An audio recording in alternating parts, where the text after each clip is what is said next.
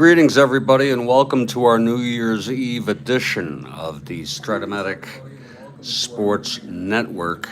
And we have a ball game in our 1969 replay. It's the final game of a three-game series, the Cleveland Indians at the Minnesota Twins. Twins took the first two. And in this one, it will be Steve Hargan for Cleveland and Dave Boswell for the Twins. I'll be back in about 10 minutes with our opening lineups.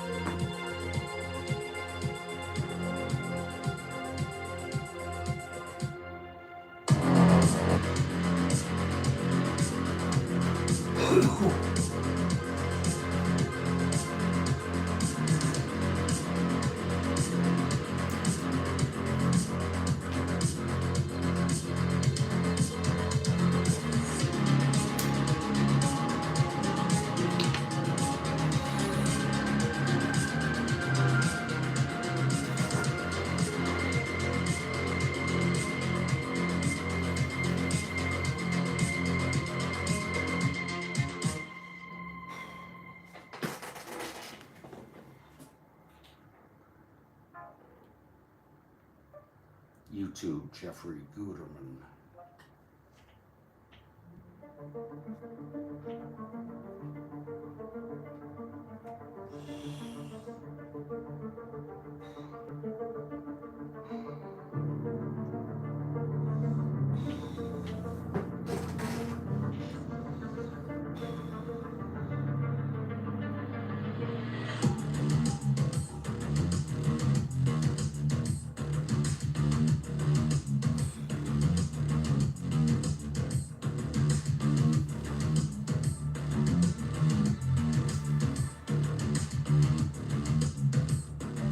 Jeffrey Guterman.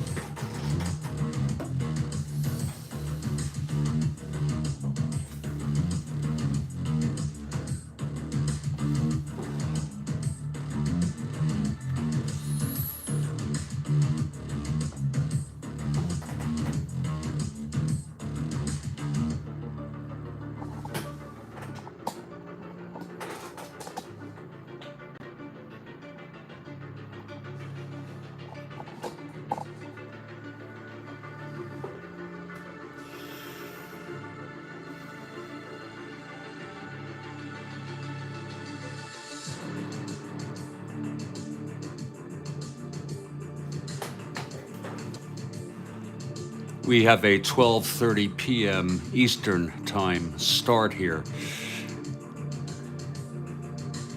I'll have lineups in about 2 minutes.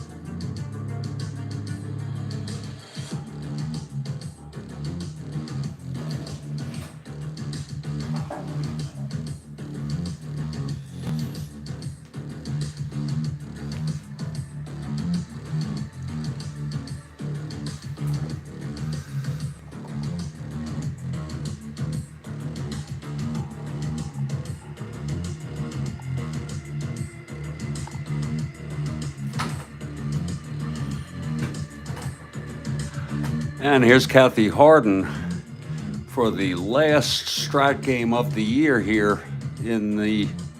from the Strat-O-Matic Sports Network.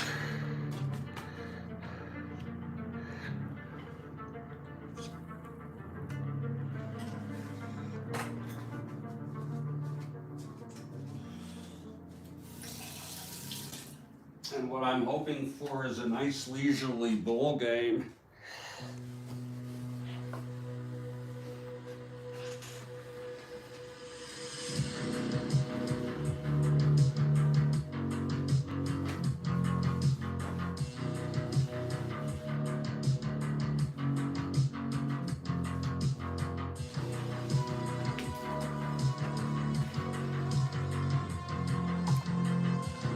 I'll have the lineups in just a few minutes, folks.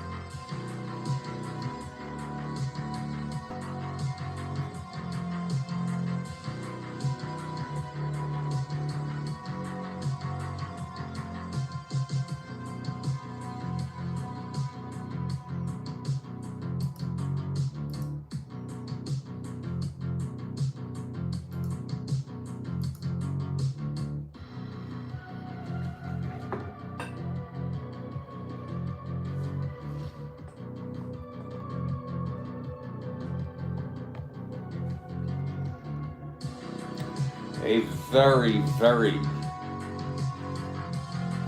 leisurely ball game.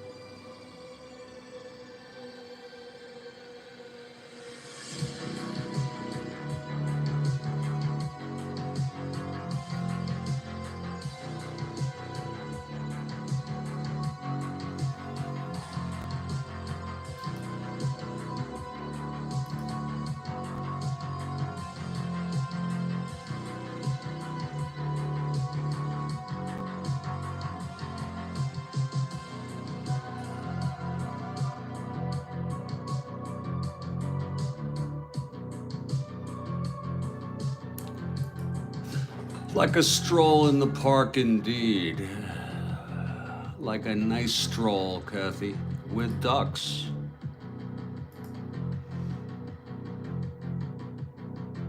And snakes. Oh, Lord. Christ. Very nice in the park.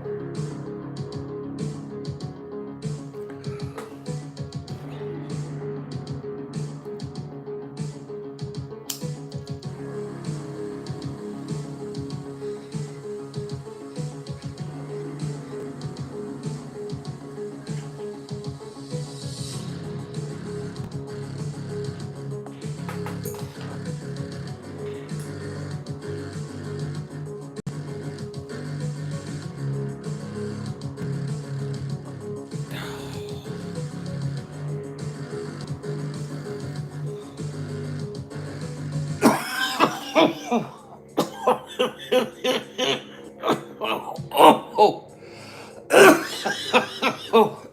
oh.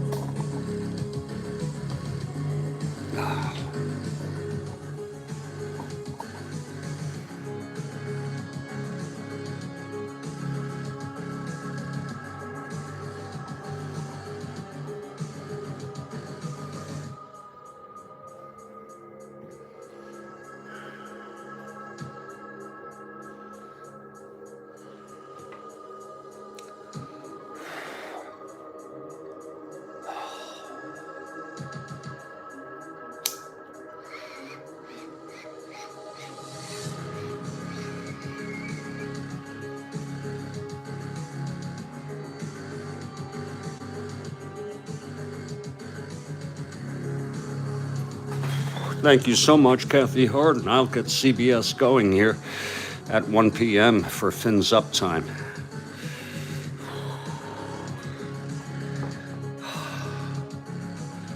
God, let me just have 2 days of peace today and tomorrow, and then I'll brave the new year after that. Thank you, God. Thank you, God. And God, thank you that my son has health and that his wife is doing fine. And thank you for giving me a friend in Kathy Harden. and I mean that sincerely.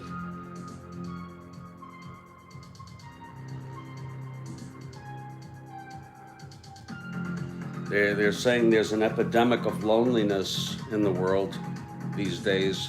I don't think that's new. I think there's always been. But Kathy Harden, you fill a void of companionship in my life.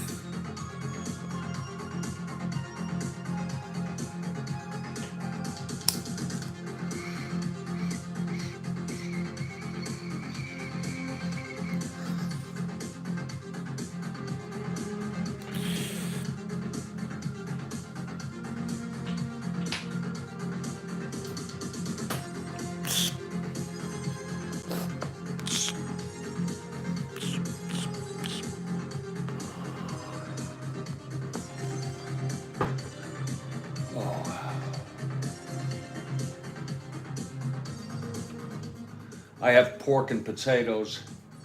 Thank you, Kathy Arden. I have pork and potatoes to eat later, along with ice cream and cookies. I have plenty of cannabis, and the store is open tomorrow. So I am all set here in Studio B, ladies and gentlemen. And we'd love to hear from you in the live text for this very special broadcast of the Strat-O-Matic Sports Network.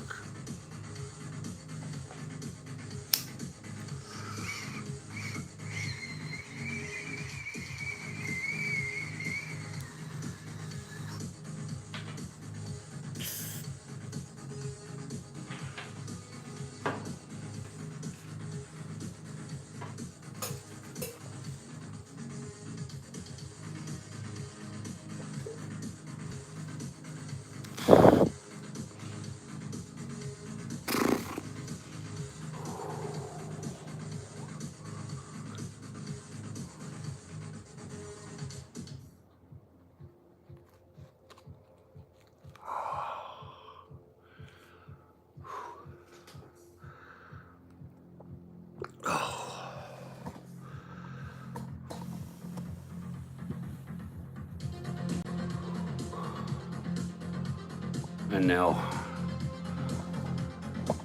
for the important stuff. And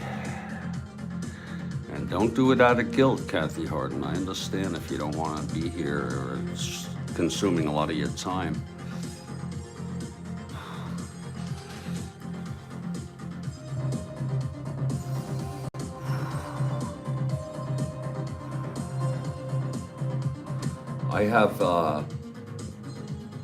I have my light off, which is kind of cool. How is the visualization when the light is off compared to, well, it's not as good as before, but how is it in general? Is one able to see the stuff? It's small if you're using a mobile anyway, but I just want to let people know. I have pork and potatoes, and I have hunger pangs, which often happen when I take an ingestion. How is that, Kathy? Is that all right?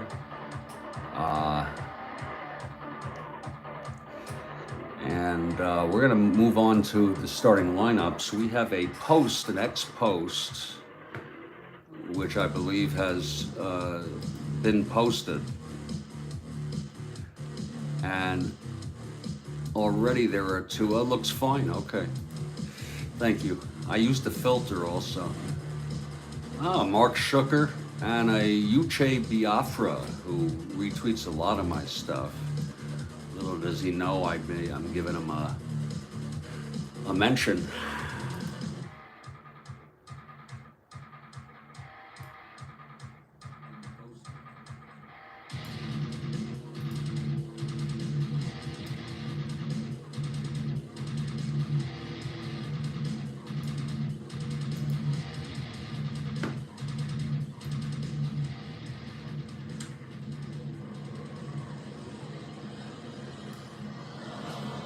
I want to welcome you all to municipal stadium in, I think it's Bloomington, technically.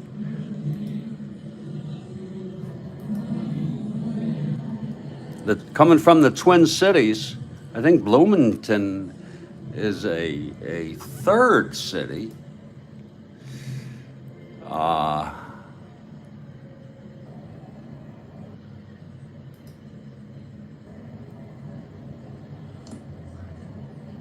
That is right near Minneapolis. It's right freaking near me, and it's technically a city. How do you like that? That's where the Mall of America is, I think.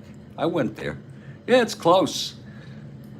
Twin Cities, it should be the triplet cities. And I believe this stadium was there. I'm not going to look it up right now because I don't feel like it. I want to first say welcome to the Strat-O-Matic Sports Network. And it has a nice washed look to it. I have it on the big screen. The Cleveland Indians at the Minnesota Twins. And this game was dated September 3, 1969. Our replay, I was in 6th grade. It was the fall semester.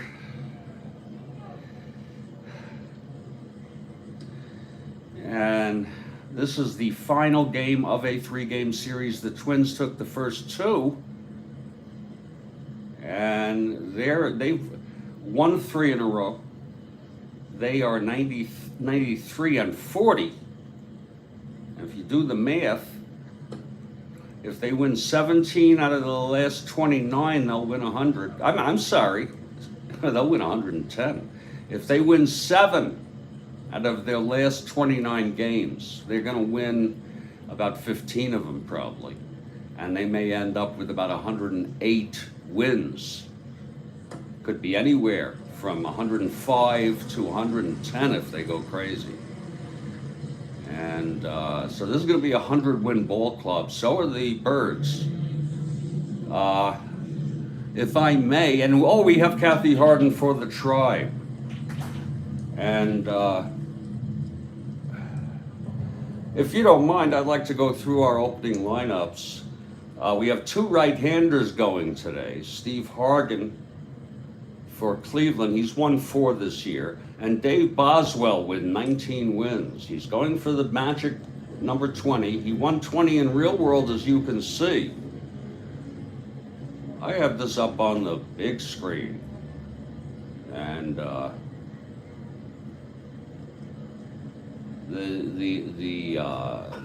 Twins have a chance for a 320 game winners, maybe 2. We'll see, because, and they're all in the top 10 in the AL. They have Boswell with 19, Jim Cott with 17, so he'll need 3 more this month, and Jim Perry with 16. That's a bit of a long shot, but you never know. Cuellar and McNally, both for Baltimore, are tied with 20 for the lead in the American League. In the National League, it's Juan Marichal, arguably one of the greatest pitchers ever. He has 22 wins. Hands and Necro and Claude each have 19. Gaylord with 18. Big Ron Reed with 17, tied with Doc Ellis, and Kenny Holtzman with 16. So we are in September. The Cleveland team is a real embarrassment. They are in last place. They are 46 and 1/2 games behind, if you look at them and do the math. They have 27 games left, and they have to win 13 of them, 12 of them, I'm sorry, 12 of them to avoid losing 100. And they have to win 12 out of 27. Well, that shouldn't be too hard. So they're not quite as bad as I thought. They'll probably end up losing in the neighborhood of somewhere in the 90s. But they're in last place. The two expansion teams, which even as a kid I thought was strange, are put in the West. But fortunately, Cleveland was bad enough to rival those teams. If you don't mind, let's go through these lineups. Leading off for the Cleveland Tribe is Russ Snyder. In center field, Russ Snyder. And we invite you to sit back and relax with us.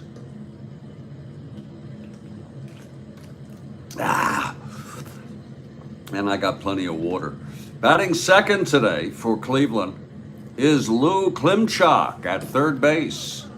Lou Klimchak. We might have to turn the lights on as it gets darker in here. We'll see.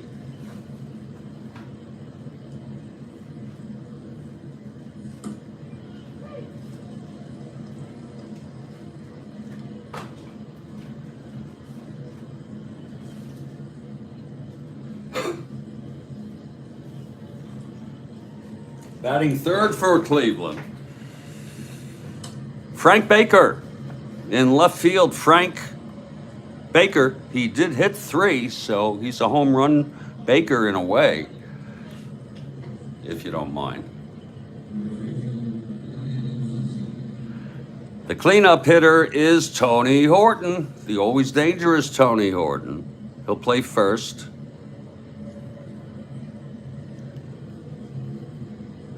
Hawk Harrelson. Oh yeah, they got El Tiante, and look at this, Hawk Harrelson.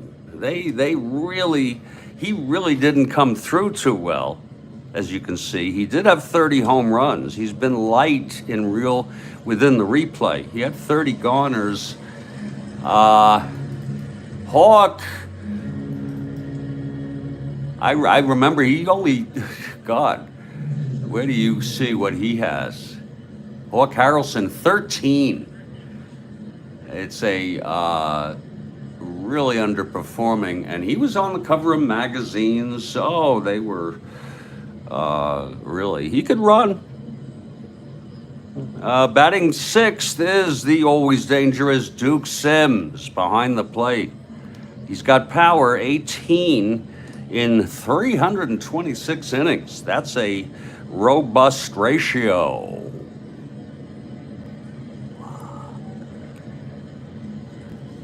Batting seventh at shortstop, Eddie Leon. And as I recall, Eddie had a clutch hit or so at times. Eddie Leon at short, a 438. And batting eighth and playing second base, it's Vern Fuller. Vern Fuller didn't have too many at-bats. We may be seeing other people. And the pitcher batting ninth, it's going to be Steve Hargan. He's warming up. He's now coming in to the dugout. Steve Hargan batting ninth and pitching for Cleveland today. He's got 4 wins. He had 5 in real world. For the first place Minnesota Twins, and they're serious. They think they can beat Baltimore. They think they have the pitching, they have the hitting, and they're serious. Leading off and playing left field, it's Ted Uhlaender. A very solid 273 hitter, he can run. Batting second, left-handed hitter, playing second base, Rod Carew. 332 average. He was hurt throughout much of August. He's back and he says he feels good. Batting third, it just gets better. Right field, Tony Oliva, and they are actually close friends in real world. And I take that from Rod Carews, giving him all sorts of attention, and even saying he's his best friend. Tony must be a special guy, because Rod is awesome. Rodney is awesome. And the thing we like about Oliva, he's a great fielder. He's a fast runner. He hits for average, and he's got some power too. He'll beat you in all sorts of ways. He's only a C stealer probably because he didn't have many and didn't try many. They don't need to, because coming up next, batting fourth, is Harmon Killebrew. And Harmon, the hell is this?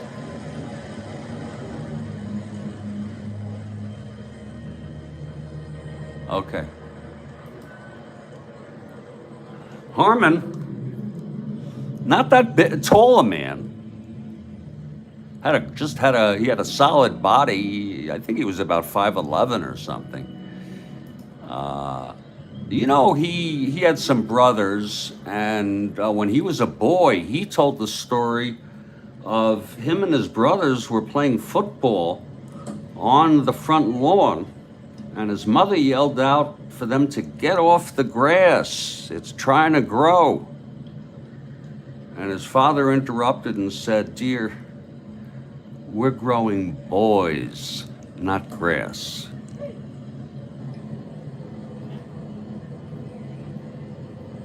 Now that's verbatim.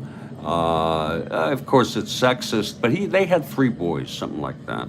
Isn't that? I just love that metaphor. I love that allegory. So Harmon will bat fourth and play third base. Batting fifth, a 300 hitter, Rich Reese. Whoa.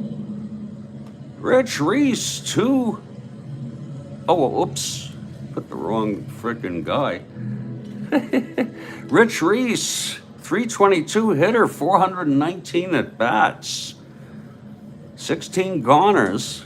Rich Reese, wow. It just doesn't stop. And then batting sixth is Cesar. Cesar has played a lot. He had 535 at bats. He's the quintessential utility man. And he is a bit of a renaissance man. He can even pitch. He can catch if you need him to. It's a real talent. And his fielding ratings are pretty good, except at second base. He may have made a few errors, or second base can be tricky. Tovar batting sixth for this team. And then batting seventh, the catcher, Johnny Roseborough, an adequate hitter. And of course, we know he's a very good to excellent fielder. Batting eighth and playing short, Leo Cardenas. And he's my goodness, is that a 280 hitter? I can't even see it. If I put it up and then look at it, actually, yeah, that looks like 280 to me.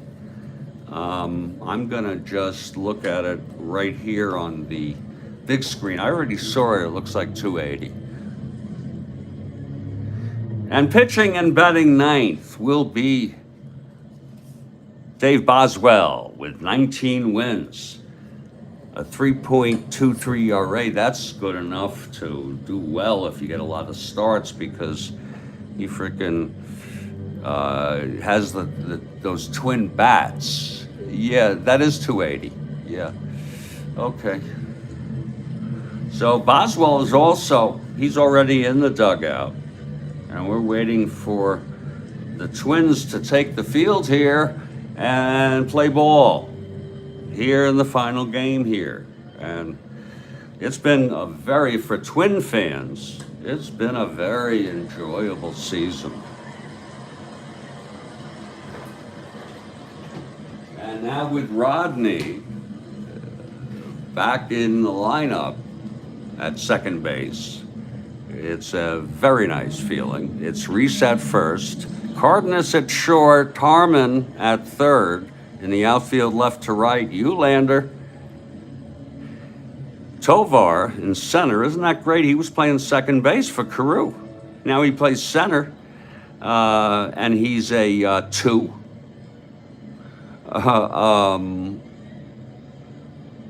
Tovar in center, and the great Tony Oliva in right. It's Dave Boswell on the mound and taking his warm-ups with Roseboro, catching him, and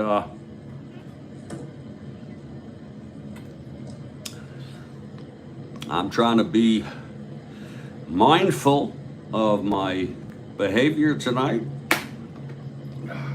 in many ways, not only to avoid doing things that are inappropriate, which I do on occasion, but saying things inappropriate, but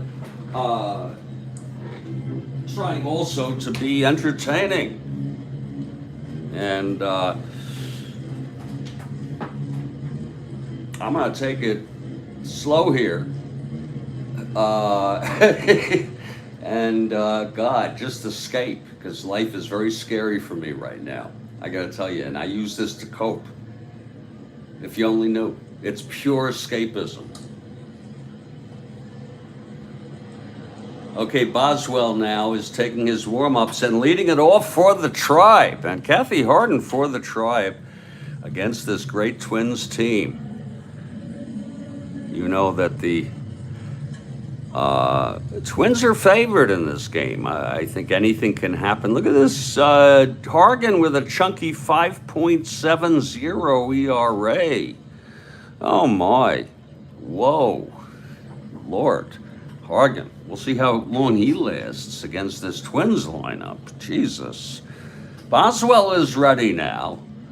Snyder steps into the batter's box. And the first pitch from Boswell. That is 4-8, left-handed. Walked him. Whoa, Snyder draws a walk. And I think we're going to have to turn those lights on for me, because I can't frickin' see the cards well enough.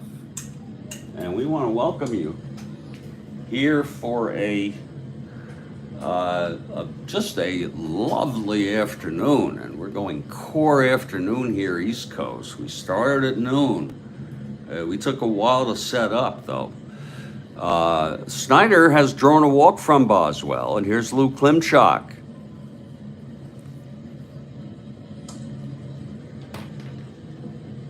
Snyder takes a short lead off first. Boswell from the stretch, the pitch to Klimchak. 6'10" left-handed, fly ball center for Tovar. One down, Snyder holds. Tovar just so valuable, he can play anywhere. This year he didn't catch or pitch.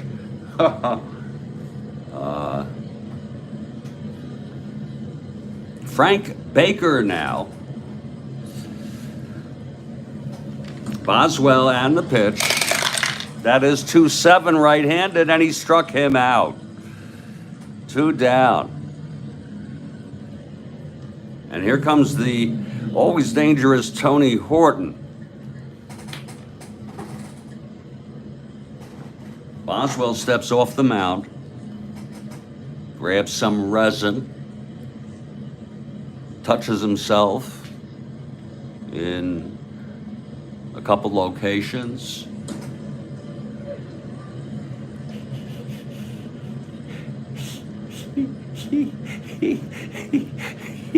Sometimes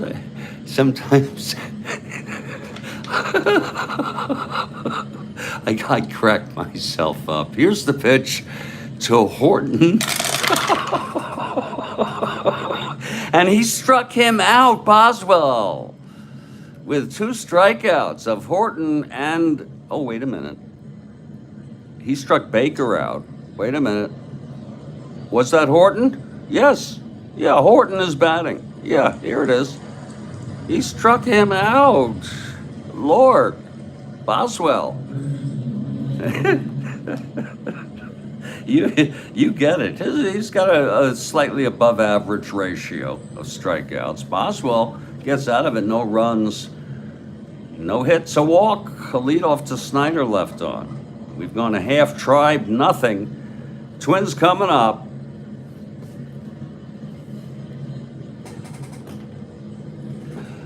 Oh, oh, Lord. Well, here's Steve Hargan, and it's a juicy 5.70 ERA. But he had 23 starts, my Lord. And he's taking his warm-ups, and he is going to face this Minnesota Twins team. And leading it off will be Ted Uhlaender, left-handed hitter.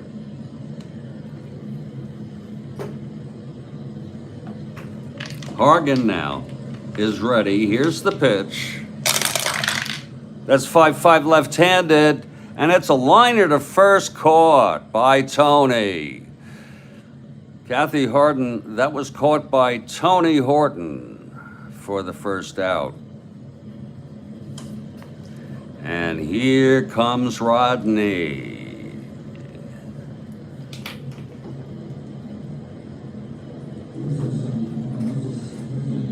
Twins batting, no score, bottom of the first.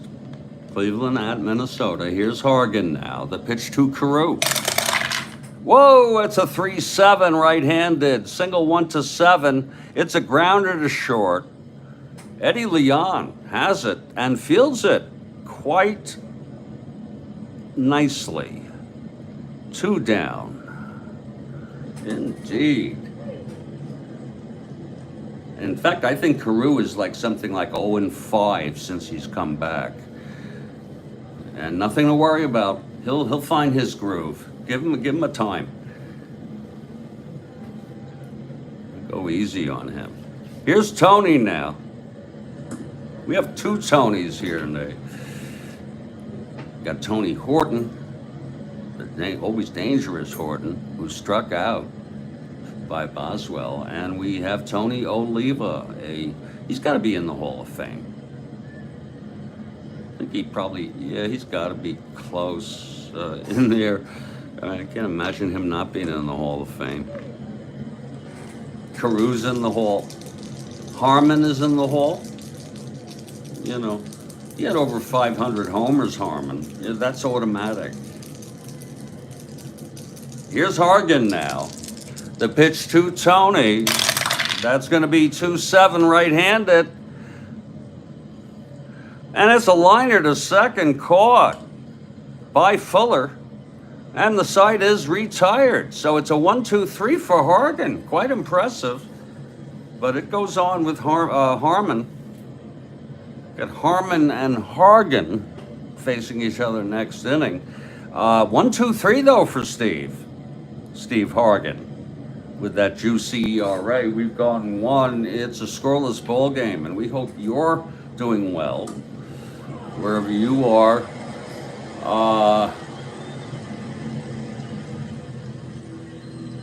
And it's been great first inning. Lord, that's been great. I love it. Just love it. And it's going to be Boswell out here. And he's going to face Hawk, Duke, and Eddie Leon. Hawk, Duke, and Eddie Leon. Here's Hawk now. Boswell. That is 5-9 right-handed. It's hit deep by Hawk. Into the gap, it's falling. And he's going to come into second with a double. A leadoff double by Hawk Harrelson.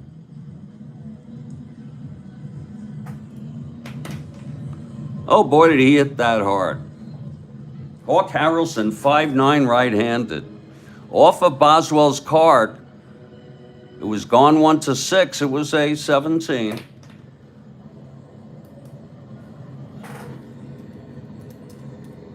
They really hyped him up. He's still alive, I believe.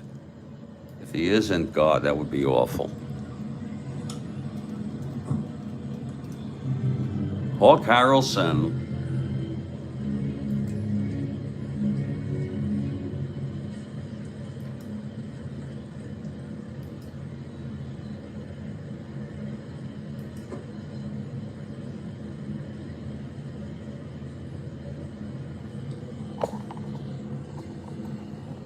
On the cover of Sports Illustrated in 1968, when he was acquired, I think, by, he's on Boston, but he was traded. Has a real cool Nehru jacket and a medallion, very 60s, very frickin' 60s. He turned out to be an announcer.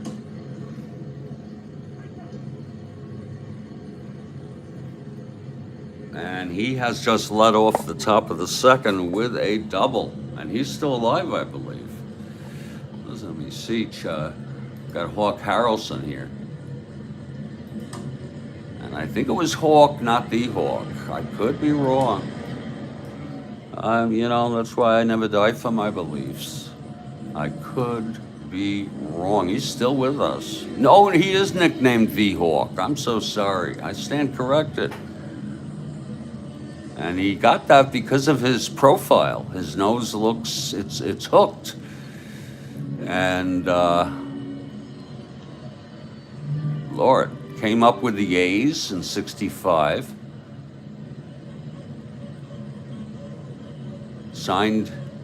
Eventually signed with the Sox.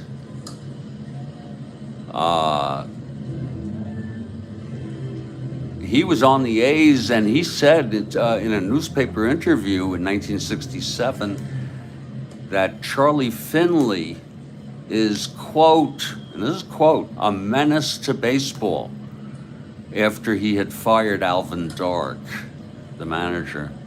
So there's controversy there, and he later denied he used the word menace. He was released, and he signed a lucrative deal with the Bo Sox.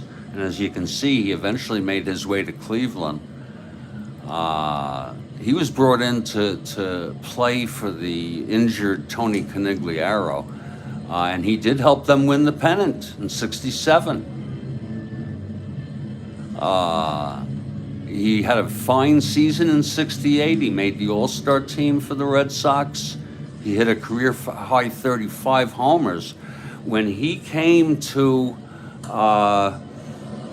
Hawk came to Cleveland, you can see he only hit 221. And that's a surprise with a Duke Sims batting after him. That's a surprise. He did have 92 runs batted in and 30 homers. And so some of you who don't put that much weight on the average would say he was productive. He did have 565 at-bats. Hawk leads off with a double, and here is the always dangerous Duke Sims. We have two almost dangerouses tonight. Tony Horton and Duke Sims.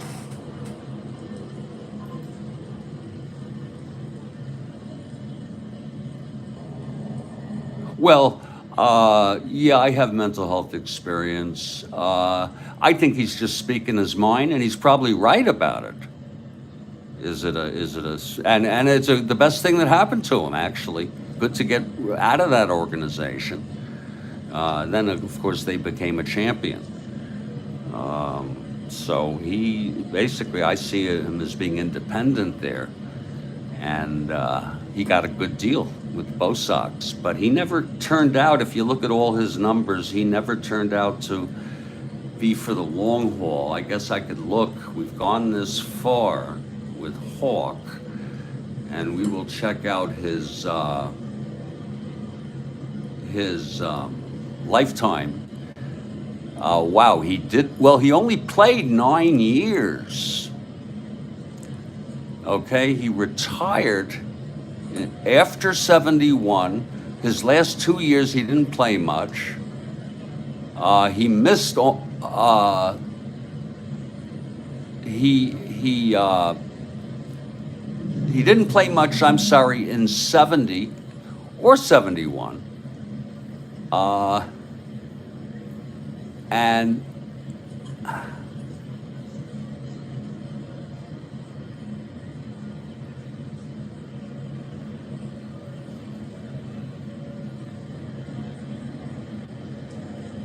I think he got hurt also, but I really am just guessing. I'm guessing he may have gotten hurt. He retired. There's a guy who got out of it, and let's see how old he was when he retired. He's 82 now. That was 41. Oh, he was, when he retired, he was 30. Exactly 30. And that's an interesting time to go out. He wasn't, so, and he had a couple good years. He had some decent years. A guy who knocks in 50 runs batted in. He had 66 runs batted in. This is with the A's in the mid 60s. But it's an interesting guy because he didn't play that long. Pennant Porch. Oh, in KC. Oh, very interesting. Oh, Finley. Do you think I have Finley? I think is a bastard. I'm not going to medicalize it by giving him some psychopathology. I think he's your example. This is my gut feeling of a bastard of a person. The fact that he didn't give. No, I'm not going to say nuts. No, I'd have to evaluate him in person. I think he's dead now. I can't say if he's psychotic. He's certainly neurotic, as most of us are, to some degree. But I don't see any evidence of psychosis. He's nuts because you think his behavior is so socially aberrant, and you're correct. He may be sociopathic. Okay. So, if you want to, hey, Duke Sims is up. Oh, he screwed Blue. Joel Horlin is correct. He frickin', narcissist. You're all damn right. And I resented him for screwing Blue as he did. How dare he do such a thing? And in a way, he ruined his career. It didn't ruin it. He had some good seasons in the future. Even with the Giants, I think he won 20 one year, but he was not a Hall of Famer because he was slowed down by him. Here's Boswell now with the Hawk on second, and Duke at the plate, and the pitch. That's for four left-handed. Fly ball center X, our first X today. And that's going to be Tovar 2-8 out in center. He's an E8. And that's 912 E8 out in center. And he makes the catch. That'll be an F2. And he holds for sure. So runner on third could have tried to come home. That's one out. Nice catch by Cesar. Here's Eddie Leon.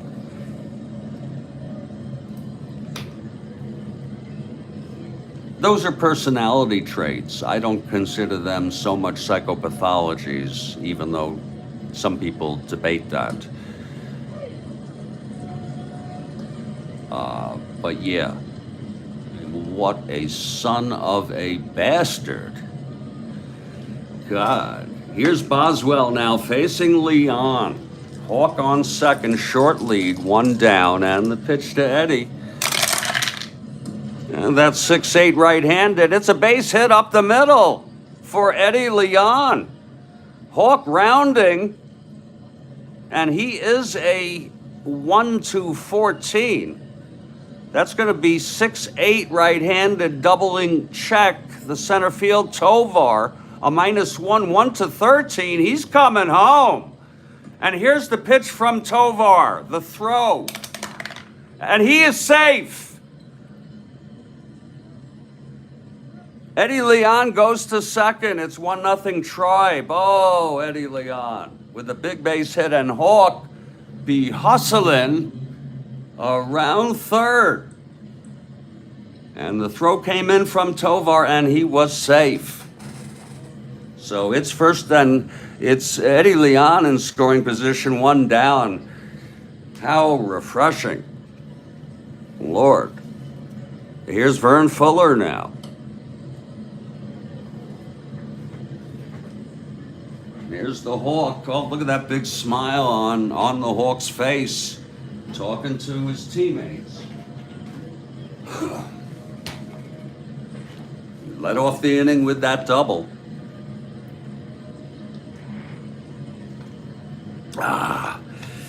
Hargan on deck. Fuller at the plate, take it in.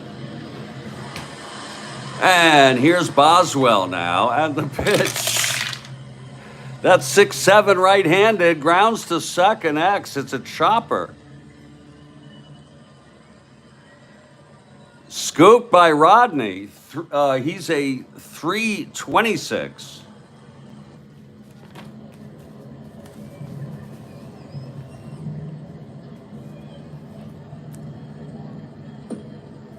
E26 with Rodney. That's 6-7, E26. And he's going to get him. It's a G3. Let's see what happens with the runner on second.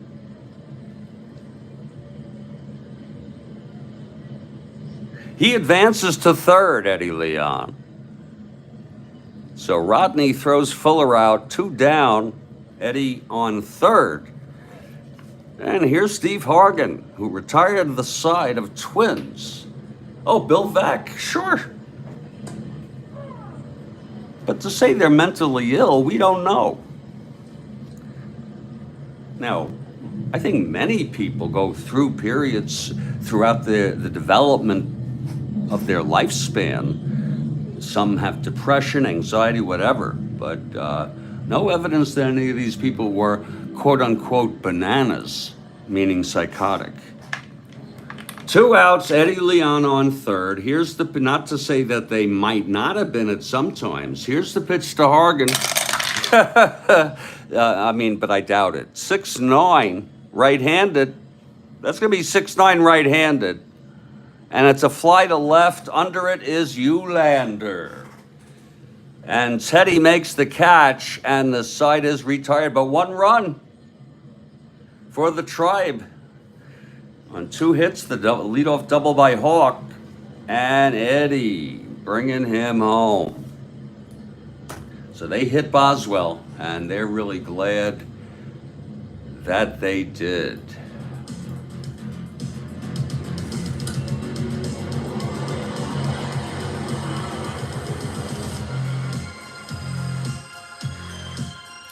This is the Strat-O-Matic Sports Network, and we're here for our special New Year's Eve edition. We welcome everybody with a happy new year. My resolution is the same one that I've had for about the last 5 years, and that is to live another year.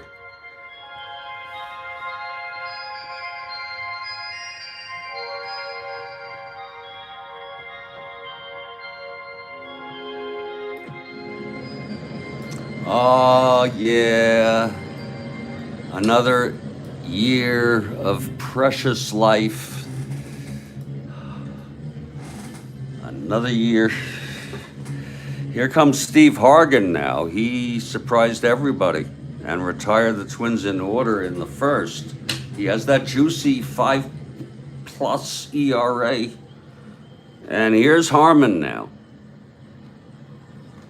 to lead it off. The pitch from Hargan to Harmon. 6'9", right-handed, a fly ball to center. Snyder's there. 1 down.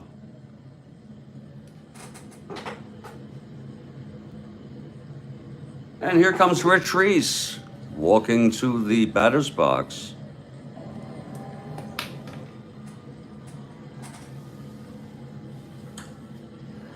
Hargan, the pitch to Reese.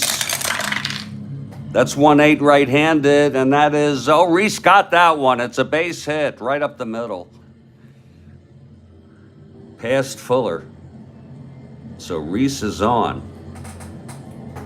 It was a 1-8 right-handed, single 1 to 13. And here comes Cesar. So 1 out, Reese on first. Cesar. 4-4 right-handed, grounds to short X. That is for Eddie, a 438 Eddie. Not quite a steady Eddie, but he is a 438. That'll be 3-4. That's going to be trouble. It's an S2. It's going to be a base hit at least. Whoa, let's see if he boots it. God, I'm not liking these. He's an E38, 6, 9, 10 E38. That's short. That's the best they got. That was a 6, 9, 10. No, he's going to make the play. It's a G3. I'm sorry, it's an S2. He's thrown. That is a single. And Reese goes to third. And that was an infield single. He went deep in the hole. And he couldn't even throw it, or it might have gone through. Any way you want to look, probably went through. Past him.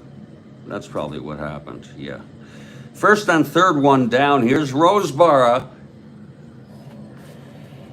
So they finally hit Hargan here. Here's Hargan now, and the pitch to Roseboro. That is 1-7 right-handed, fly ball center. Again, Snyder. 2 down. Yeah, Vec was a character. So look, what about Steinbrenner? Okay, you want to talk about freaking owners who were sons of bastards. I appreciate I appreciate the very, from all of you, Steve Aquilung, Rhodes Scholar, Joel Horland, with that blue statement, and of course Kathy Harden, Bill Veck, the very open, ongoing dialogue. Here's Leo Cardenas, 2 outs, it's first and third. It's a clutch situation for Leo. Here's Hargan now, trying to get out of this. That is 1-2 right-handed, lines it to third. Oh, right at Klimchak. He didn't even have to move. I think that liner kind of puffed him back a little off his step, but Klimchak did not even have to move on that. And the side is retired, no runs, 2 singles. And they're both left on after 2.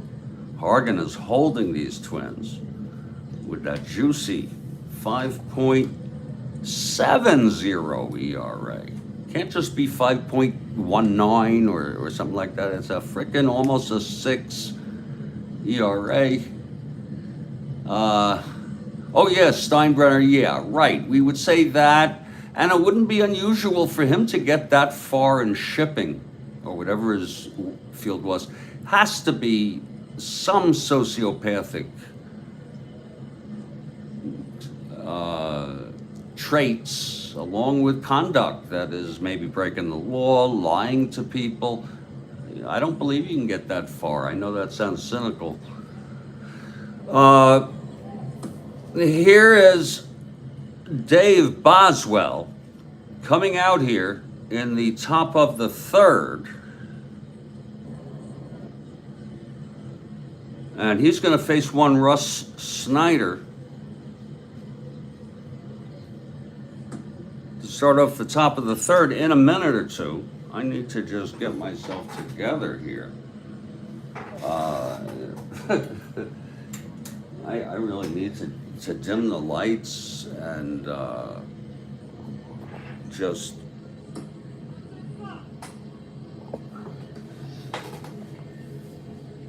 shit. Oh, shit.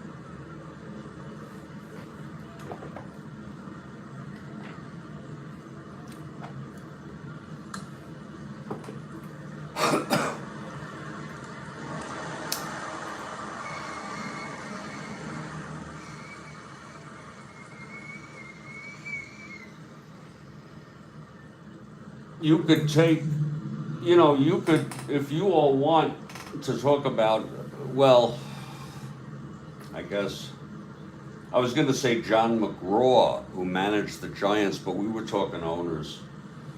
The temperaments of owners. You take a Connie Mack, I think he was cheap, but I think he was gentlemanly. I could be wrong.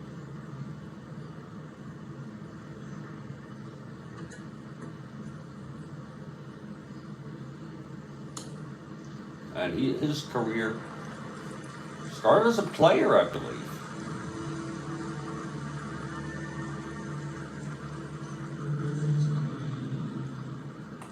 Chill? You think Cornelius McGillicuddy, his real name? You go look it up, folks. He started as a player, and somehow he managed to own the Philadelphia Athletics, and then he finally sold them. I think it was 1950, and they moved to Kansas City. It's part of, it's evolutionary. You have teams which are expansion teams that gradually move out west into places that are populated that weren't before, and that's what happened in baseball, to the point where you even have teams in Arizona, for Christ's sakes. When I was a little kid, I had Miami in my FUL. And if some of you wonder what is the FUL, it was my imaginary baseball league. It was called the Fucked Up League.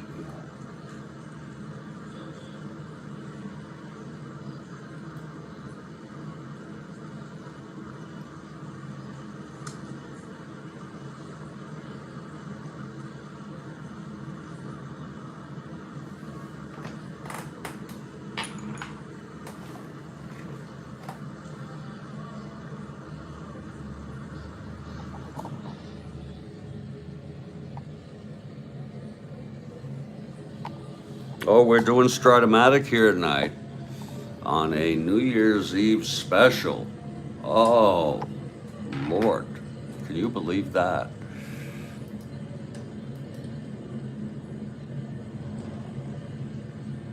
And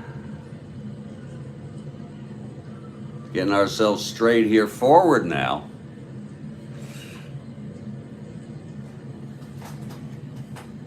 and having a good ball game. It's a 1-0 game. Tribe out ahead. Boswell now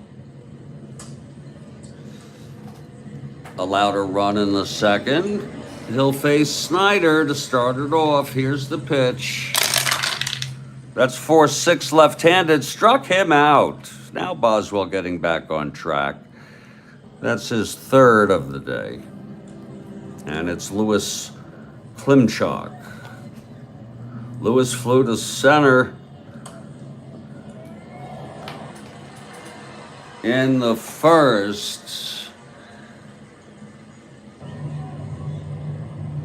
It's Lewis Klimchak at the plate. 1 out, nobody on. Pitch from Boswell, 3-8 right-handed, popped him up to third. Harmon makes the catch, 2 down. And here's Frank Home Run Baker.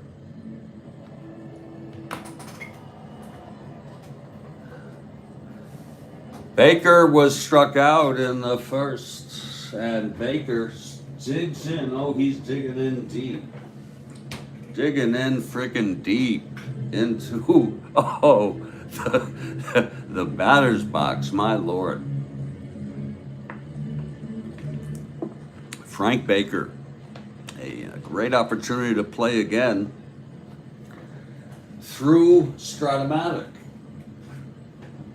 Real person that Frank Baker is. He's not Frank Home Run Baker.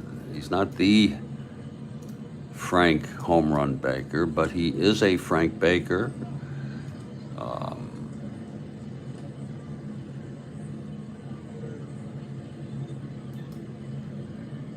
Who played for Cleveland.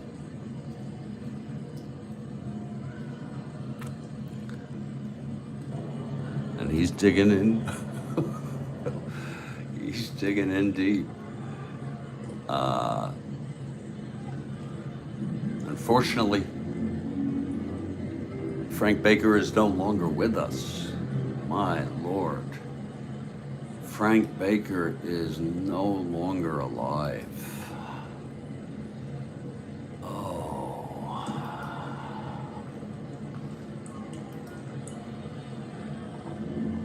Give it up for Frank Baker.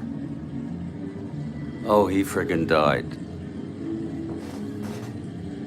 He died in 2020. Lord. I wonder what that's like. He probably knows nothing now. Okay? I think that's what happens when you die. You're gone. You're literally gone. And I guess that's no pain, no awareness. Okay, that is strange to me. Let's get back to this ball game here. 2 outs, nobody on, and it's Frank Baker, the late Frank Baker. We got a lot of people who have passed on who are in this replay.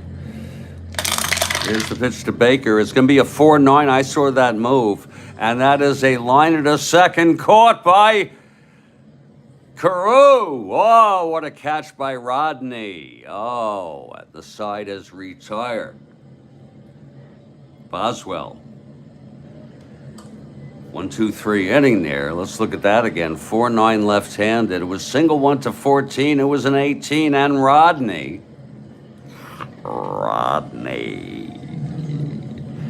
makes a very nice catch. There we go. And we're going to move to the bottom of the third here. Steve Hargan trying to hold these Twins. And he did allow 2 hits last inning, but he got out of it. He's got that juicy 5.70. And he freaking started this game. Pizarro is available. So is Hannigan, but he'd be a nervous player. What I mean is a nameless player. That's what I really mean. And leading it off is Dave Boswell, looking for his 20th win today. But the Twins are down 1-0 here in the final game of this 3-game series. Hargan now, the windup and the pitch to Boswell. First plate appearance, and he grounds it to second. Fuller has it, one down. A little dribbler to Fuller at second. He tossed it over. And here's Ted Eulander. Ted popped to Tony in the first. And Eulander, left-handed hitter. Now Hargan, he winds and deals. 4-9, left-handed, hit well by Eulander. Oh my, into the gap. And that's going to be a stand-up double for Ted Eulander. Off of Hargan. Remember that juiciness. And Lord, that's a 4-9. And home run 1-4. And double the rest. It was a double right in there. He's the tying run, and here comes Rodney now. Oh, here comes Rodney. And this is a perfect situation for Rodney because he's a base hit kind of guy. He can get one with 2 asteroids, and this is a tie ball game. You reckon to understand what I'm saying here? Anybody out there? Anybody know what I'm talking about? That this be a tie ball game with 2 asteroids. Okay, Hargan, he digs into the rubber. Digging in deep from the stretch. And the pitch to Rodney. Oh, 3-8. And it's a fly to center. Oh, Lord, he's in a dry spell here. Under it is Snyder. He makes the catch, and Eulander holds 2 down. Oh, poor Rodney. He'll come back. Don't worry. Here's Tony now. Do you know that Mays went 0 for 12, his first 12 at-bats? When they brought him up, they started him. Leo was the manager of the 51 Giants. He started him. And Mays came up to him after the 3rd game. He goes, "I'm really sorry." And Leo said to him, "Don't worry about it. You just play your game." And he hit a homer the next at bat, and the rest is history. Now that's a great fucking story, isn't it? Okay, it's Tony now. This is where the going gets tough. Hargan with that juiciness.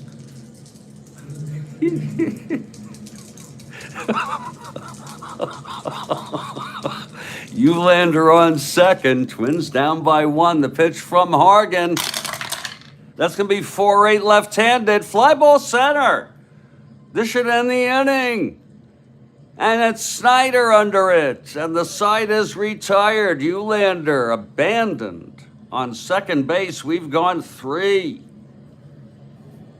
It's 1-0 frickin' Tribe.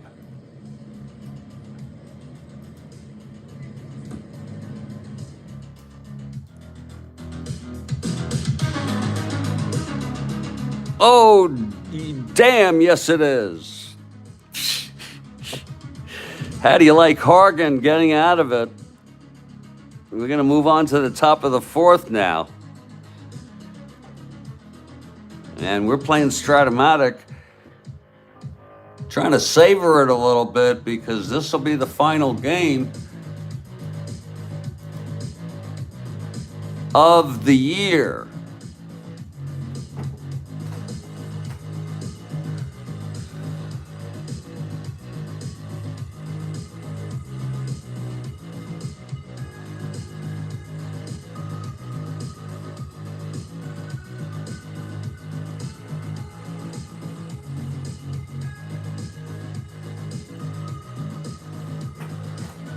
Yeah, just bear with me, folks, please. You know that this is, Strat-O-Matic is a culture. Strat-O-Matic is, you know, with the social media today, how we can do this, reach out to others. And I wouldn't have it any other way now. I only do broadcasts. I don't do it alone. And this is the final game played on New Year's Eve in real world, but within the replay, it's September 3, 1969, and let's not forget that. And I'll tell you, this Cleveland team is bad, but they can avoid losing 100 games. 81, 35, 27. If they can win, they have 27 games left. 16, and they lose 100. They have to lose 15, go 12 and 15. That's a good challenge for them, because that would be actually probably an improvement, maybe. 12 and 15.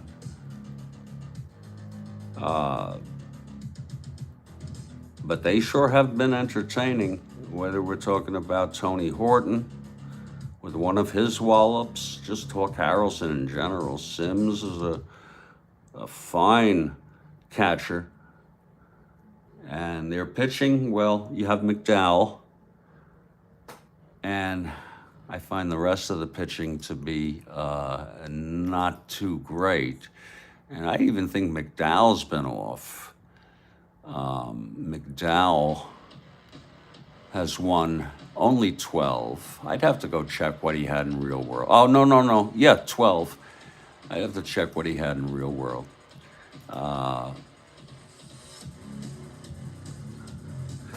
And we're going to head to the top of the fourth here for this ball game.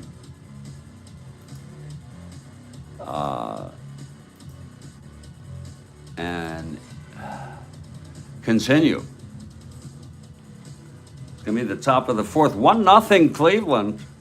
1-0 Tribe. Didn't they also call them the Naps? Oh, yeah, of course. It was Napoleon Lajoie.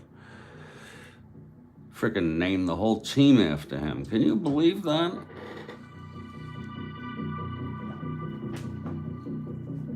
And Napoleon is gone.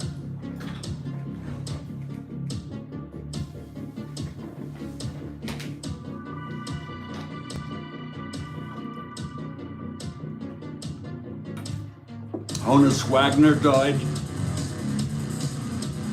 So many people. And I find it very hard to wrap my head around the reality that you really die in life. In other words, if you're an organism, you have to. It's inevitable that you're going to die and no longer exist. Wow.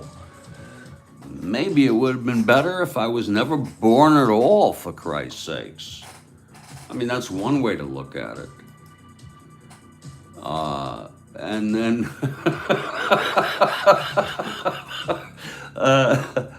that's only one way. The other way is I've been blessed with the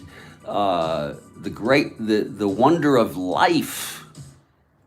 Think about all the people who weren't born, because that sperm, and it really comes down to that sperm hit the egg. We're lucky to have been born, even if our life had suffering. Would that be true? I don't know for sure. I know my knee-jerk response is, yes, it's better to have lived.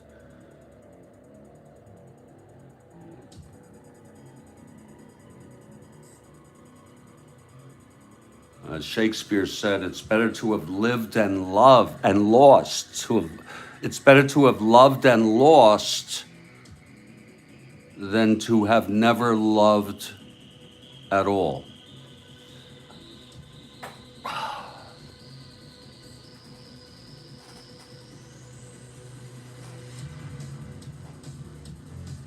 Oh, I forgot to put in this guy's run batted in, Eddie.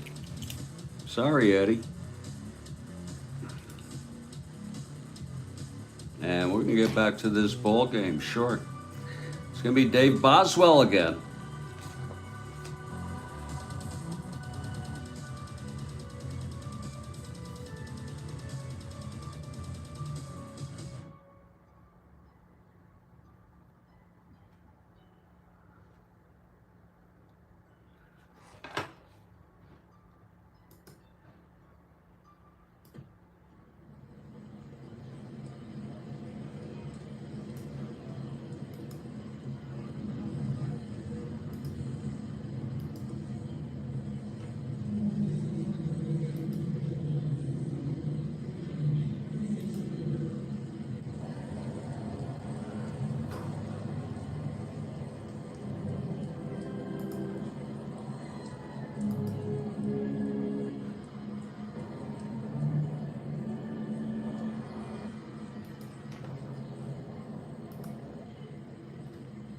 Boswell on the mound, top of the fourth. Cleveland leads it 1-0, and it's going to be Tony now.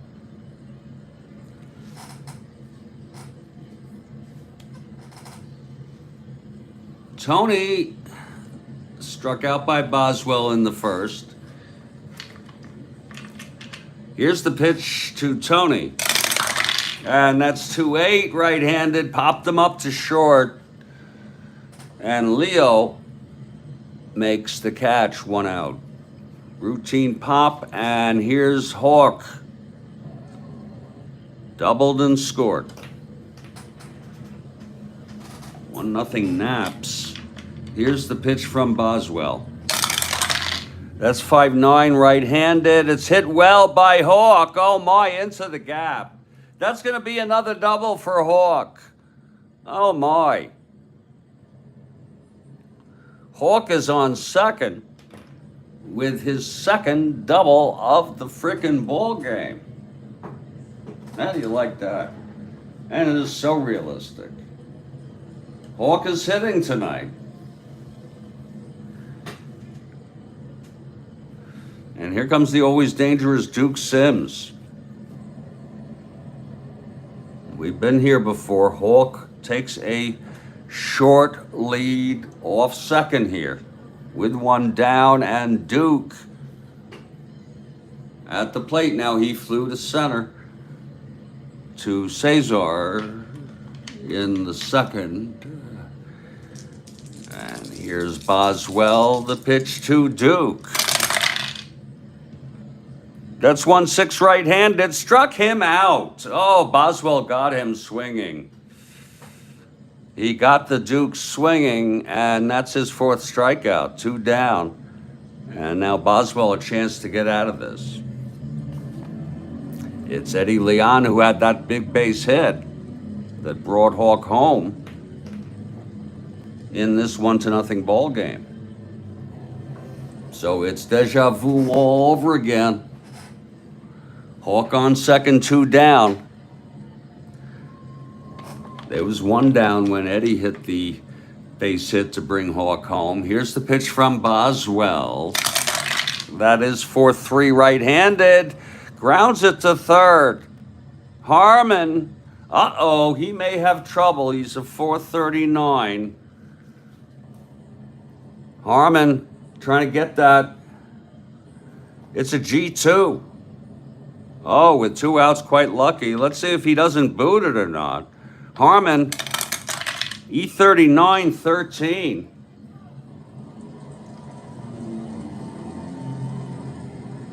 And he throws him out, Harmon. Oh, Harmon with a very nice play. And the side is retired. Lord, that's nice. And Boswell gets out of that. Another double by Hawk, but not this time. Middle of the 4th, it's a 1-0 ball game. It's a very, very breezy and delightful kind of ball game. It's going to be Hargan facing Harmon again. Here in the bottom of the 4th. And here's Harmon now, stepping into that box.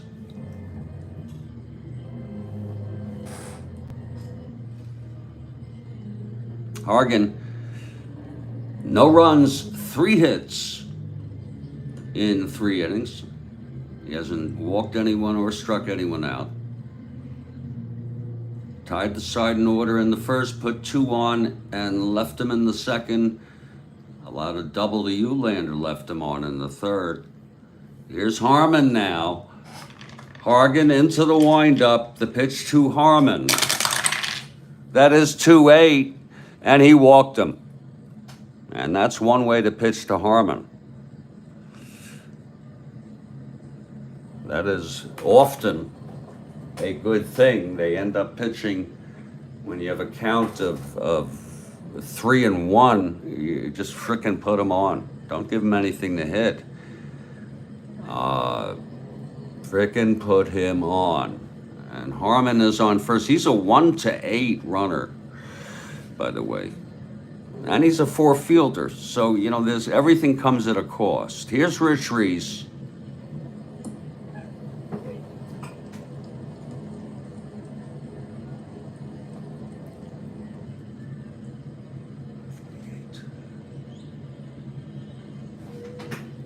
Oh, Hargan from the stretch and the pitch to Reese.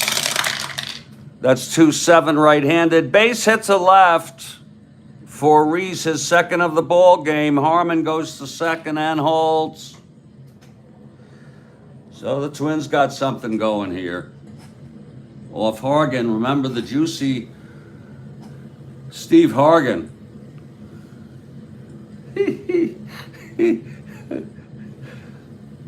There's some juicy stuff there. And look who's coming up. It's Cesar.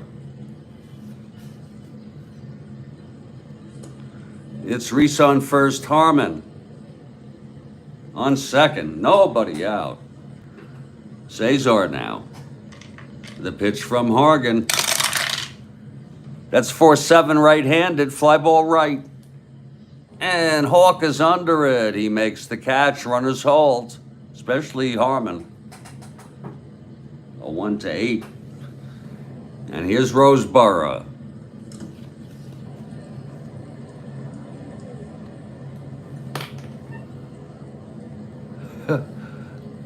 Roseboro has come back quite nicely ever since Marichal clubbed him over the head with the bat. I think that was 62. I could be wrong. Maybe it was 63. Marichal was batting. You talk about losing a temper. First and second, one out. They became friends later, Roseboro and Marichal. Here's Hargan and the pitch. That is a 4-4 left-handed. Grounds to short. It's going to be Eddie Leon again. Testing Eddie, 438. He ain't steady. It's an S1. That's going to be a base hit past Eddie. Let's see if he boots it. 7-8-9. 38. Whoa. No, he does not. It is an S1, however. And that's going to be a single to load up the bases. Harmon holds at third. And the Twins have loaded the bases with one out. And here's Leo now. By the way, Boswell is 6 NR. Here's Leo now, stepping in. And Leo is really digging into that batter's box. He's digging it.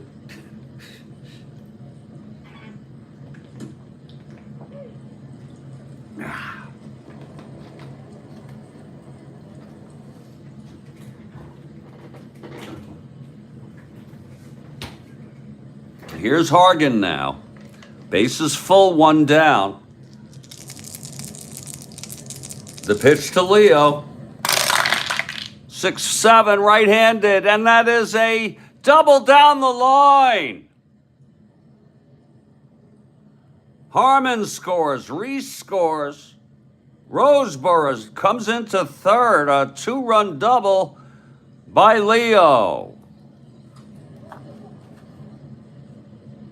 Oh, my. Let's look at that again, please.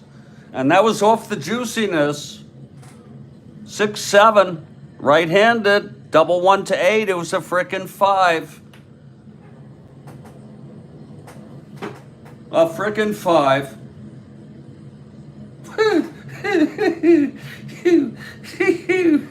Oh, Lord. And here comes Boswell. They're going to keep Hargan in. It's a 2-1 ball game, second and third. Got to get Boswell here. And then, gosh darn it, it's the top of the order again. And it hasn't really been the top of the order that's done the hitting here. It's Boswell now, right-handed hitter, 6 NR, against the juicy Steve Hargan. Second and third one out. They're keeping him in. Here's the pitch to Boswell. And that's going to be 4-9 right-handed. Whoa! It's a double down the line. Oh, my. Clears the bases. Roseboro home. Cardenas home. A 2-run double by Boswell. Oh, and the fans are cheering. Hargan ain't no bargain tonight. That's it for Steve Hargan.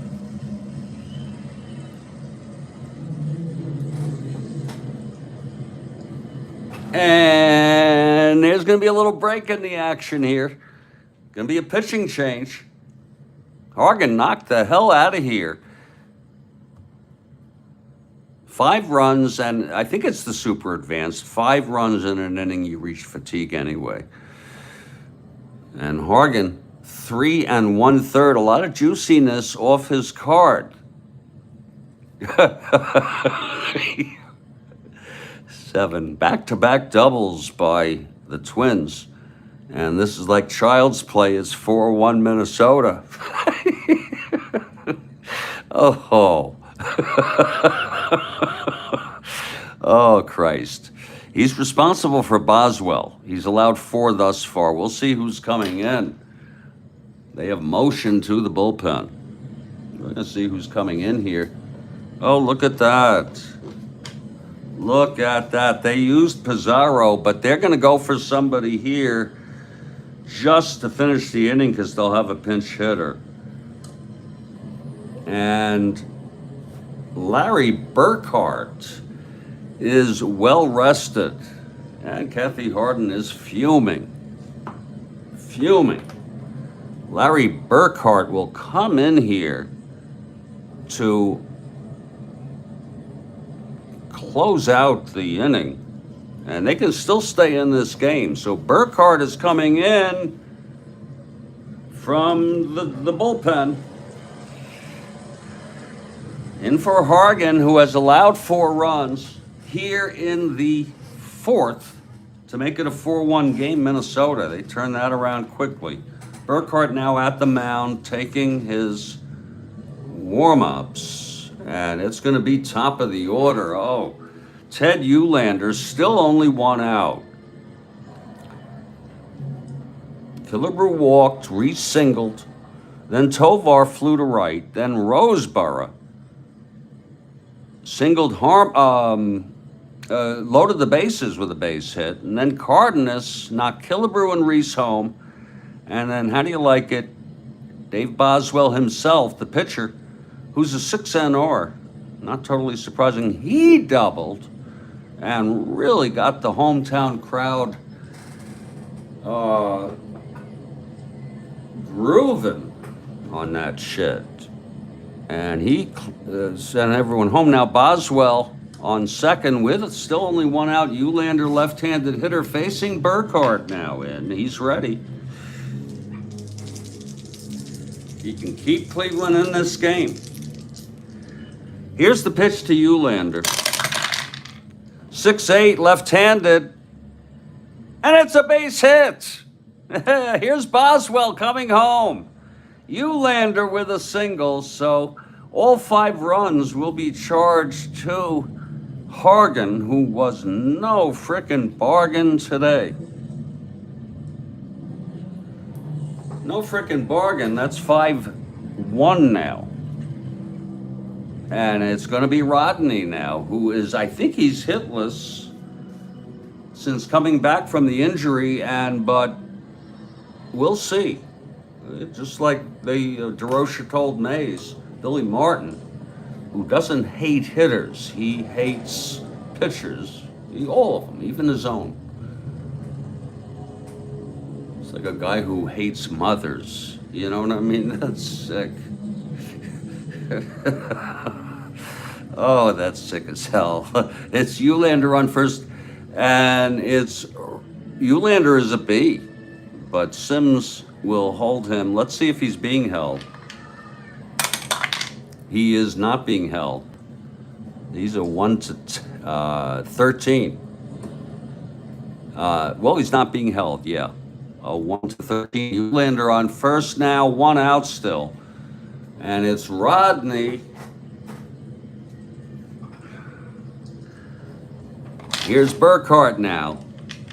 The pitch to Rodney. That's 5-5, left-handed, struck him out. Oh, Rodney. Oh, Rodney having such a tough time. And that's 2 away. Good on Burkhart, though. But Rodney having such a tough time. And we have Tony Oliva coming up in a clutch situation. It's 2 outs.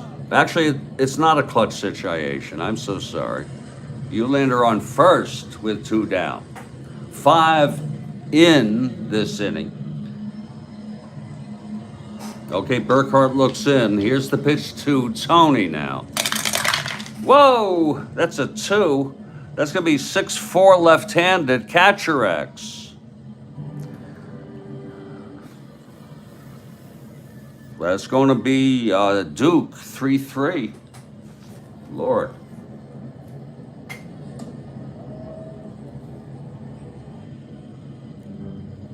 Duke is an E3. A little rust for Rodney, yeah.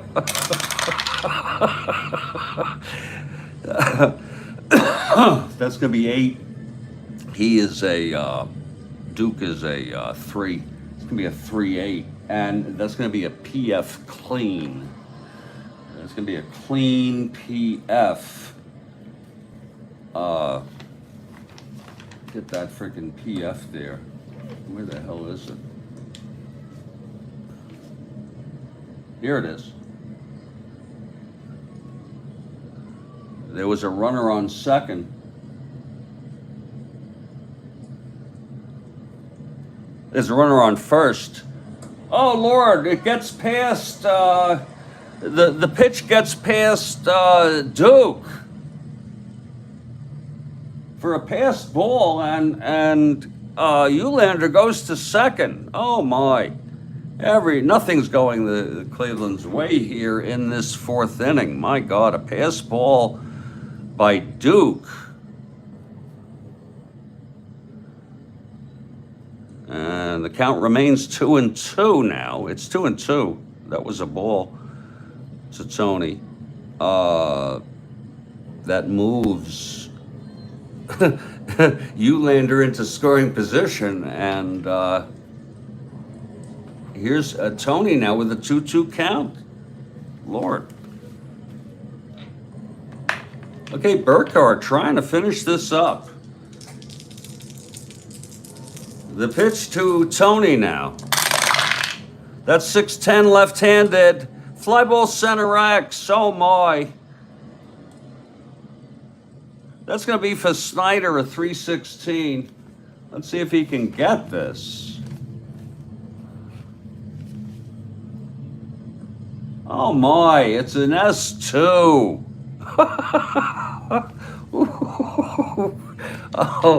Oh. Snyder E16, 4-5-6. And it is a clean S2, and that's going to be a base hit, and that's going to bring Uhlander home. Oh my. What an inning. That's the 6th frickin' run. And this is very realistic, though. It could happen. I could see it happening. And the Twins have batted around. Now Tony is on first. And Harmon comes up. And the Twins have batted around. That one's charged to Burkhart. Burkhart came in with Boswell on second. Uhlander knocked him home with a base hit. Carew, Rodney, the rusty Rodney, struck out. And then with Tony at the plate, the count 1-2, it was a passed ball by Sims, the catcher. Uhlander went to second on that. And then Tony on a 2-2 pitch single. to bring home Ullander. It's been just a 6-run inning here for Minnesota. And here's Harmon now. This is Burkhart trying to get out of this. The pitch to Harmon now. That's 6-7 right-handed. Grounds to second X. Another tough grounder for Rodney. Not Rodney. Fuller 319. Oh my. Oh my. 319, that's 6-3. That's a G3. That might end the inning. It's an E19. That's 11-12. And it does. He throws him out, Fuller. Throws Harmon out. Harmon 0 for 2, walked and scored this inning. Came up twice this inning. And the side is retired, but 1, 2, 3, 4, 5, 6 runs for the Twins. On 6 hits, 2 consecutive doubles. The hits just kept on going. Boswell helping the cause. Ullander and then Oliva. Yeah, Rodney 0 for 3.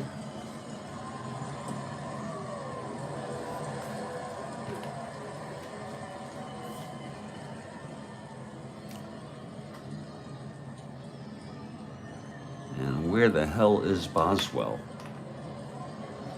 Oh, there he is. No, that's not him. Here he is, by accident. Here's Boswell now.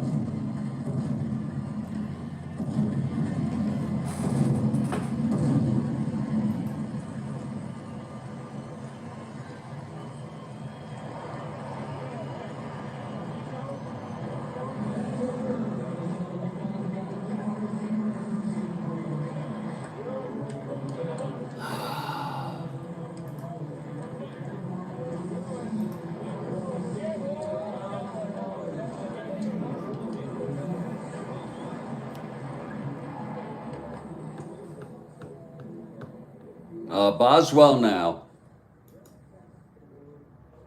It's a pretty shitty game now. Let's call it what it is. You know.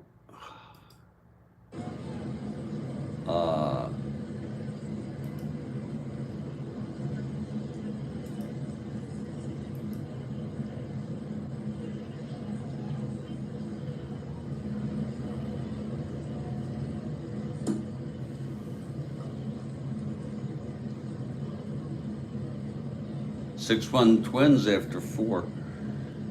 Oh, God.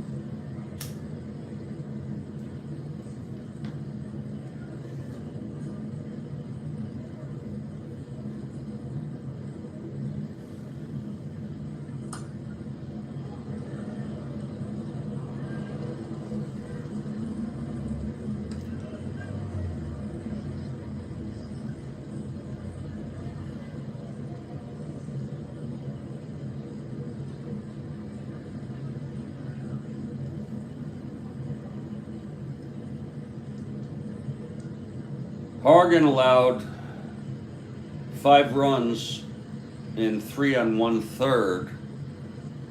Burkhart allowed 1 run himself in relief. It's going to be a hitter for Burkhart.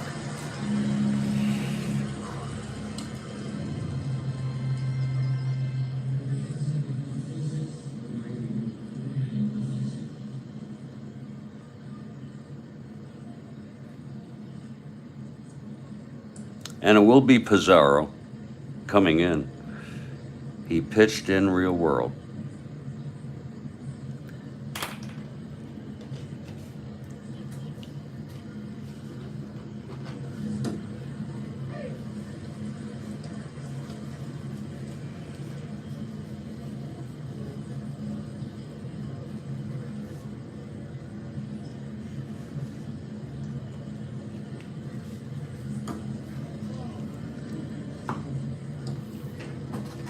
He also played on Oakland this year.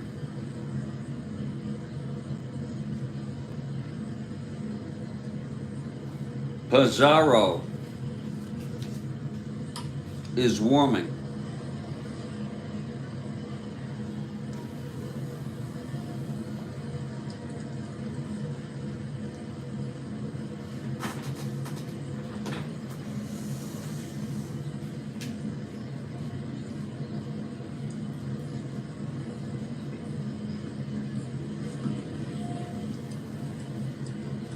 Boswell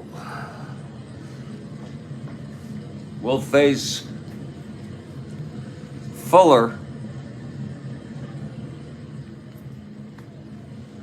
to start it off here in the top of the fifth for Cleveland. They had a 1-0 lead, and then Hargan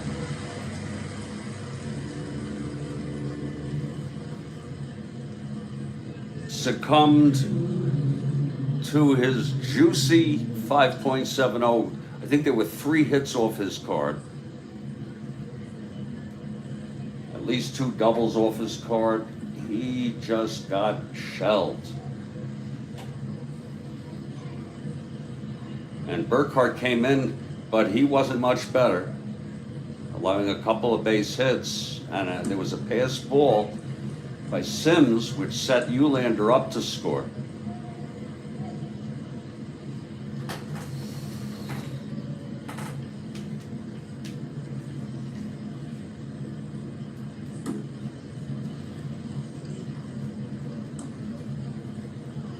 I'm gonna probably take a Klonopin to help calm myself as Vern Fuller steps into the batter's box. Let me see if there's anybody else doing any live Strat-O-Matic here on this. I can do a search, you know. No one but me is doing it live now. There could be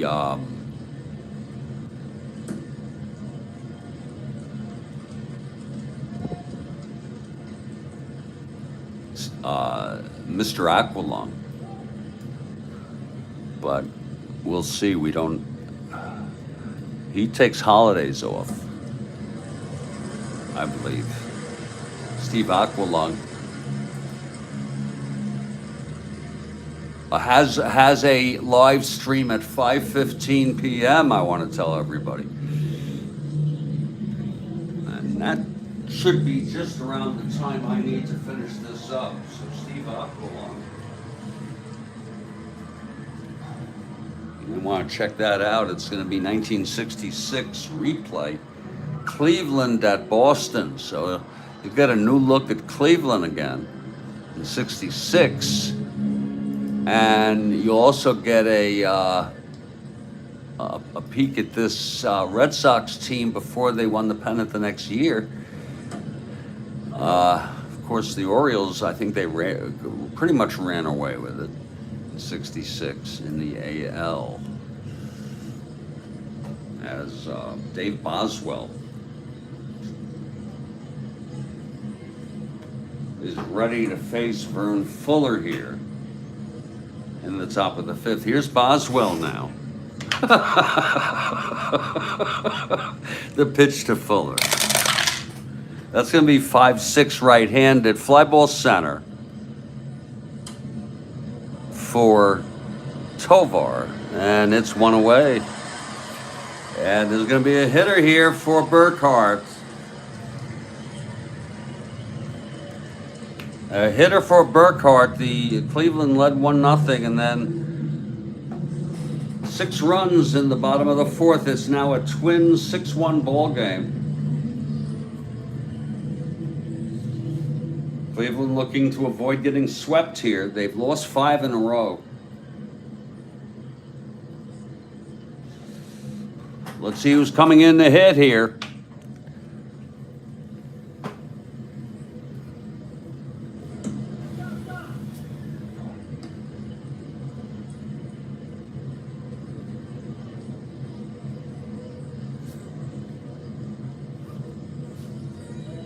They don't have much of a bench, I'll tell you. Well, they have Ken Suarez.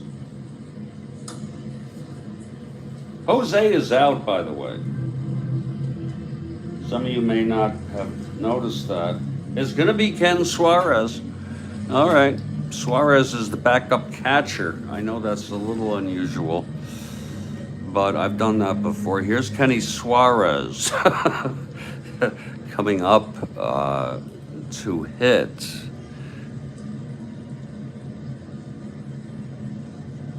One out, nobody on. What the hell? Okay, here's Boswell now. The pitch to Suarez. That's 4-7 right-handed. Walked him. Now Suarez a 1-10. They're down by a lot of runs. We're not going to pinch run for him. Down by a lot of freaking runs.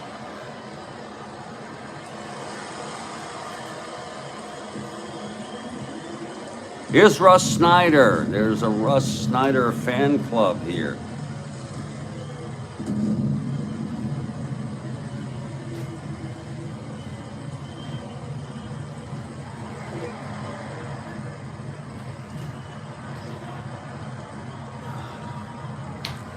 Boswell walks pinch hitter Kenny Suarez, and he's on first one down. Here's Snyder.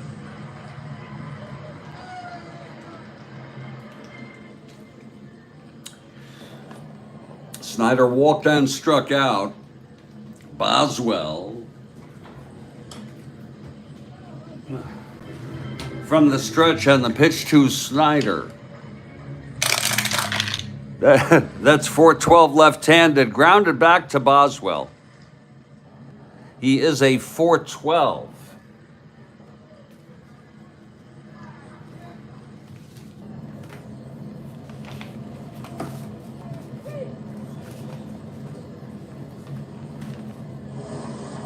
It's going to be a G3, E12.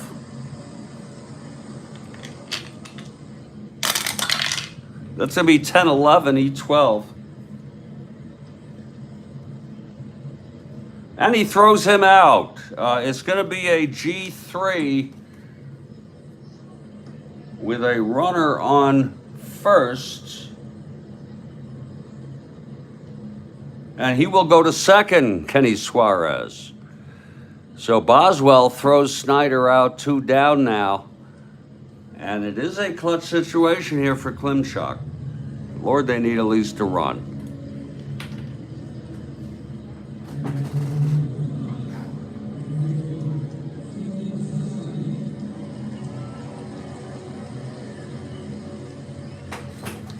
Okay, Boswell trying to get out of this. The pitch to Klimchuk. That's 4-5 left-handed. Struck him out. So Boswell does get out of it. His 5th strikeout of the ball game. And that's no runs for the Tribe. In this ball game, a lackluster game, in a way, a relatively shit game.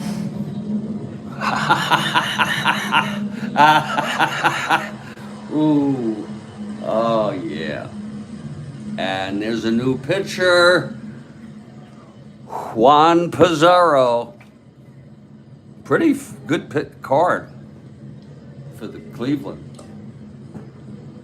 And Juan Pizarro comes out. We hope he can pitch a few innings.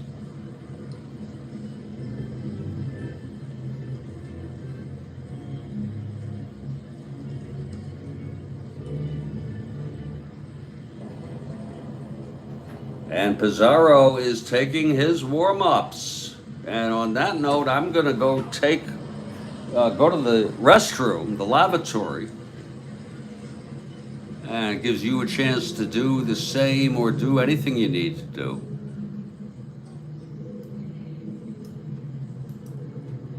And I'll be back in just a couple minutes.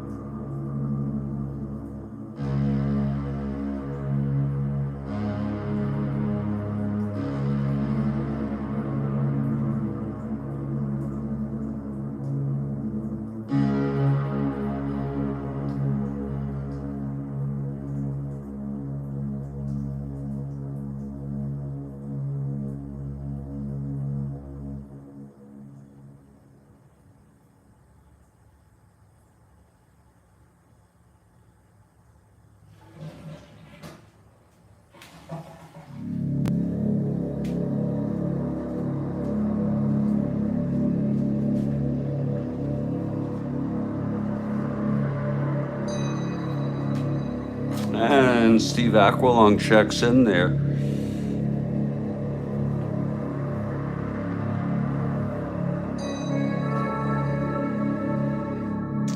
We are going to get back to this ball game in just a minute or so with Juan Pizarro coming in. And we have Steve Aquilong, who has a ball game at 5:15 p.m. Eastern, 2:15 p.m. on the West Coast. And he has a ball game 66, Cleveland at Boston.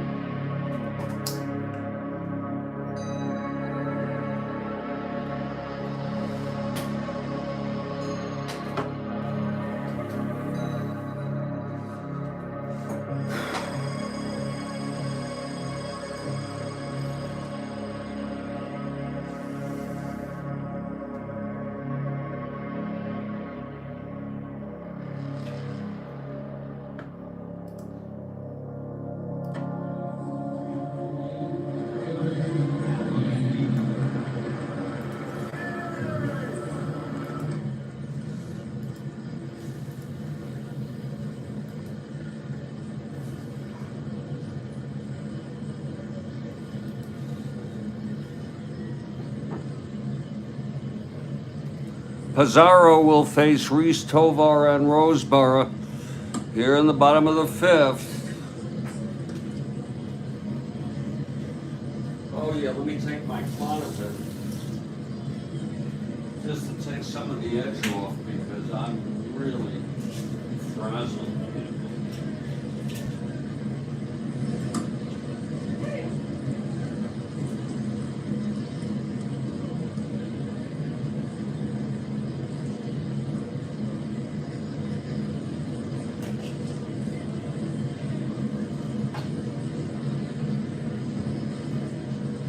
Really frazzled.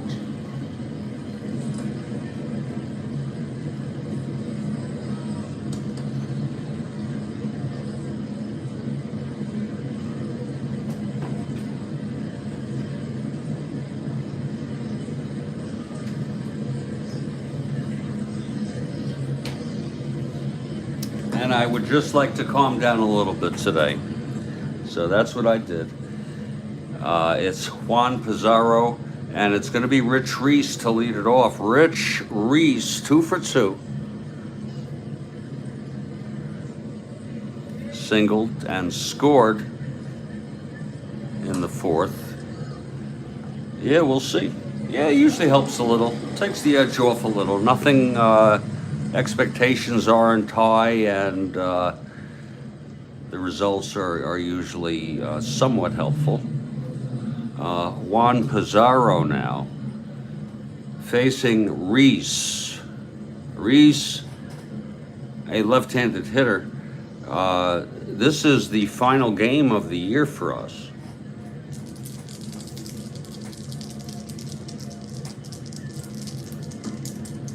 On the Strat-O-Matic Sports Network.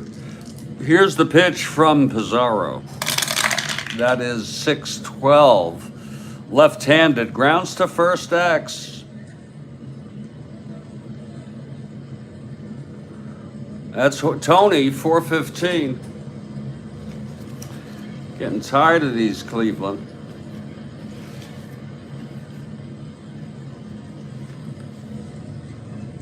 That's a G3.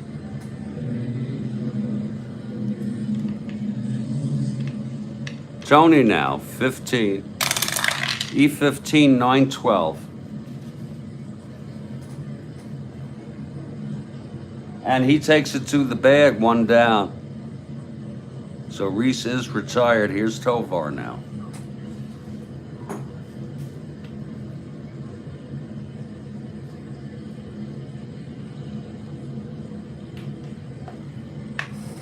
We had a game from our 1911 replay. Earlier today, this morning, it was Phil's at the Rustlers.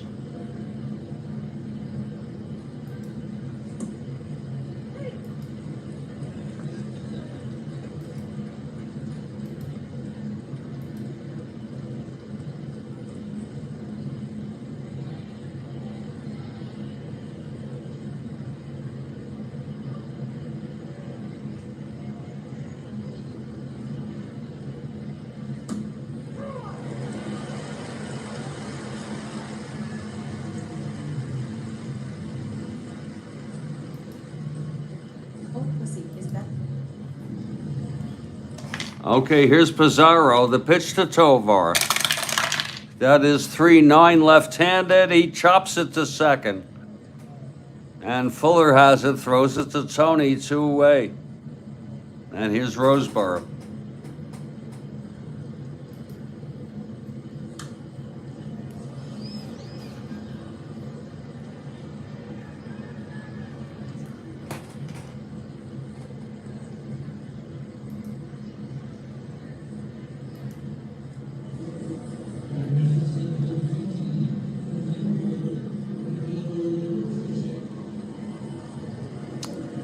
Okay, Pizarro, the pitch to Roseboro. 1-2, left-handed, fly ball right. And Hawk makes the catch, and it's a 1-2-3 inning for Pizarro. And we've gone 5 here. It's a 6-1 ball game.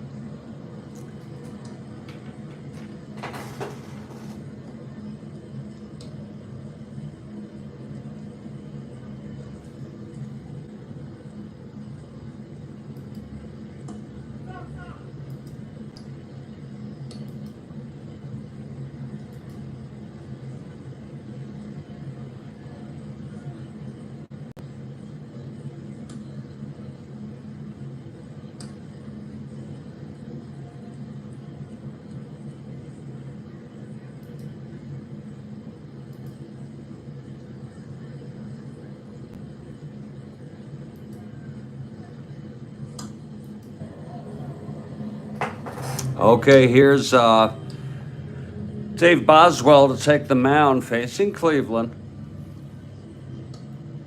It'll be Baker, Horton, and Harrelson. Here's Baker to lead it off 0 for 2.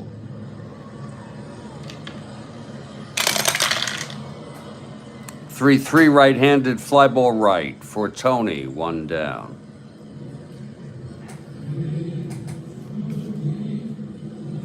Now here's Tony Horton.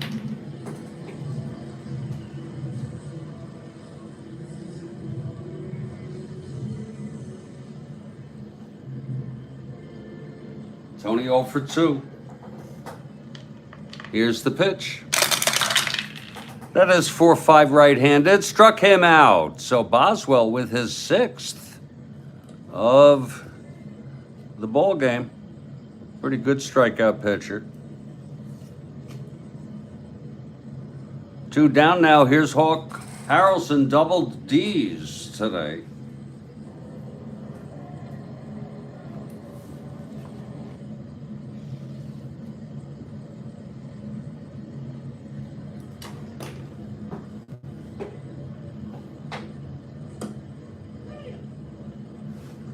Here's the pitch to Hawk. 3-7, he walked him. So Hawk is walked.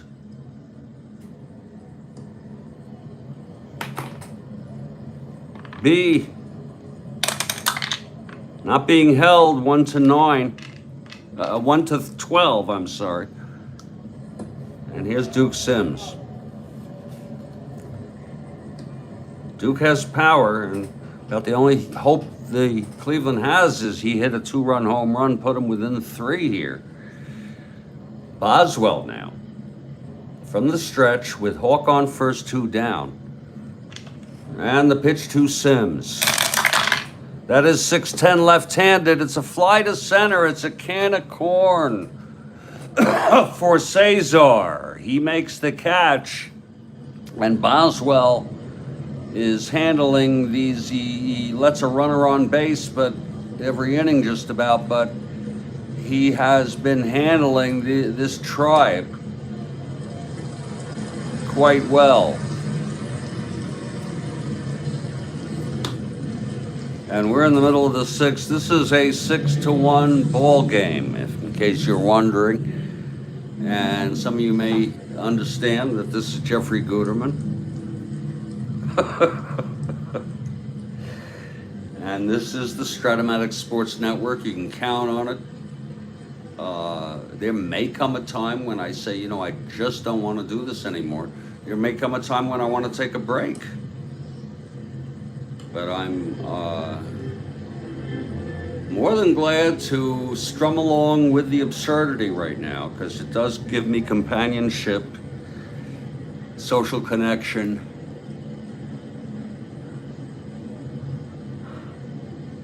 and the like.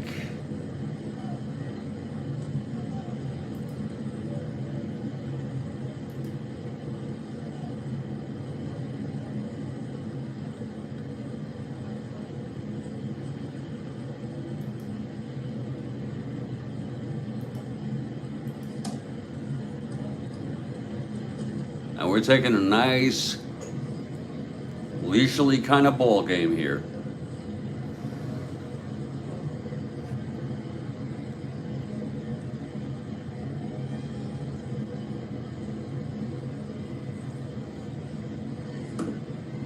And it's going to be Juan Pizarro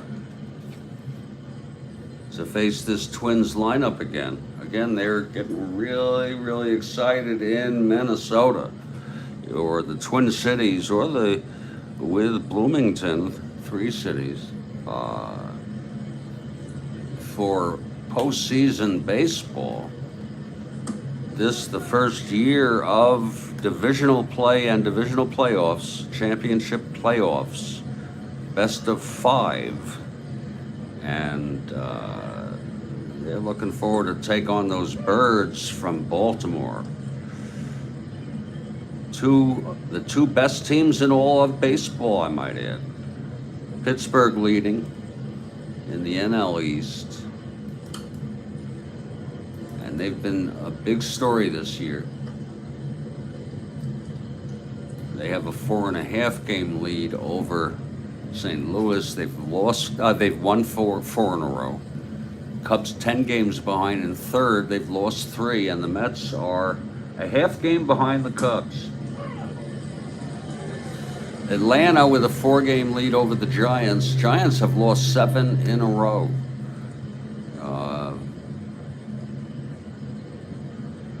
So just imagine that. They could be within 2 games, maybe 1 game if they won a couple of those. They lost 7 in a row. And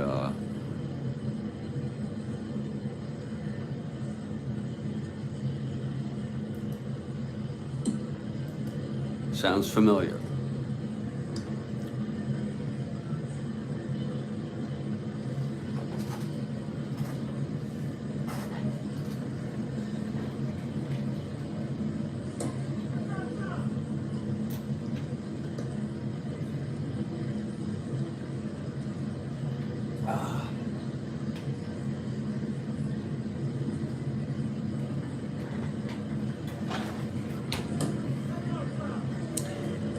Okay, here's Pizarro. It's going to be Leo Cardenas leading it off. Boswell comes out on deck. Twins lead 6-1 here, bottom of the 6th.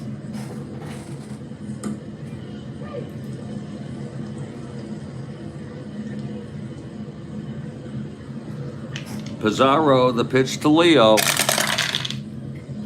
1-6, and he taps it back to Juan Pizarro, who throws him out, 1 away.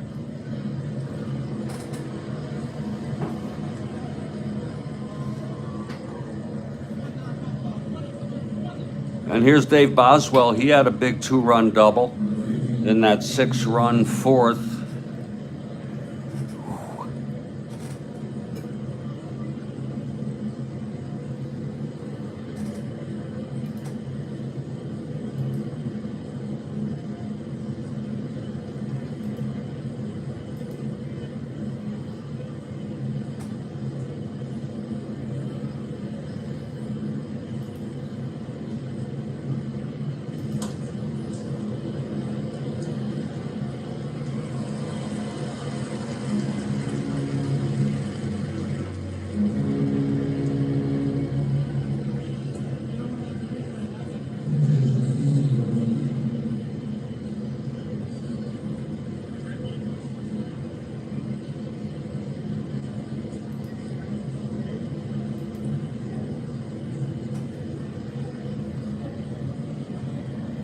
One out, nobody on. Here's Pizarro now. The pitch to Boswell.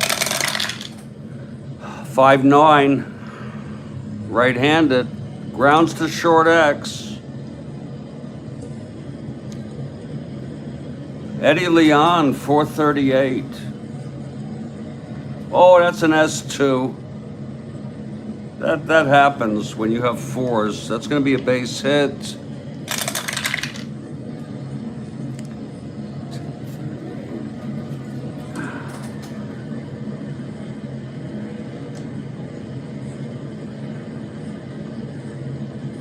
And it is a base hit for Boswell, his second hit of the ball game. Boswell, a 6 NR.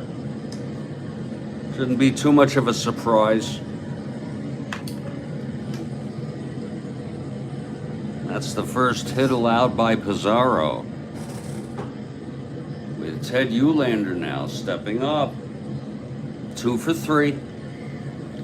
Rodney on deck. Here's Pizarro, the pitch to Eulander. 5-5 left-handed, struck him out.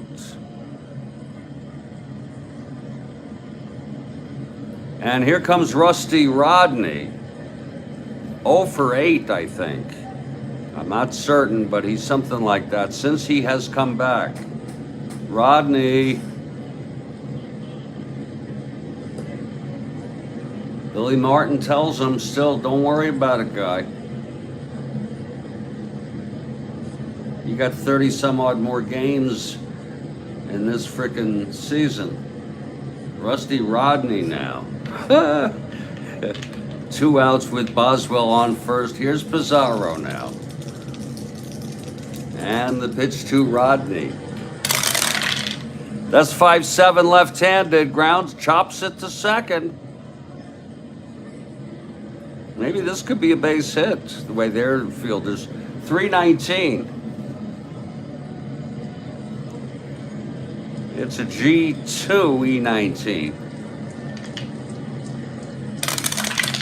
6-8 919.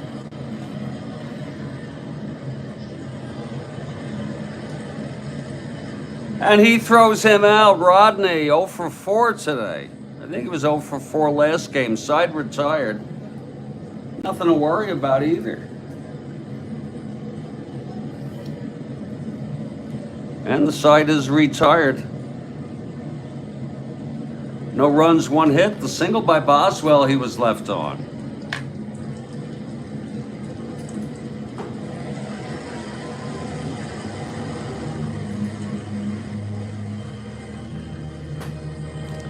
And we've gone 6 innings. It's a 6-1 ball game, everybody. 6-1 ball game.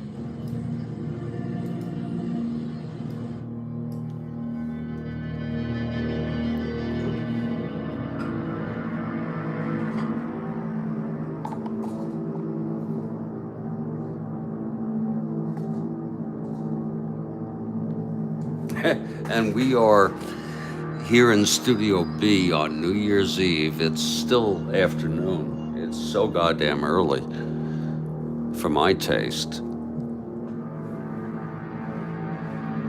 And we are doing this ball game now. Steve Aqualung has a game at 5:15 Eastern, 2:15 on the West Coast, and we encourage you, if you like Strat-O-Matic, you'll like that. 66 replay. I think he's in April. Cleveland at that Boston team.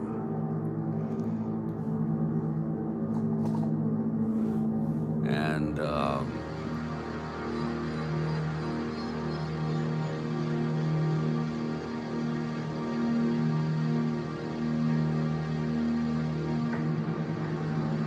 if you really wanted me to be intimate with you, I could tell you something that is very disturbing, but it's not immediately or acutely dangerous. Okay. Uh, and I will share it if anyone in live text says share it. Otherwise, some things are better left unsaid.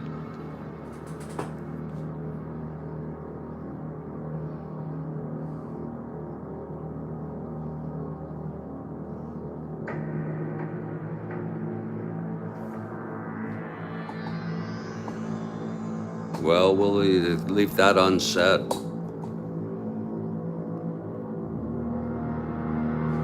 We will leave that shit unsaid.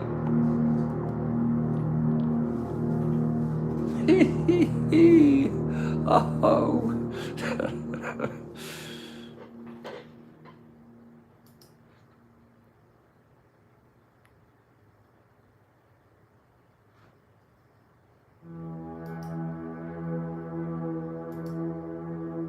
It's 6-1 here, Minnesota, with a rusty Rodney. And I'm gonna try to wait another hour before I get to the pork.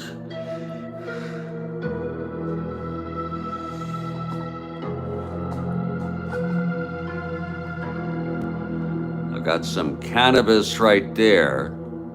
And this is not your grandfather's Strat-O-Matic, or maybe it is. Maybe I'm old enough to be the grandfather to some of you. I am a 65-year-old man, and my name is Jeffrey Gooderman, and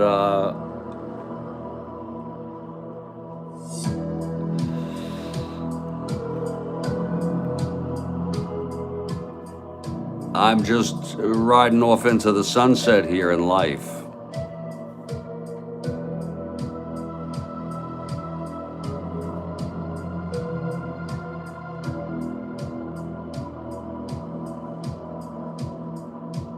Oh, yes, I am.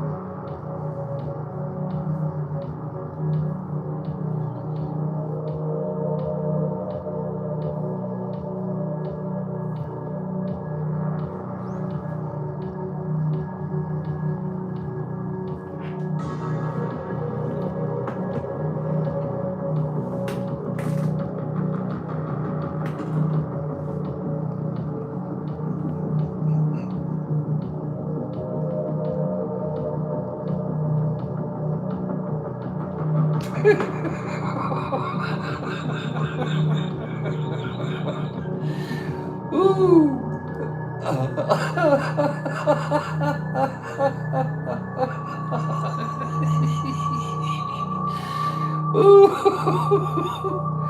Ooh. And by the way, I'm not crazy, I'm not psychotic. I know I've been in the field. I'm just very, very unhappy. Okay?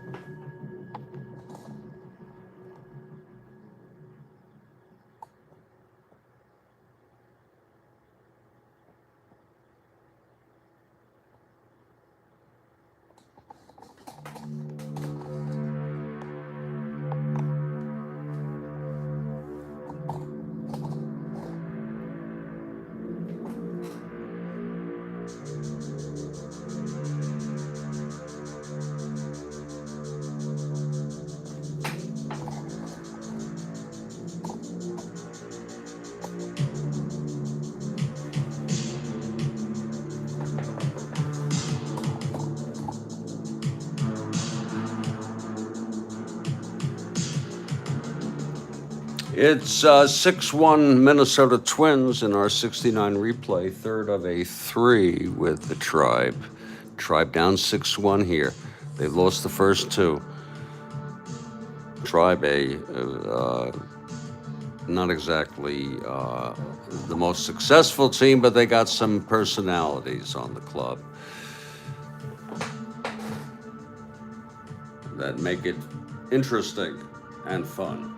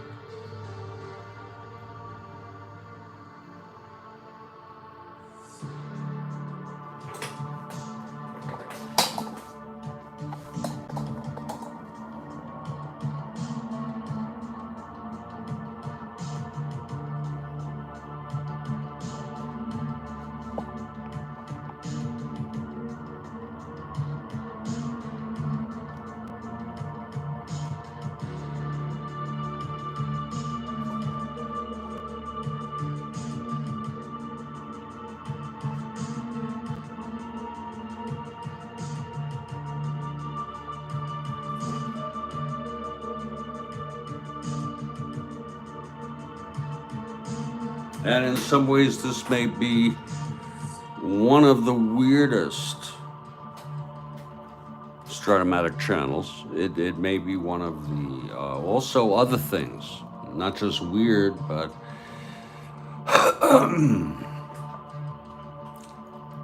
other things.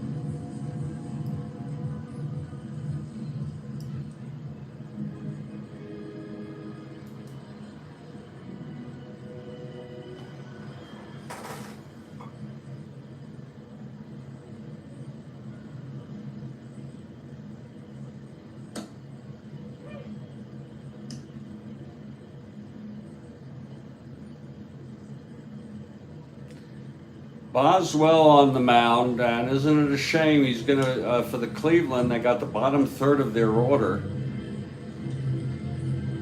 Eddie Leon.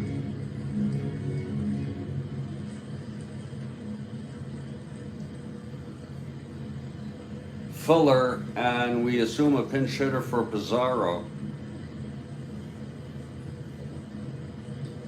He only pitches 2 innings.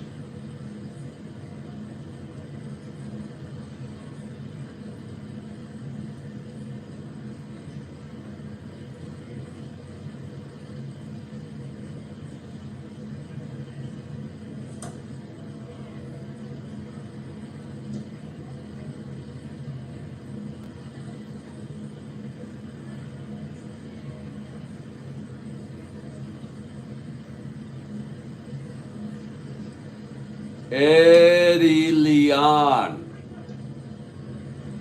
to lead it off against Boswell.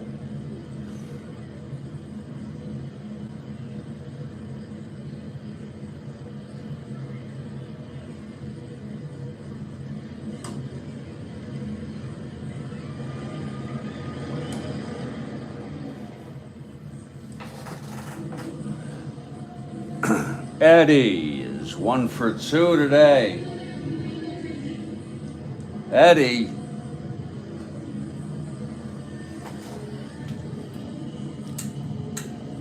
will lead it off.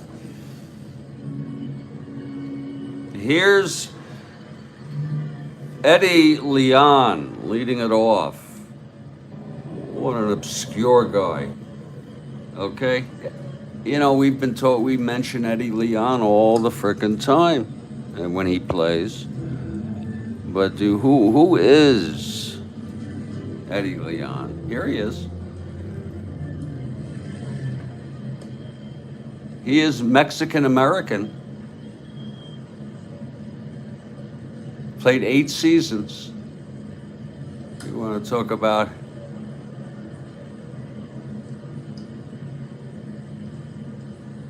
and he's still alive. Very obscure, came up in 68. This was his first season where he had he had 1 at bat in 68. He had 213 at bats this year, 549 in 70. Played a full season, hit 248. That's not bad for a shortstop, but I don't think he's a very good shortstop. Then he hit 261 with 429 at bats. And then he tailed off. By 1974, he was even traded to, hardly played. Probably was in the minors and or hurt. Was finally traded to the Yanks in 75. He played in 1 game. He never came to bat, or at least, never walked. He probably came into the outfield or into the field to play a position. He probably couldn't make a team after that. And he was 28, still young, relatively young, still with a few years left in him.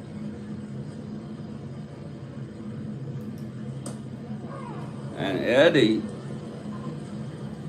is going to lead it off here. Here's Boswell now. Pitch to Eddie. Oh, 3-7, and he struck him out. Oh, Boswell with his 7th. He strikes Eddie out. Tough day here for Cleveland. And here's Vern Fuller now. And the only reason we'd have a pinch hitter really is because it seems to be obligatory when we need a lot more than a pinch hitter, down by 5. And with 2 outs, you might keep Pizarro in. I think there's an argument for that. Okay, here's Fuller now. The pitch from Boswell. That's 1-6, and he struck him out. Number 8 for Dave Boswell. Going for win number 20 today. and he had 20 in real world. And you know, that's just the thing. We'll take Pizarro out. He only pitched 2 innings. He allowed 1 hit, struck out 1.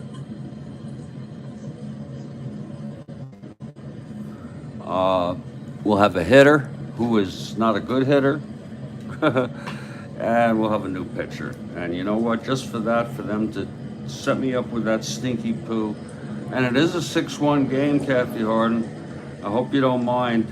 I know you want Cleveland, but I'm going to bring in Horatio Pena with a juicy 5.21 ERA. It will be Pena. The decision has already been made. And they don't know he's that bad, maybe. Yet. 47 innings. He was 4-2, though. Pena is warming. There's going to be a hitter with 2 outs. Boswell has already struck out the first 2 batters. It's going to be Chuck Hinton. Chuck Hinton. Right-handed hitter coming in.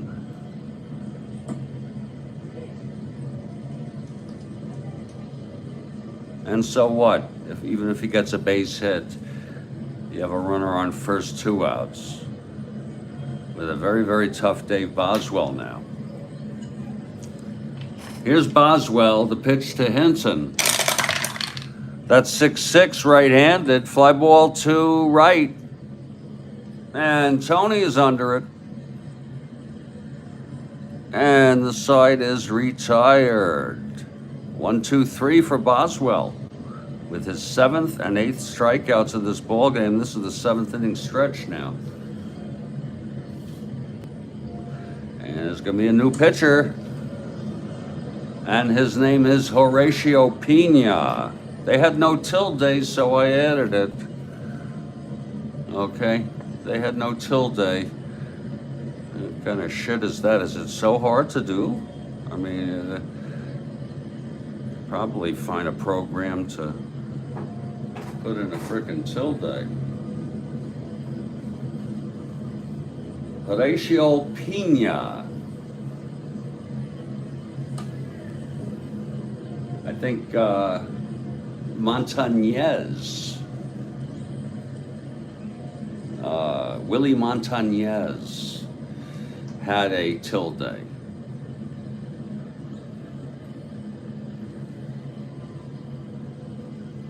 And it will be Pena. He is at the mound, Pena. And he's taking his warm-ups, and lucky for him, he gets to face Oliva, Killebrew, and Reese. And it's already a 6-1 ball game.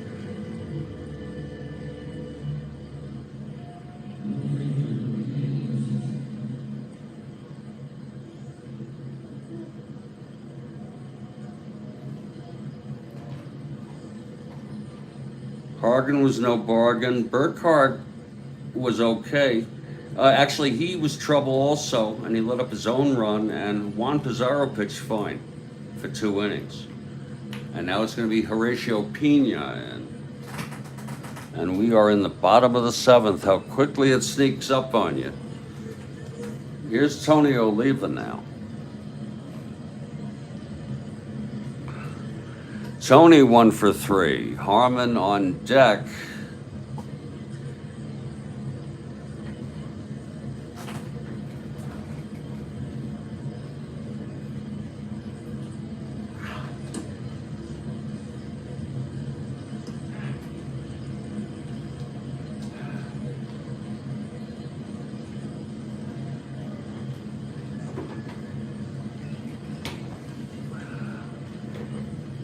Okay, here's Pena. He's ready. Facing Tony now.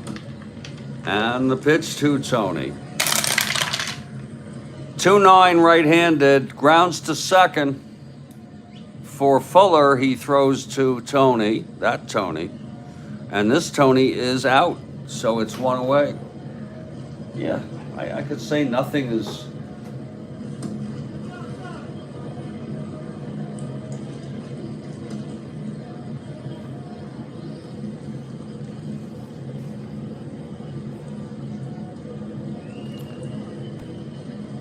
Even the worst thing wouldn't be awful.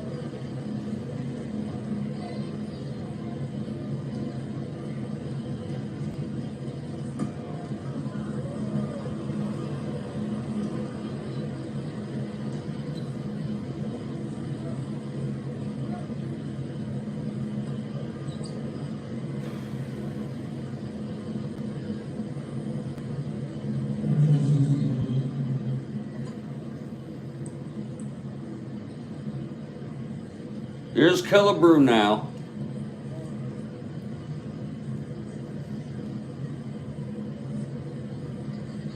One out, nobody on. Pena, the wind-up and the pitch. That's 4-8 right-handed. And that is a ground ball to third. Stopped by Klimchak. Nice stop. And he throws him out 2 away. And here's Trish Reese. We're winding down. I gotta tell you.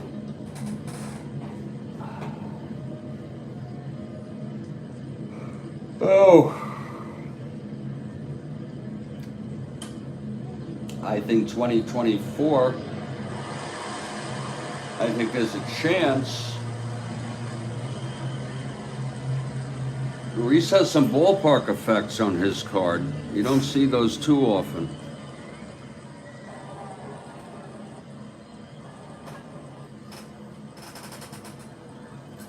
Could be the worst yet.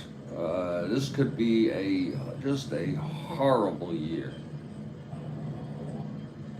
I hate to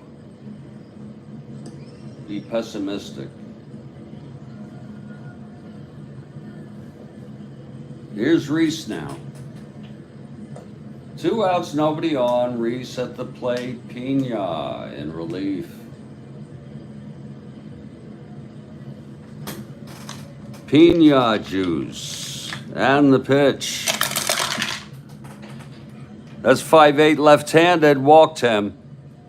So you got all sorts of shit there on Pena's card, even if it's just a walk. You feel the same way, Kathy? Yeah. Might as well get it all over.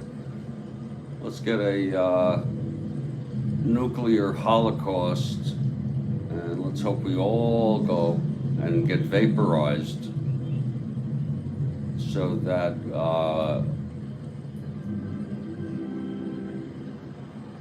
we can end this now.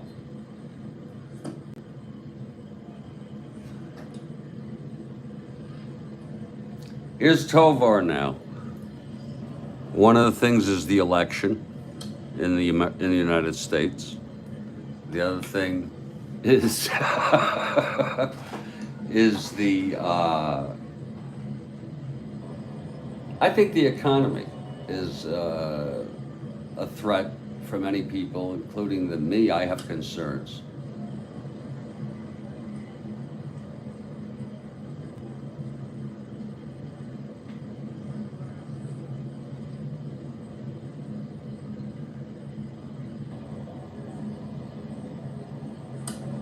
Tovar steps in.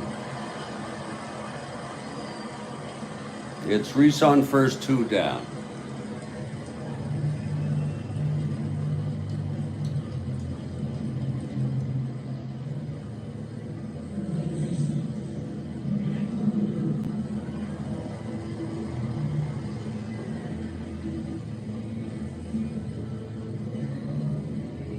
If there was a thing, they may not hit Fort Lauderdale directly, but they would hit Miami directly. And it's just my scenario.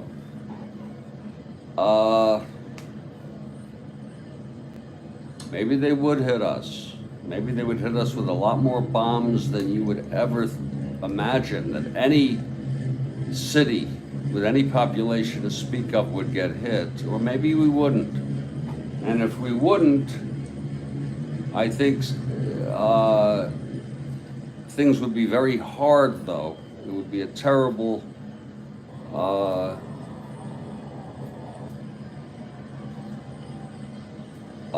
problem for our economy,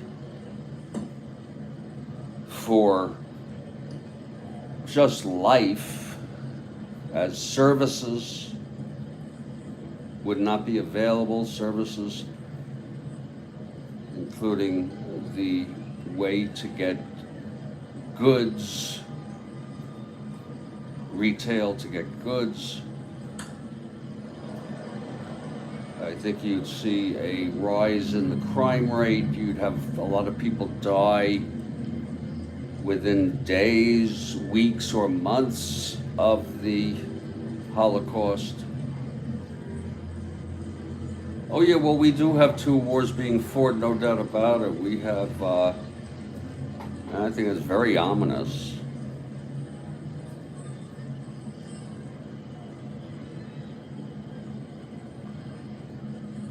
Very ominous, as Tovar, 1 for 3, steps into the plate at 6-1 Twins. It's a snoozer of a snoozer. So this is good for insomnia. There's no way to get out of this one. Yeah, the two wars being fought. I also think for better and worse. I think technology continues to grow exponentially. Hey, this AI is just the beginning. And in our lifetimes, if we live another 5 years even, we're going to see remarkable. But also you're going to see other things like cyber crime. And I'm still waiting for the 9/11 of cyber attacks, which people don't talk about, maybe due to a failure of imagination. But think about it. Think about it, people. I talk about it, where everything will be taken down. It could be the electrical grid and the internet. And if that happens,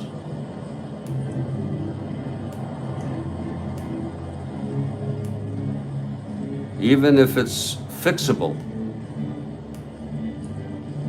the damage will be extraordinary. You will have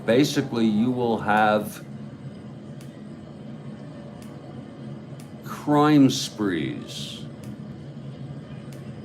mostly in the streets.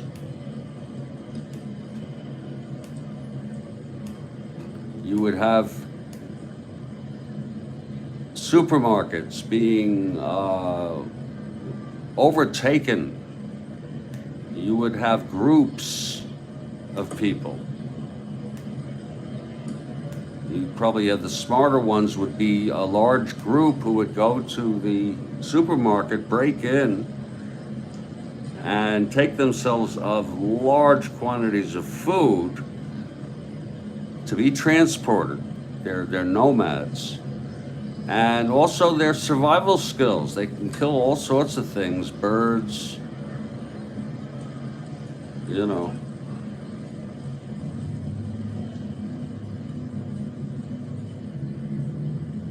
Water, I don't know if it's contaminated, if they can get to a stream maybe. Really tough to survive. And people will die of infections that otherwise they wouldn't have. And this could be a real dystopian scenario.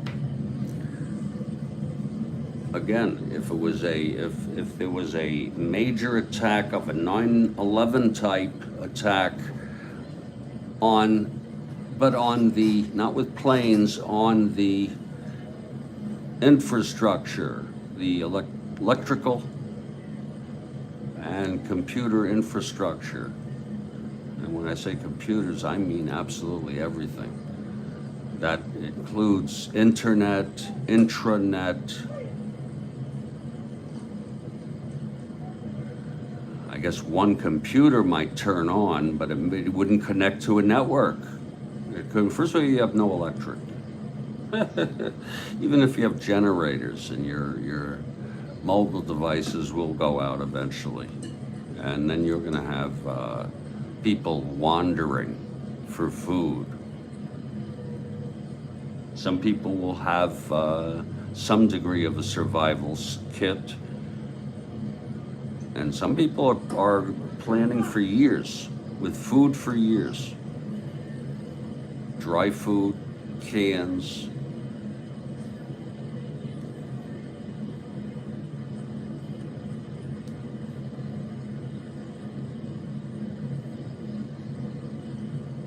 And that's some of what could happen.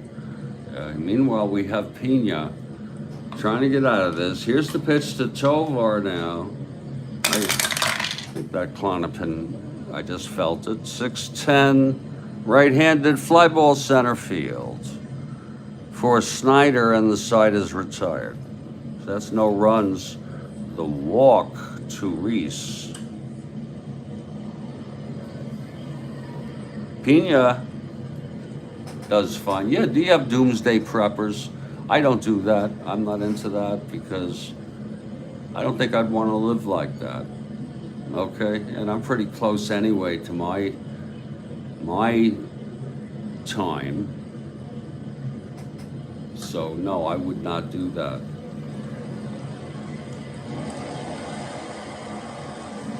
And you got people who are doing it for seriously doing it. And I saw a documentary, there's two types. You have the nomad who thinks that he or she will fare better by being on the road, on the earth, going from place to place, where others feel that they will stay put in, many of them I think, in shelters. Now that's pretty elaborate. That's not the many people relative to population, but you do have some with shelters, and the walls are lined with shelves of foods.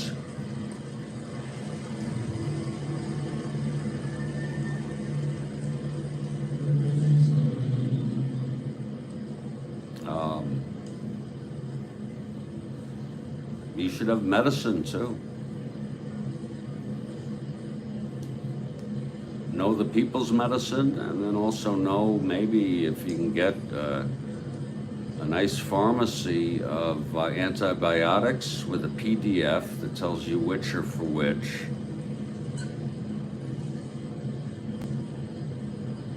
A physician's desk reference. These are people. They could have a generator, but that's not going to work in a shelter. So they have candles, they have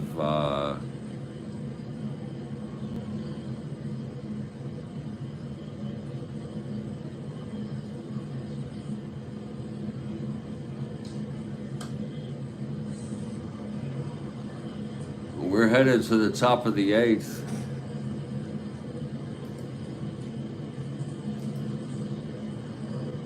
And this has been my final broadcast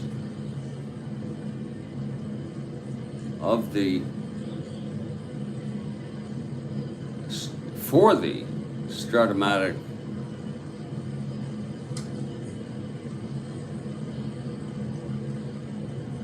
Sports Network.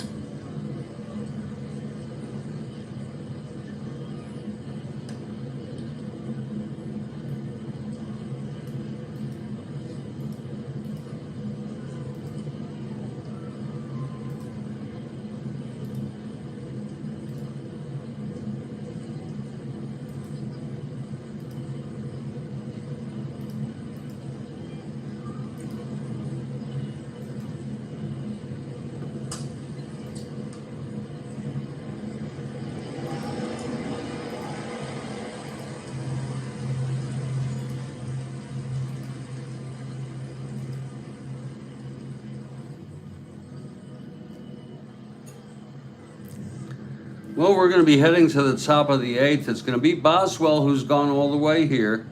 8 strikeouts in 7 innings. He's allowed 1 run. He's allowed runners on base with walks and hits, but he's gotten out of it. And in most instances, he allowed only 1 run. Back in the 2nd, he did retire the side in order. In the 7th, he'll face the top of this order for Cleveland in the top of the 8th.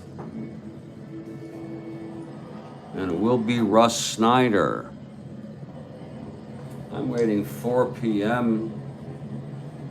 to eat my pork and potatoes.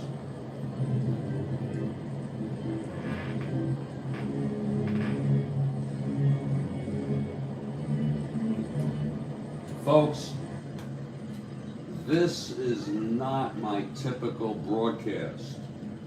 I am usually more engaged, more animated, more entertaining, and this one I'm just doing really chill, a real chill ball game. And speaking of the ball game, it is a 6-1 ball game. Minnesota with 6 runs in the 4th. Busted it wide open. They were trailing 1-0.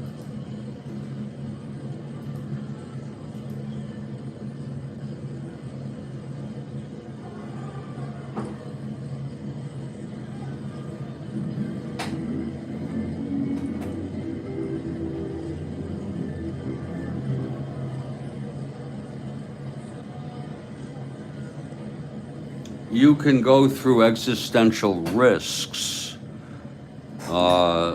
in the world that could end civilization, maybe in some cases make us go extinct. And the nuclear holocaust is among the top considerations, but there are many others. There is something called a global killer, an asteroid that is big enough to do what many think led to the demise of the dinosaur. And that one hit the Yucatan in Mexico and knocked out just about every mammal or animal, for that matter. Some very small creatures and also insects, because they had a niche in the environment, survived. And then we evolved out of a branch that became radically different after that global killer. So in a way, if I'm going to pray to something, it might be to that asteroid. For I never would have been born if it didn't hit. So it's a funny way one species horror, Armageddon, is an asteroid, and another species, it's eugenesis.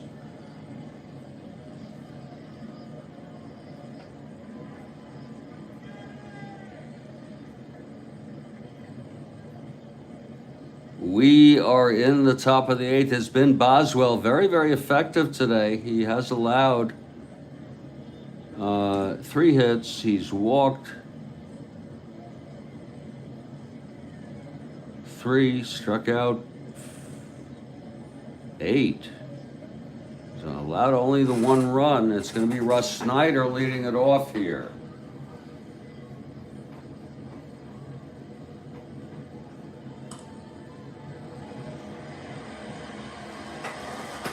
Now here is Dave Boswell, and the pitch 2-7 right-handed, and it's a base hit by Snyder. His first of the ball game. in this 6-1 game.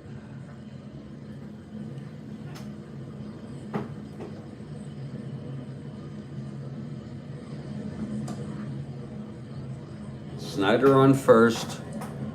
2 lead it off. Here's Klimchuk.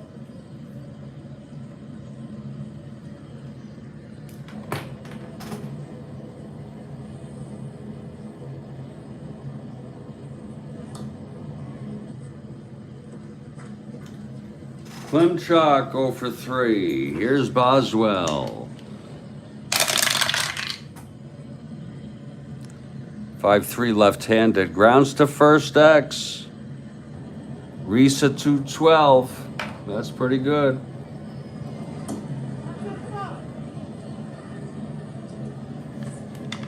E12.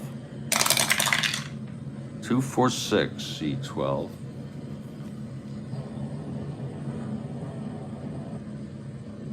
Oh, and he boots it. Oh, Snyder goes to second on that. It was booted by Reese. It happens. And that will be first and second, nobody out. Here comes Frank Baker now. It's not insurmountable. They're only down by 5. They do have a juicy Pina hurling, though. Here's Baker now. Boswell. 3-7. And it's a fly to center, can of corn. Tovar makes the catch. Runners hold, 1 out. Tony needs to blast one. A 3-run home run is needed to put the Cleveland within 2 runs. Just what's needed here. And you have Hawk Harrelson who can hit home runs. And Sims who has power. Let's see what happens here. Boswell trying to get out of this. The pitch to Horton now. That's 6-4 right-handed. Fly ball, ground ball short X. That's for Leo, 233.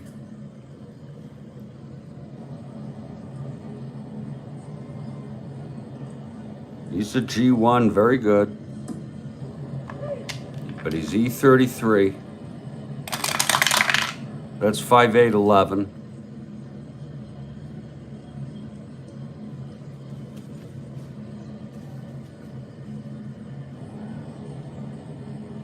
And he throws him out. Let's see what happens with first and second on a G1. It is a... Oh, this is going to be a tough one here.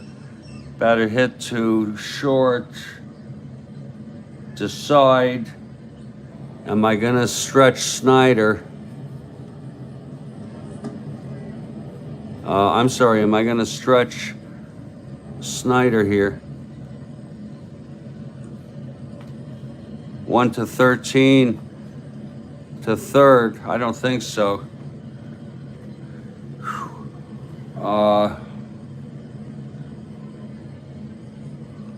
G1 to side.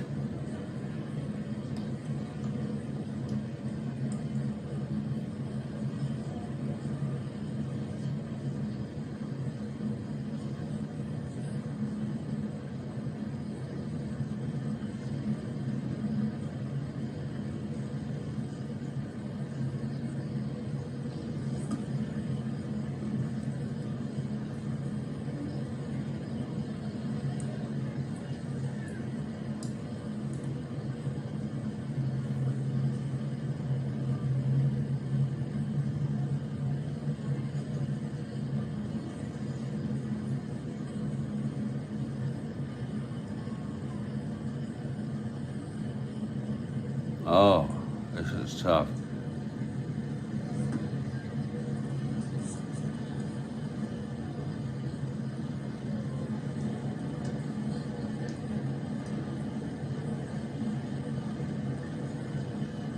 Okay, yeah, he's going to go to.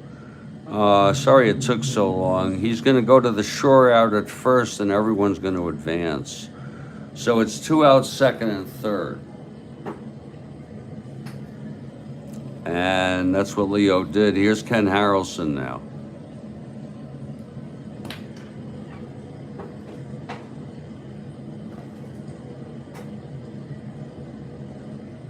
Hawk Harrelson now, 2 outs, second and third. Harrelson doubled twice and walked. 2-7. Oh, it's a fly ball to left. It's deep but playable by Eulander. And he makes the catch and the side is out. So it's no runs again for Cleveland. I'll tell you, Boswell has gotten out a lot of stuff here today. No runs. One hit the error, both left on second and third. Middle of the eighth, it's still a 6-1 ball game. And here's Horacio Pena, who pitched his first inning. Walked a batter. Did a fine job overall. It'll be Roseboro, Cardenas, and Boswell. Boswell, just to remind you, 2 for 3 today. A 2-run double and then singled left on in the 6th.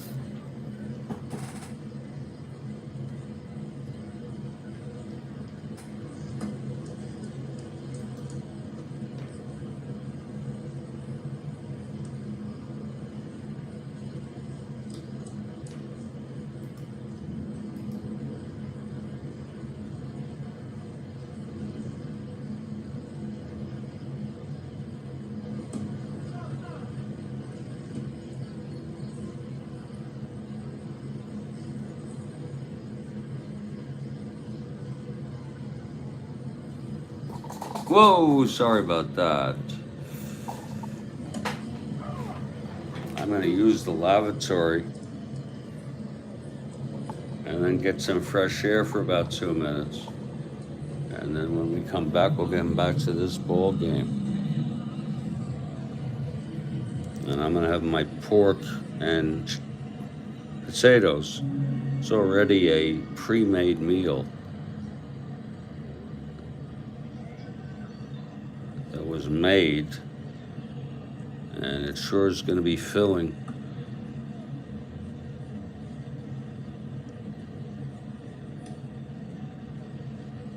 And it will be Roseboro, Cardenas, and Boswell.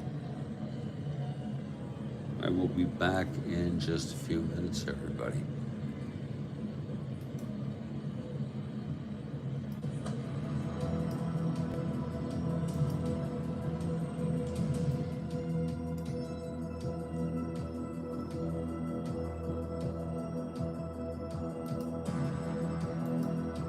Indeed, indeed. And we'll try to come back nicely.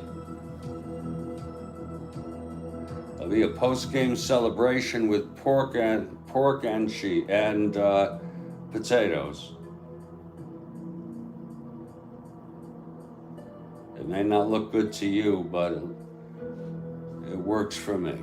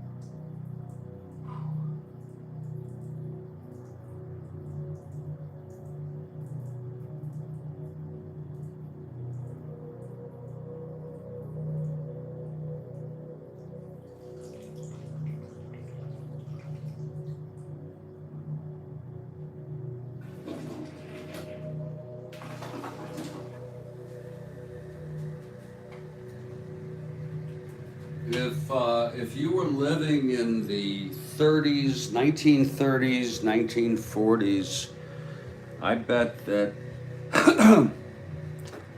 you'd be surprised at what you might have ate. And there were rations. And I think the look of the pork and the potatoes that I'm going to be eating are going to be comparable to maybe back then or better even though mine doesn't look that great. Again, mine has been put in a refrigerator, so it's going to be chilled. It's going to be sort of molded a little as opposed to loose.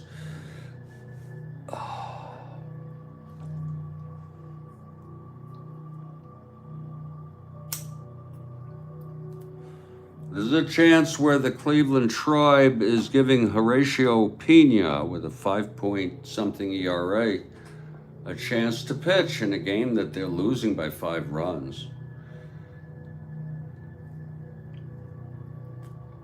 So if there's any hope for Cleveland, it would include a good pitching performance by Mr. Pena.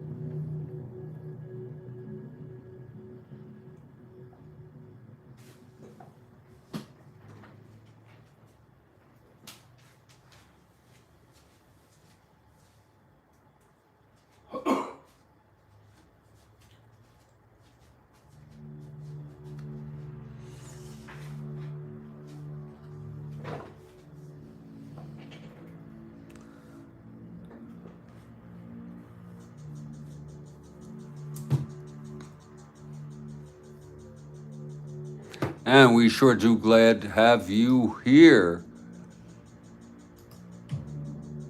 for the last, probably what will be the last 9 outs. Actually, the last 6 outs of this ball game.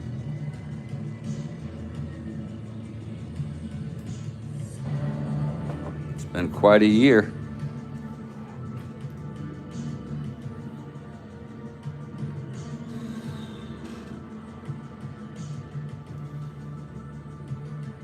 As far as I'm concerned, time is relative. It's already New Year in this world.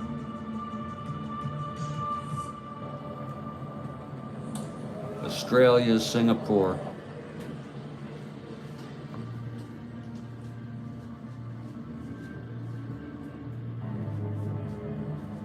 Maybe even Russia.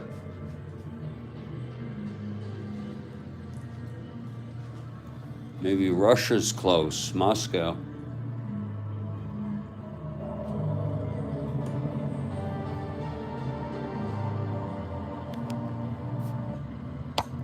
And we're squeezing this one out till 5:15, if I'm able. Actually 5 o'clock Eastern time, to make way for Steve Aquilong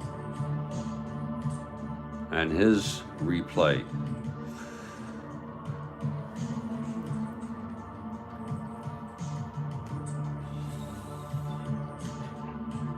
Horatio Pena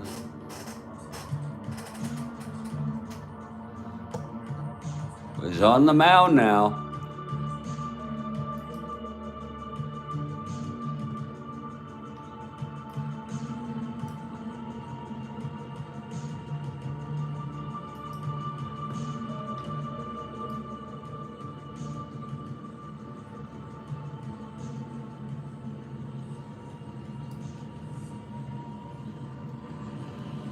Pena on the mound. And that is a called strike to Roseboro.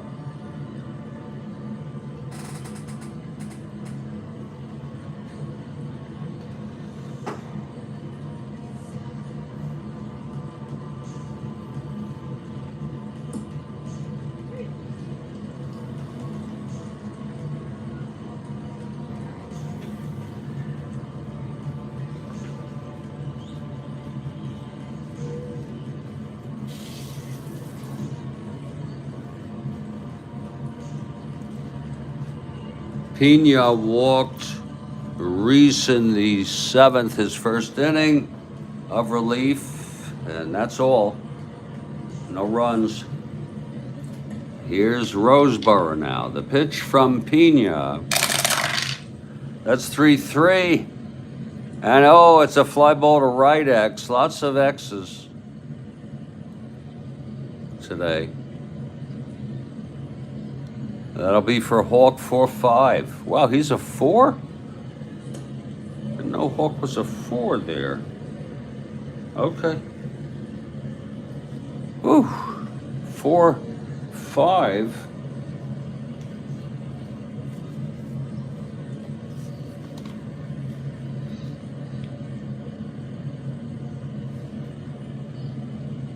That's a that's a 11. Oh. That's 2 for Roseboro. The last thing they need. Cleveland.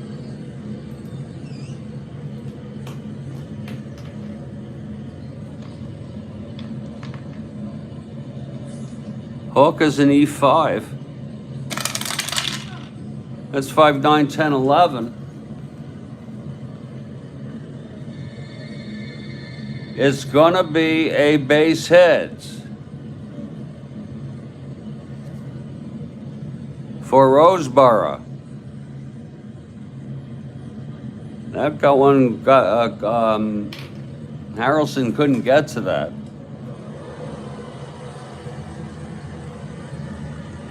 And here comes Leo Cardenas.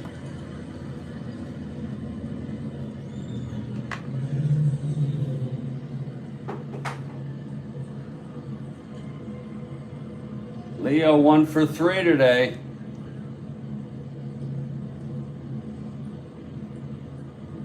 Boswell 2 for 3. Here's the pitch to Cardenas. 6-7 right-handed, grounds to second X.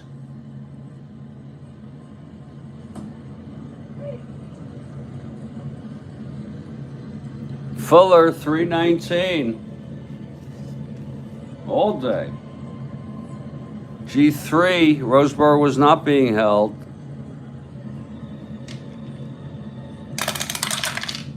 That's 10-11-3.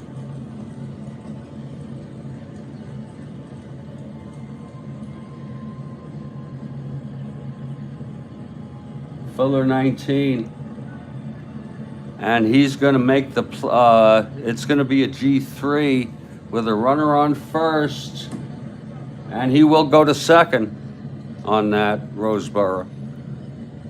But Fuller throws Cardenas out. It's 1 out. Here's Dave Boswell going for win number 20 tonight. Seems like he's well on his way.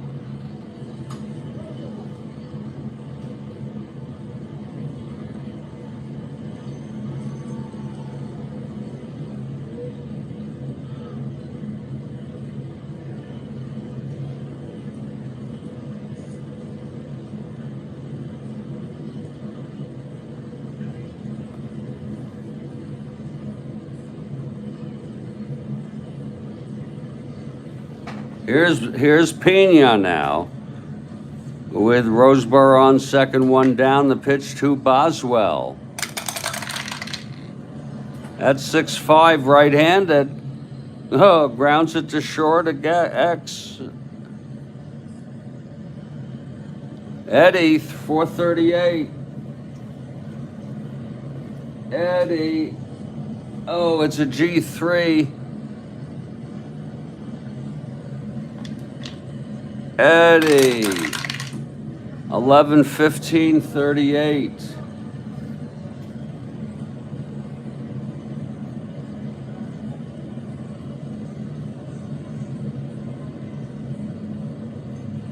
And he's going to make the play. It's a G3 with a runner on second.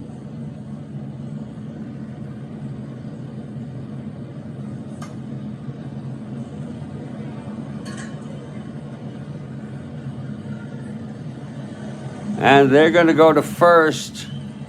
They will let Roseboro go to third. That's the way we do it in solitaire. It was a decide, but we're not going to decide. In those guys, they're going to go.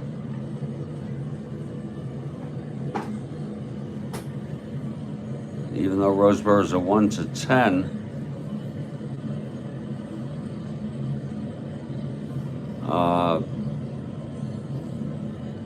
It's Roseboro on third, 2 outs.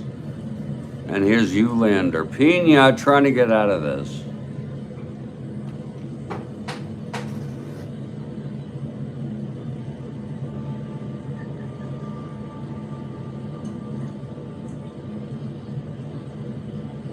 Here's Eulander now.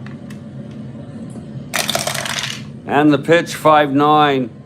Left-handed. Oh, it's hit deep by Eulander. Oh my, off Pena. It's a 2-run home run by Eulander. Just to add insult to injury. Pena gets tagged with a watermelon ball. 3 runs batted in for Eulander. Let's look at that again, 5-9. Left-handed, look at that. It's an end home run as clean as a baby's ass. And Eulander has the end power.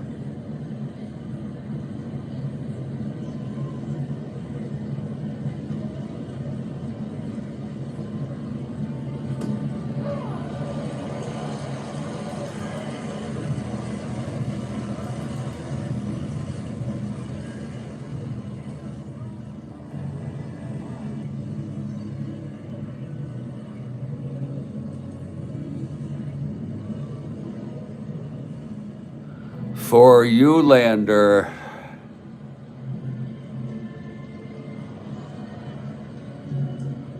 that is home run number 9. He had 8.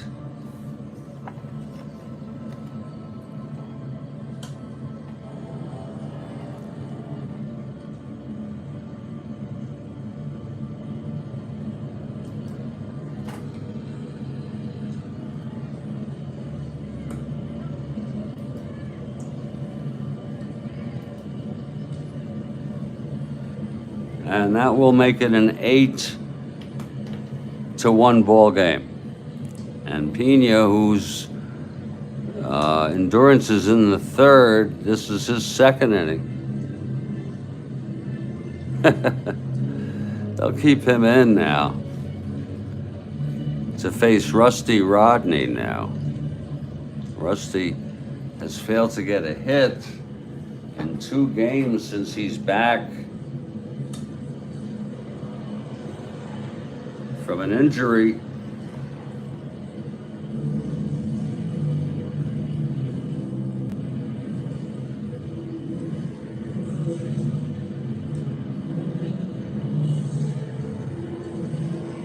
It's 2 outs, nobody on. 2 in here in the 8th. And here's Pena, the pitch to Carew. That's 4-7 left-handed.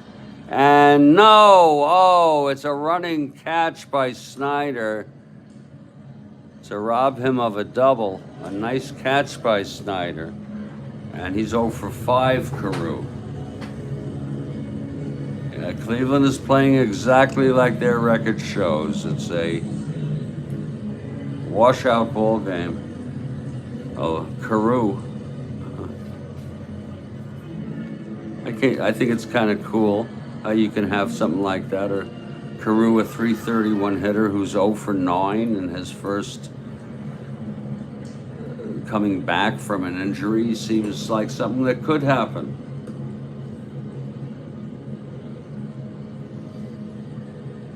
And this is it for Cleveland. They're down by 7. I wonder what the Vegas odds on that one would be. Yeah, he's shaking it off.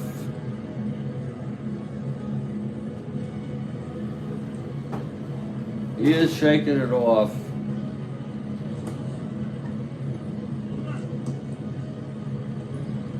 I'm going to take a little break. I'm going to eat some of my pork and potatoes. I'll keep it going before we finish this game. And I will not be doing it on air.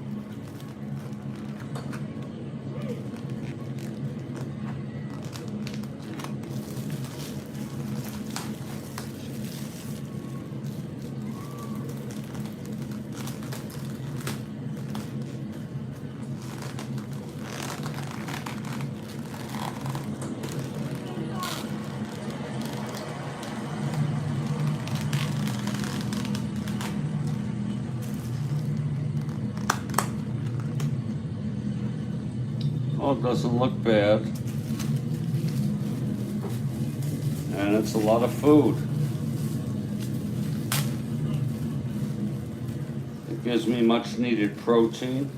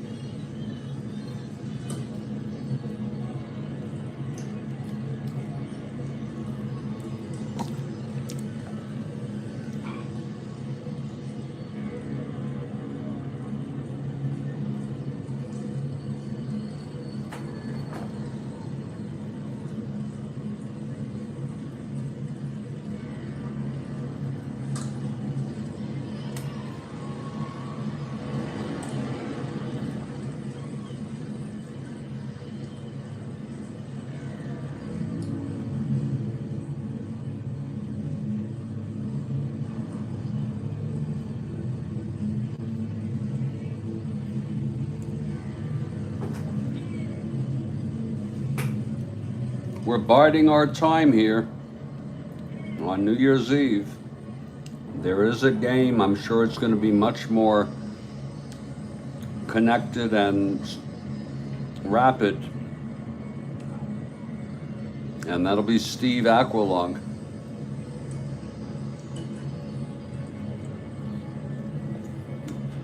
He does a pretty conventional broadcast.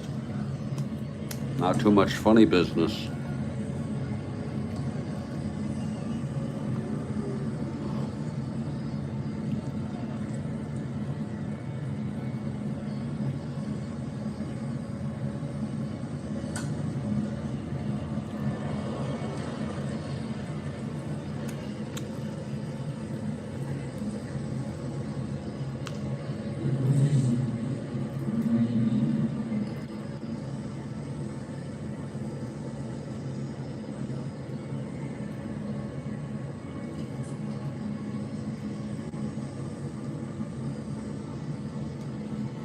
If you're looking ahead to our first game of the year, of 2025, I haven't posted it yet, but I'm pretty sure it's going to be tomorrow morning on New Year's Day.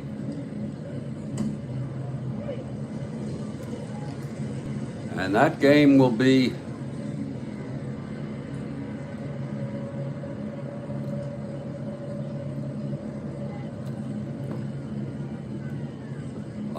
a sleeper of all sleepers. The Philadelphia Phillies at the San Diego Padres. Phillies in last, behind the expansion Expos, and the Padres in last. It'll be Fryman for Philadelphia and Al Santorini with San Diego, a real snoozer to start off the new year.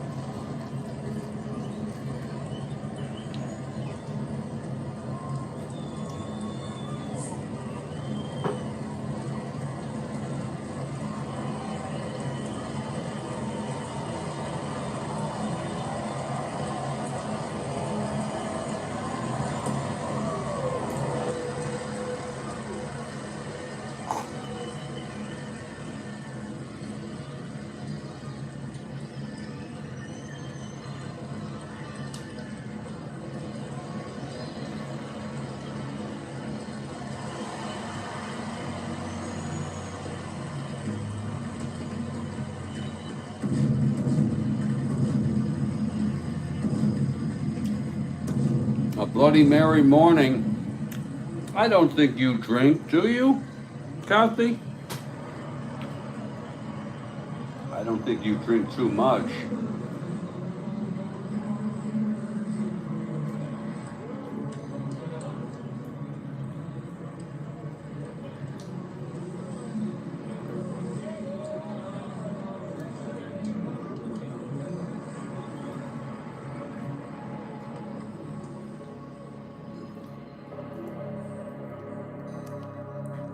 You don't drink, yeah. Neither do I. It makes me feel out of control. I don't like that too much.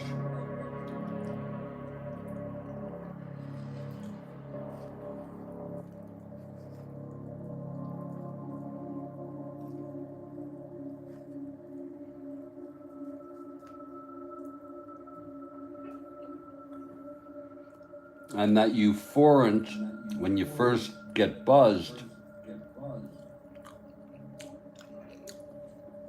leads into depression.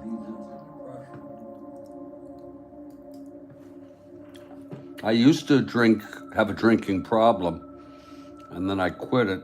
I had it for about a year, drinking beer 6 to 8 a day after work.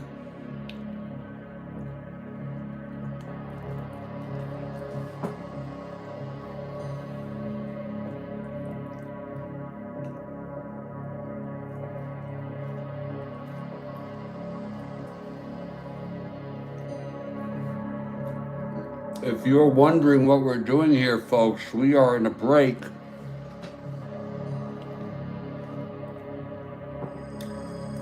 As I have chosen now to eat like a human being, slowly, enjoying your food.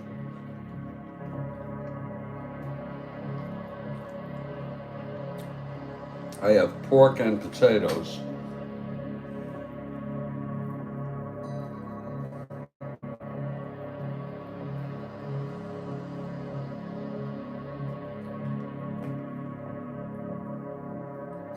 I put them in the refrigerator.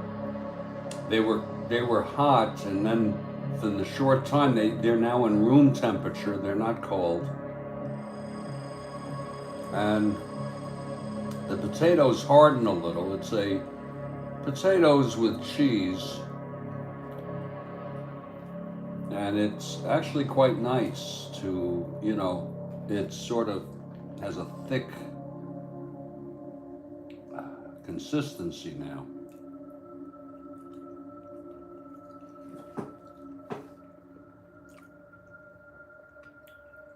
And the pork is awesome.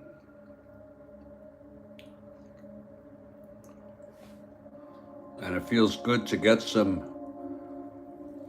pork in my system. I am not Orthodox. I am not kosher. I think eating pork on, is this the Sabbath? No.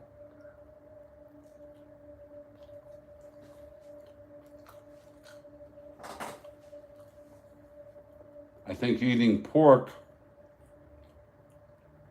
it's a myth that there's something wrong with it. There's nothing wrong with it. In fact, it's healthier than red meat.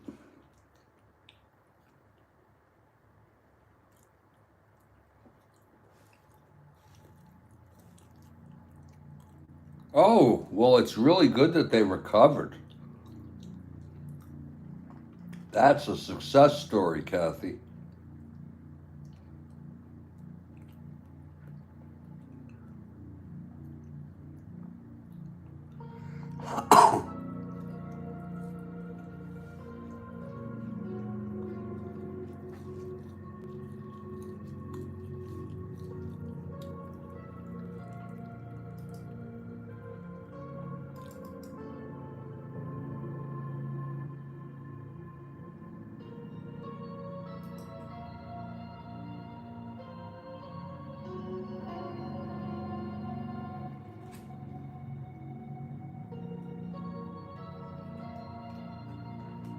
You know,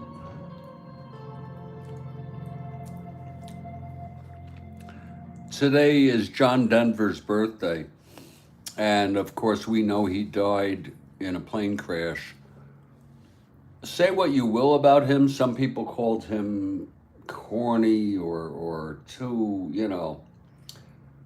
But I remember 1973 when his hit songs, a few of them were on the radio. And one song in particular, Sunshine. A very simple song, but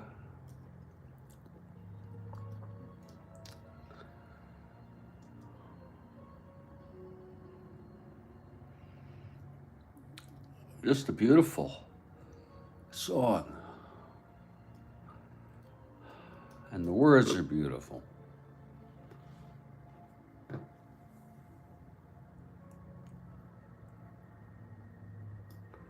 think that's what it was called. Sunshine by Denver.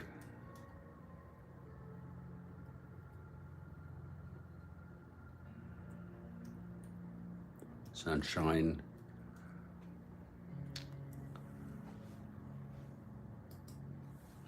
Christ. Here, Sunshine on My Shoulders, it was called.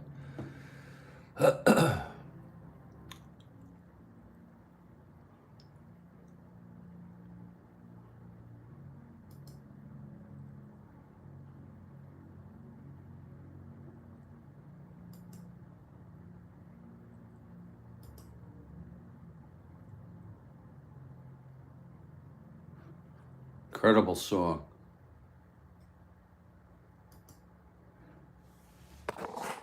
And incredible words.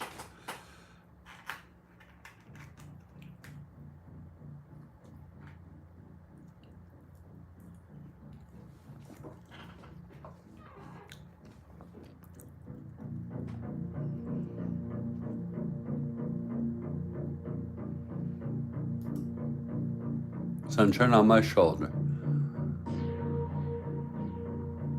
Oh, is that right? You know, I never had black-eyed peas.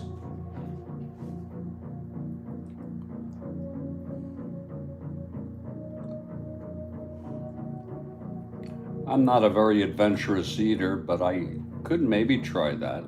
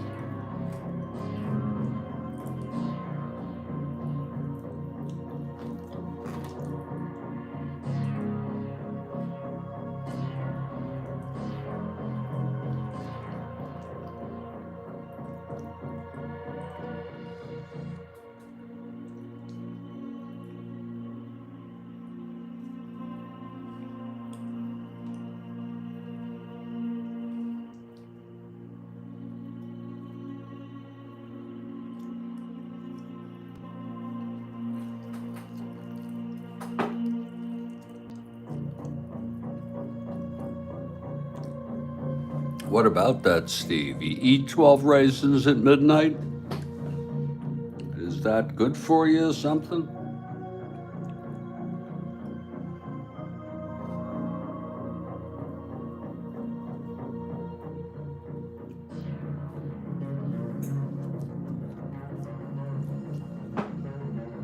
I usually don't stay up for midnight. Sometimes the way my sleep's been interrupted, the chances are I might be up. And I feel basically it's already 2024 because it's 2024 in some parts of the world. Already. And by the time you wake up, it'll be 2024. And no matter where you are.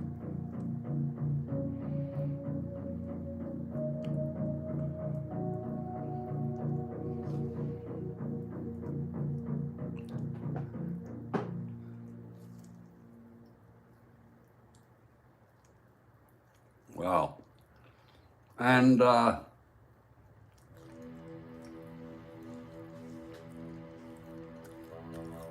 yeah, Kathy isn't up then. I'm not, the nostalgia doesn't mean much to me.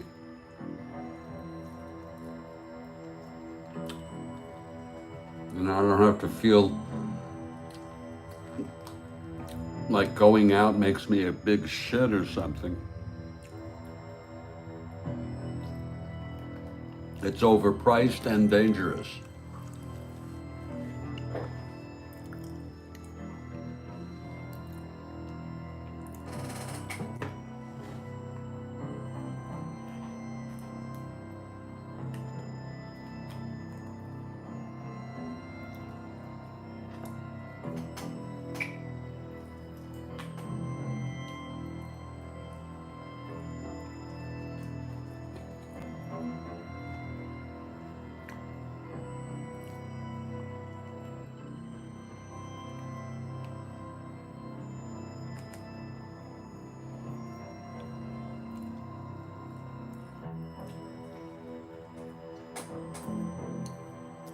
Exactly, it is an amateur night.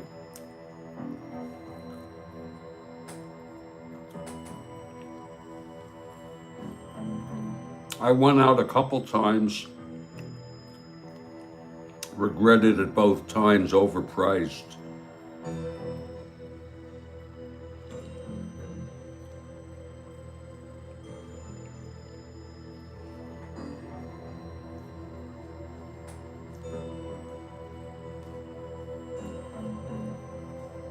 But for some people, it's a ritual.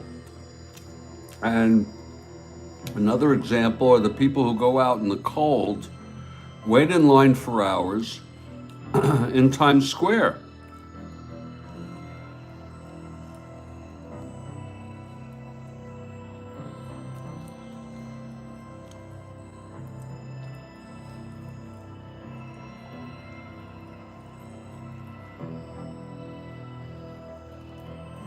Oh, you don't like champagne, Kathy?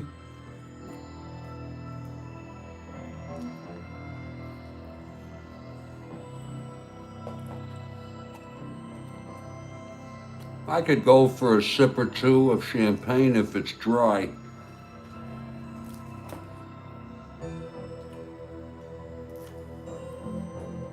Or relatively dry. You like wine?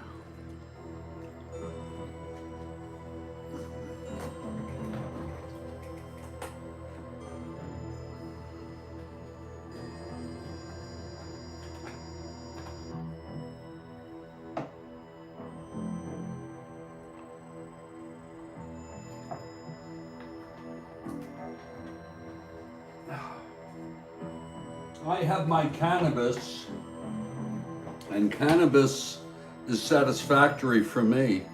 That's my drug of choice. I don't need alcohol. And it's It's interesting.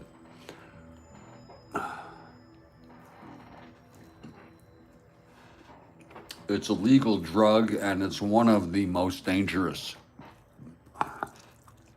Yeah, I like weed.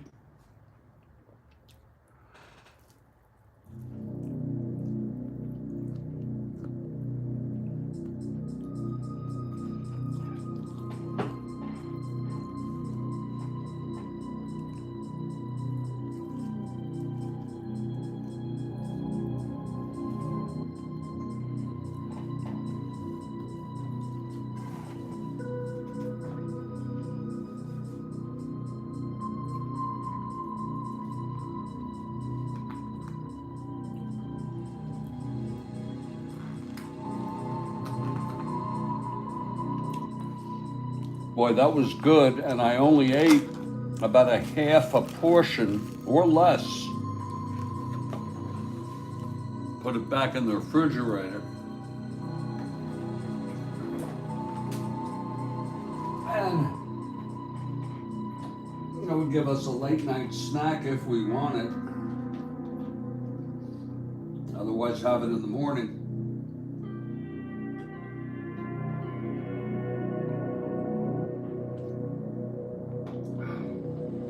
Very filling.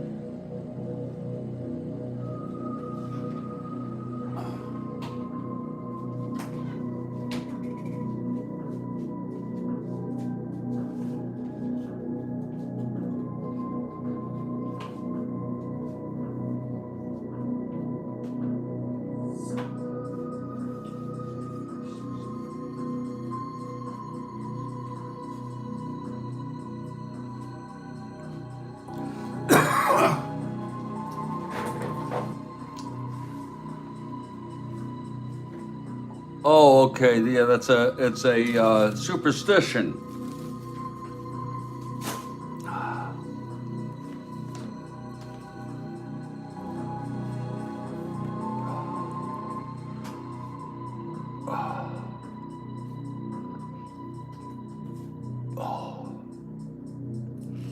Well, Dave Boswell really deserves a lot of credit for the game here, allowing only 1 run in 8 innings with lots of base runners, and is on his way to becoming a 20-game winner.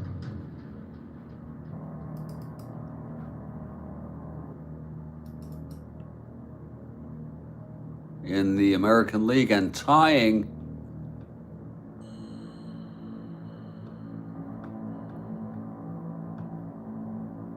Cuellar and McNally. So the American League on its way to getting 3 20-game winners. The National League has one with Juan Marichal. And the first batter here will be Duke Sims, the always dangerous Duke Sims, 0 for 3, but it's 8-1.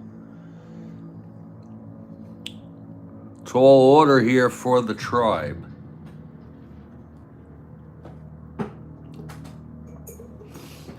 Okay, here's Boswell, the windup and the pitch to Sims. That's 3-8. And he walked him. Boswell, in his 3rd endurance inning, he's fresh. Well, I guess that's a good way to start. You just don't want a double play ball here. Here's Eddie Leon now.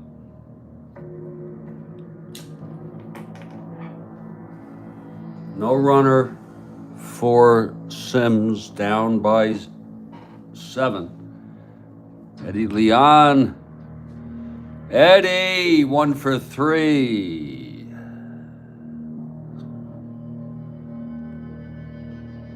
Boswell on the verge of number 20.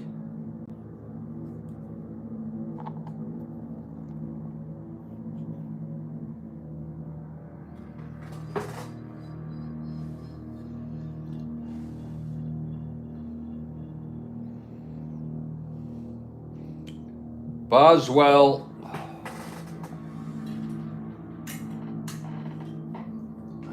hoping to get number 20 here today. He's got one down. He's got one on with no outs.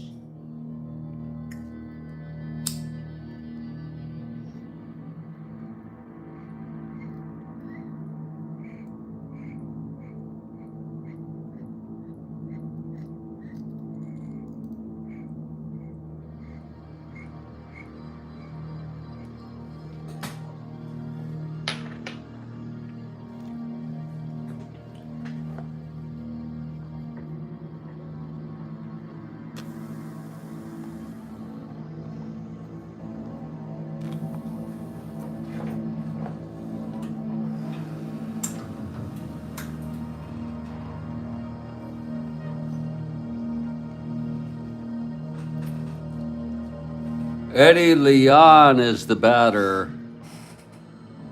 It's Boswell on the mound. This has been a different broadcast than the usuals.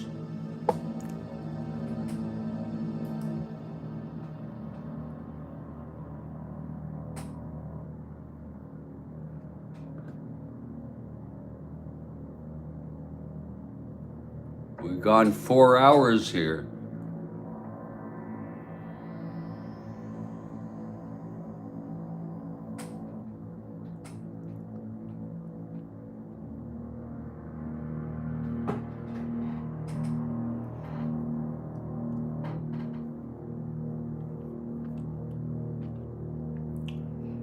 Leon 1 for 3.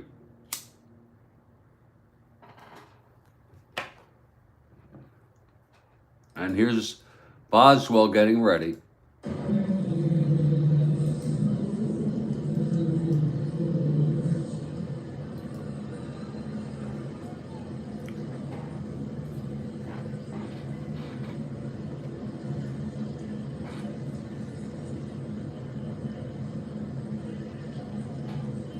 Here's Eddie Leon facing Boswell, the wind-up and the pitch. That's 3-5 right-handed, grounds it to short, oh my, Cardenas to Rusty Rodney, over to Reese. And that will be a double play. It was hit hard by Eddie. It was a 3-5. Right-handed ground ball shortstop double play.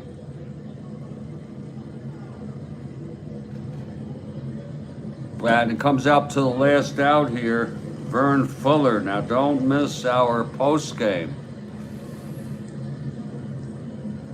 We have another almost 1 hour. I don't know that we'll need all that time before we yield to Steve Aquilong.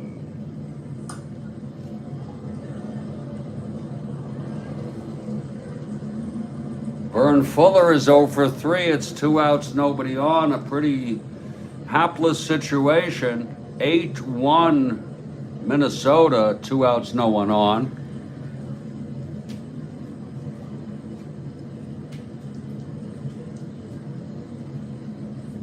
If he retires Fuller, it's his 20th win of the season. Here's Boswell now. The wind-up and the pitch to Fuller. 5-5, right-handed, struck him out. And that's the 9th strikeout for Boswell. And the 20th win for this 1969 season. Boswell pitched very good baseball, even with runners on base. The final score, Minnesota 8, Cleveland 1. Boswell the win.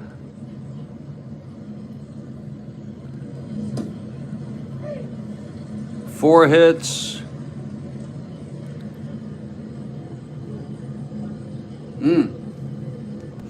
This was not Cleveland's game, no. He walked 4, struck out 9, and allowed only 1 run. And Hargan is the loser for Boswell, number 20. Eulander hit his 9th home run. Minnesota now with 94 wins. Boswell, number 20. Congratulations to Dave Boswell, becoming the third pitcher with McNally and Cuellar to get to that magic 20 number.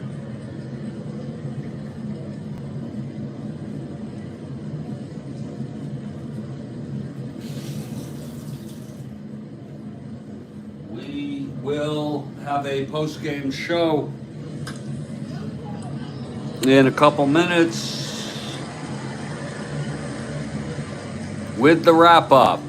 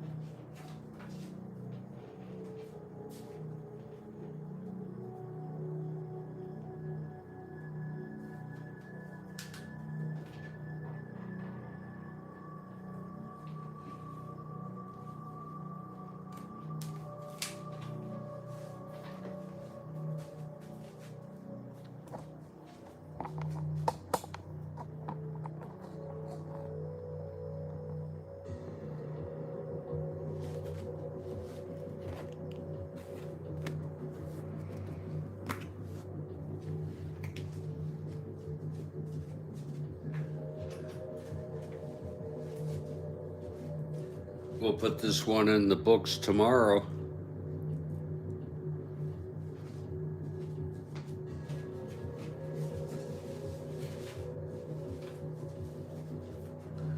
And we'll put our Strat-O-Matic game to rest for the evening.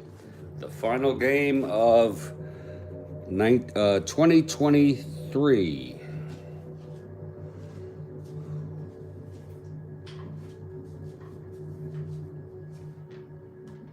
And now we're going to bring you to a... Oh shit, I missed the frickin' Dolphin game.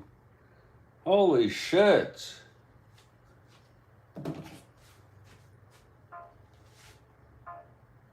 CBS. Holy shit. CBS.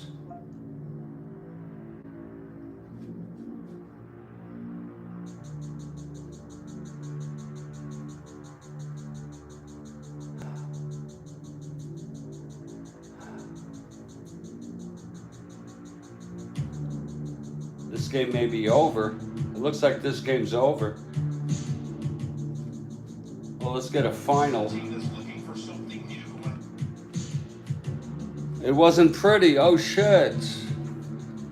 That brings up concerns about their ability to compete in the playoffs. Lord. Sorry I missed that, Kathy. Maybe it's better off I didn't.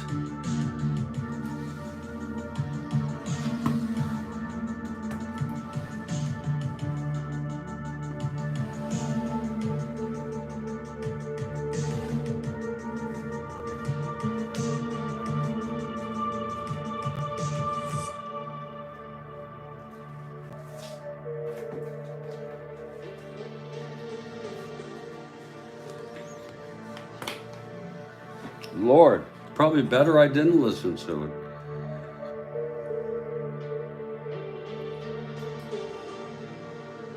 I'm going to take you all back to a sort of a documentary type format here.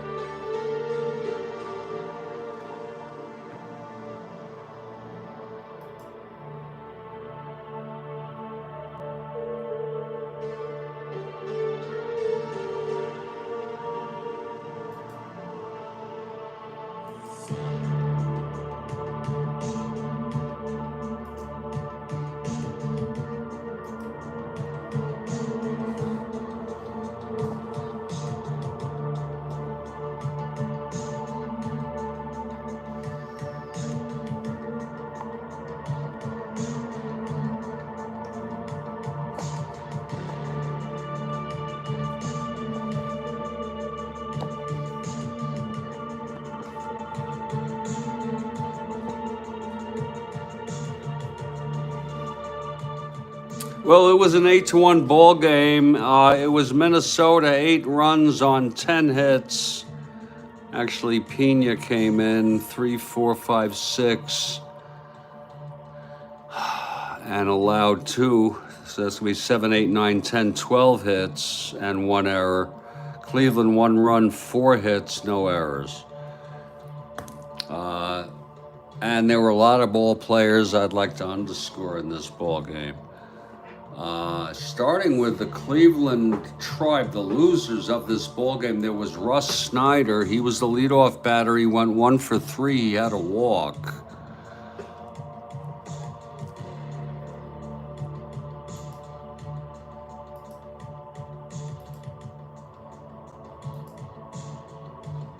Russ is still alive.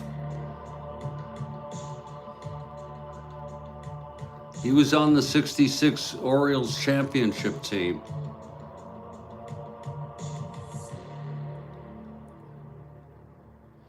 And he's still alive. Here he is in 2016.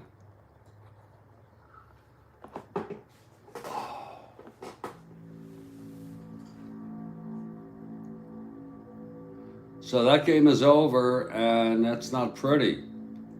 Now KC and the Bengals, that looks like a good matchup. KC has not been quite what we would expect or hope, some of us.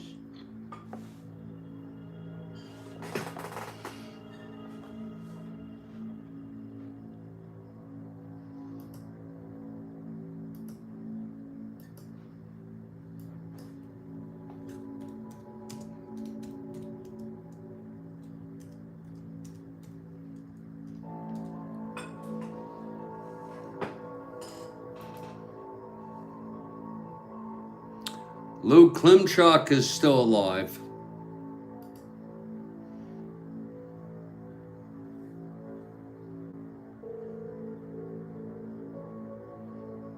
He played in 12 seasons. Very, very journeyman player.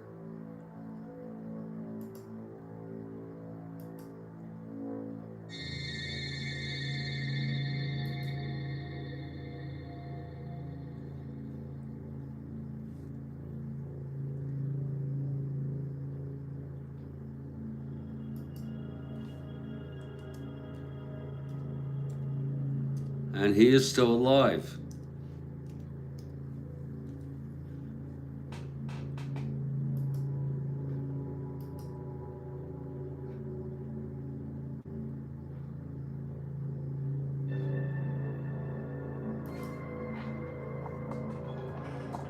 Just to show you that these people were real. Very journeyman.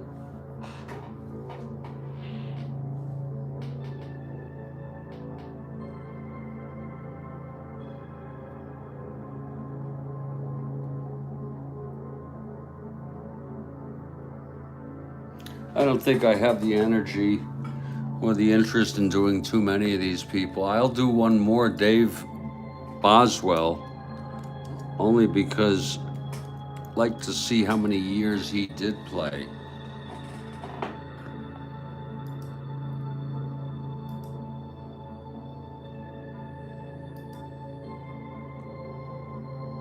8 years.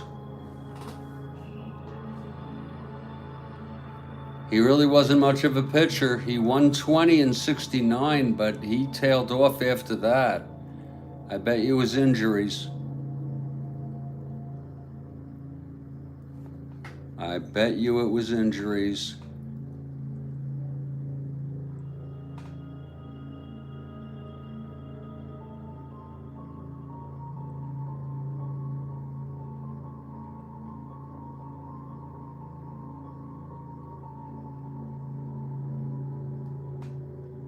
He was only 26, for Christ's sakes. Wow. He was born in 45. 65. Only 27 when he retired. Wow. And he died in 2012 at age 67, only 2 years older than me.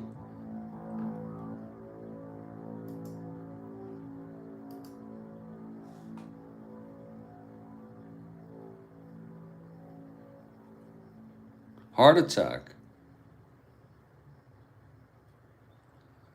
And here he is.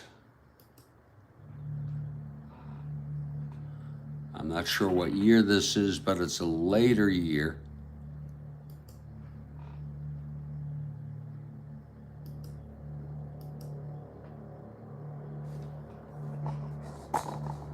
This is one Lou Klimchak years later.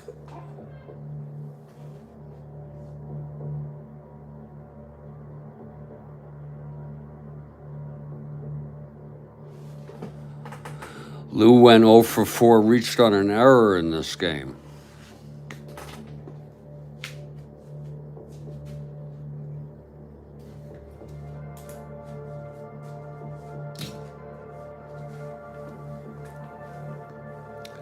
So that's been about it here at the Strat-O-Matic Sports Network today.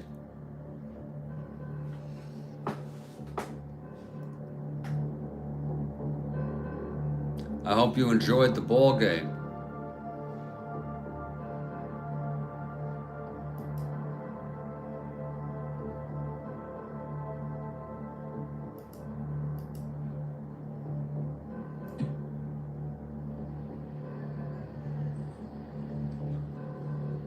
I'll probably be on tomorrow morning with the first game of next year.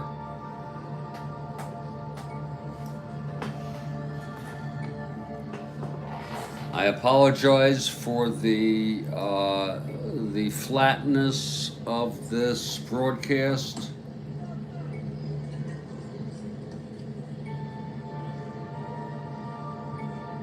But I think I'm going to be okay.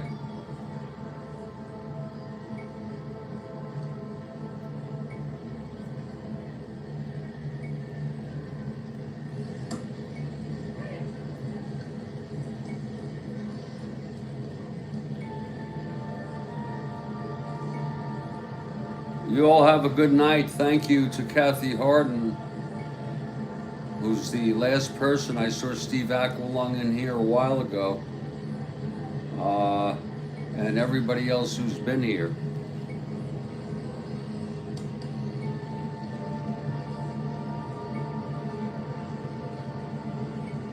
And if I don't see you, Happy New Year, and I'll catch you in the year 2025. Stay well, everybody. Stay strong, and I'll catch you next time.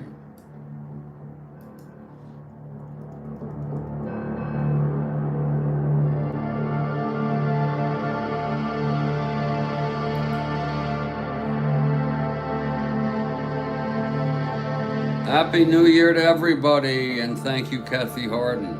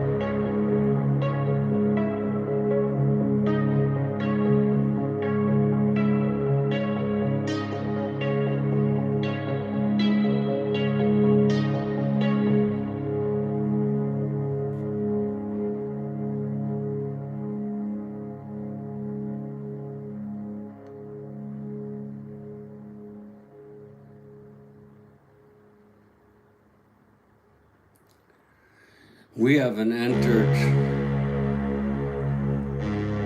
We haven't entered Dave Boswell's 20th win yet. Please take a note of that.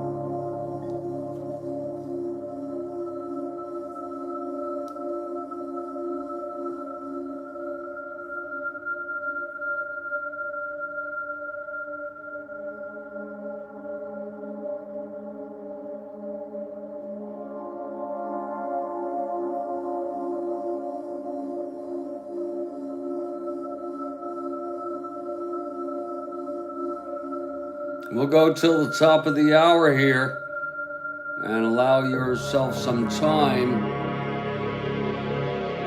to prepare for Steve Aquilon.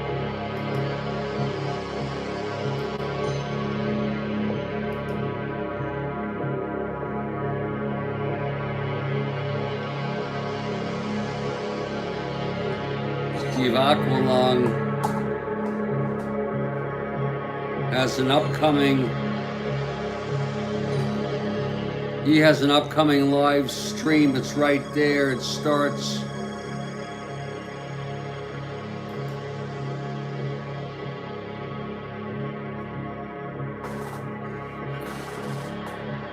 at 5:15 Eastern Time. That'll be 3:15 on the West Coast. And that's going to be Cleveland at Boston, April 23rd, 1966.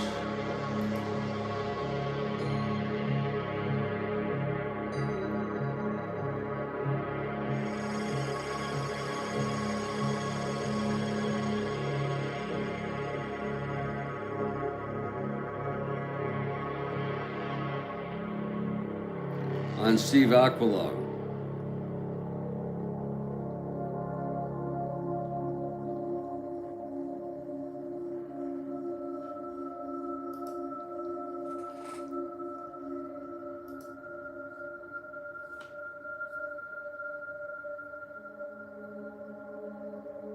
Might as well show you some of the channels that I like a lot. I like David Von Pine's JFK channel because it is a repository of JFK, all sorts of things, including, as it happened, newscasts of the assassination here.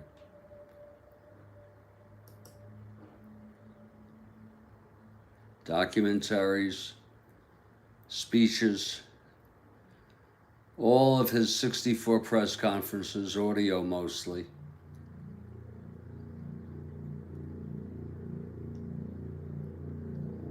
Kennedy era news capsules, marathon videos. So this is a great resource.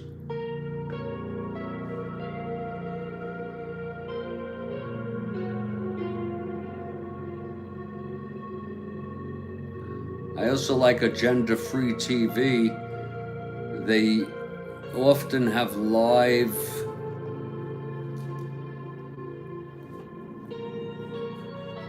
news broadcasts, and it's very, very, very good for what it does. You have one guy who scans the internet on breaking news. He's not doing it now.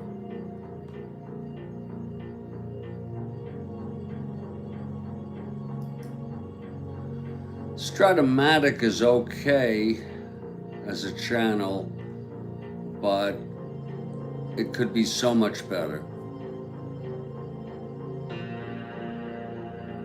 Most of it is for marketing.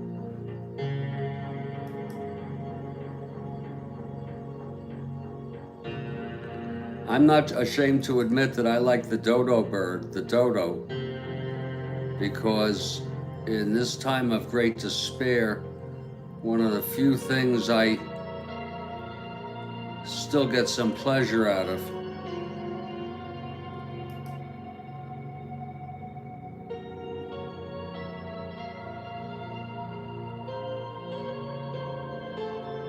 is watching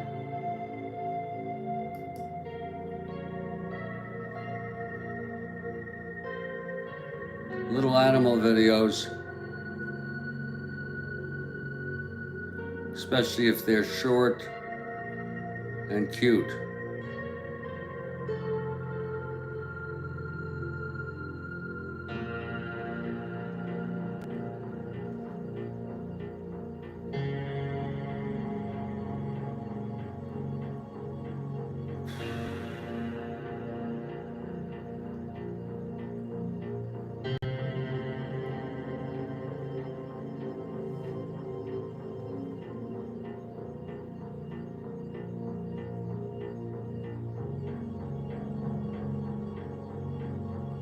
I subscribe to Haldeon Music, which has just great classical in all sorts of categories, and it's pretty damn good, and good quality productions.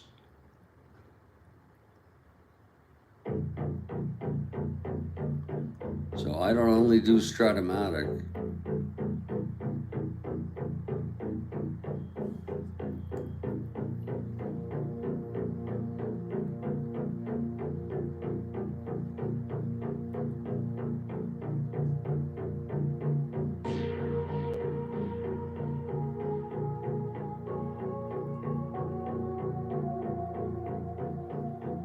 I subscribe to a great many individuals and groups.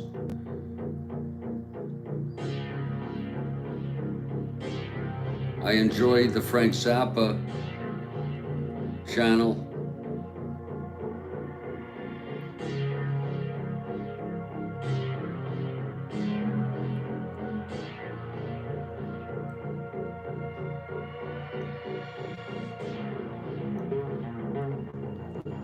Of course, I'm Beatles, so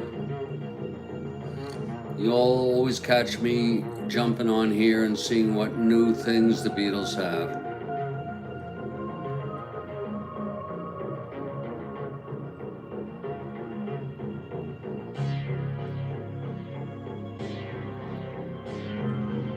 So it could be said I'm a multi-dimensional person, not just Strat-O-Matic. I have many, many interests.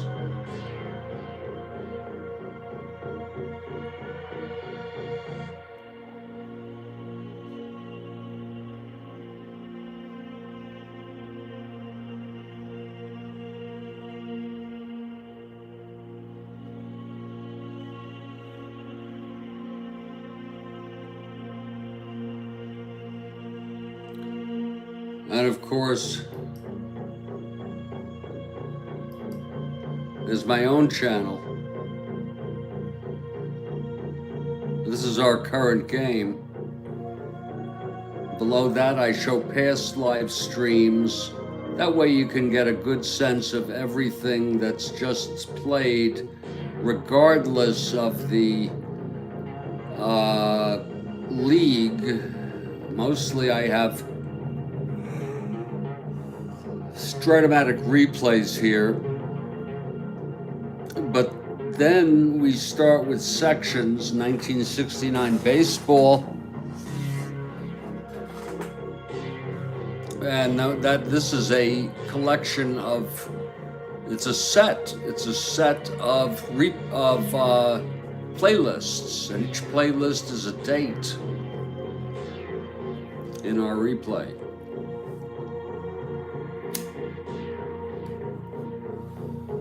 And here are just videos. Here's the 72 football replay. It obviously has not gone very far. Here's our 64 replay, also not far. 3 dates. And here's our 1911. We've gone a little further. Here's a playlist I have curated called Crimes of Tinubu.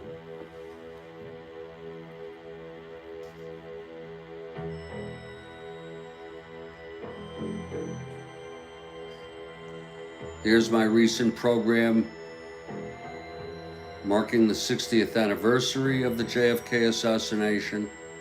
This is an amazing playlist I put together about technology and the singularity. And the first, I don't know how many, 14 or so videos of each of about 8 minutes long make up a particular documentary, which is my favorite, Tanacalypse.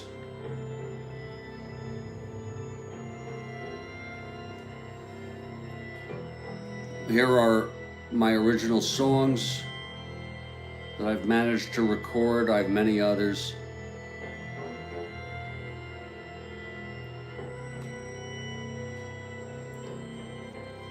And finally, here is my core playlist. And you can see I have a lot of eclectic different things on here.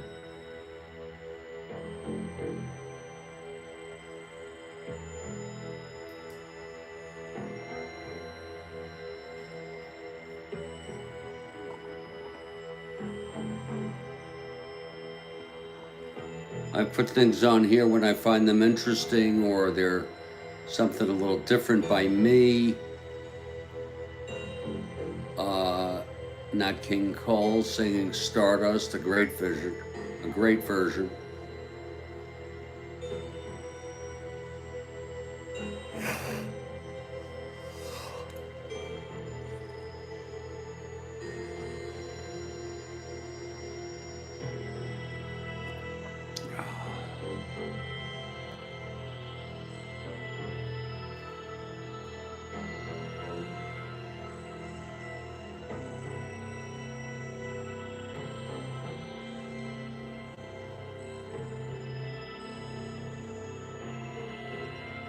Here are True Confessions.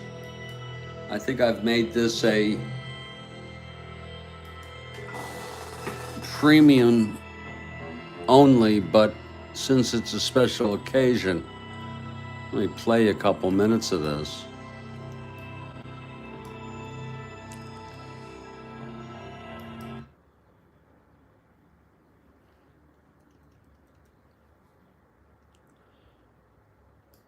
A lightning round of my reflections on Strat-O-Matic and me, and then I could even record this, and I could even play this on a new recording.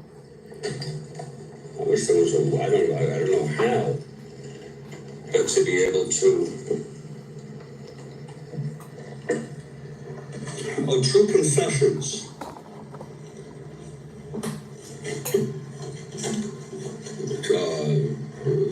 Strat-O-Matic and me, an intimate history. True Confessions and an intimate history.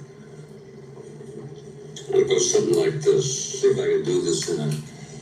It's 4:56. I think I can probably do it. It's going to be tiring though, because the other one I did was deleted because it had copyrighted music. Just me, I screwed that up. And it goes like this. It's my history of Strat-O-Matic. It's my history of Strat-O-Matic. It's my history of Strat-O-Matic.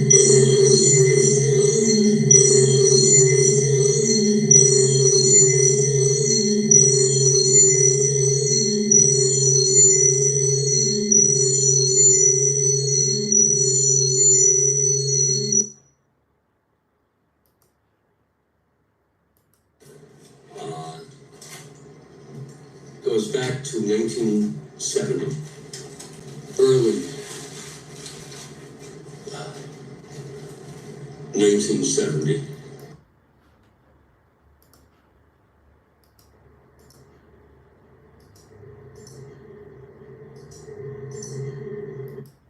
Little animal videos.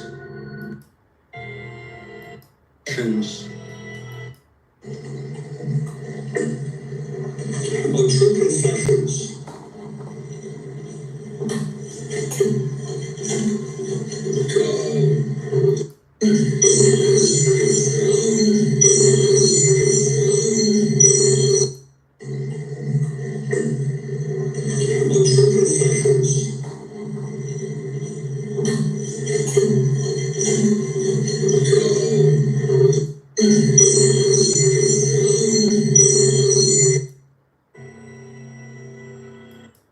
True Confessions.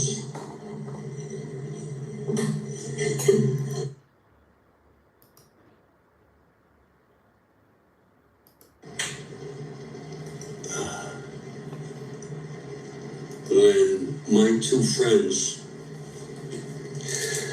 had the 69 cents, it was basic. And that's my absolute first introduction to Strat-O-Matic. And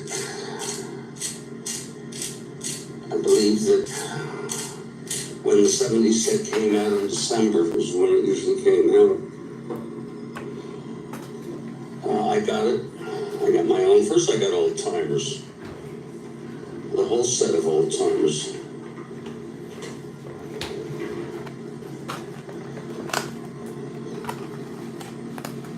And I played it, and I played it even more. And I gotta tell you something, in 72, I played it. All solitaire, all with my two friends, but isolated in that way. And,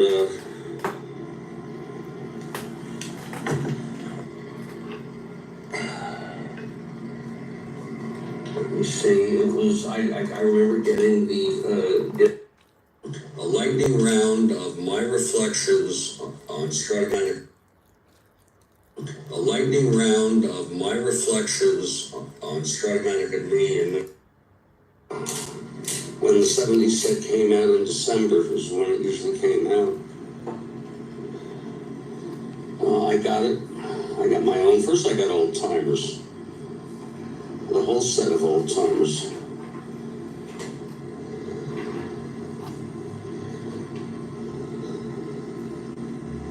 And I played it, and I played it even more. And I gotta tell you something, in 72, I played it.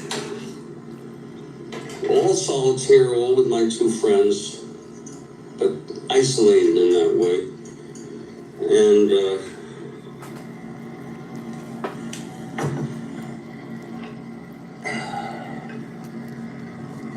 let me see, it was, I remember getting football.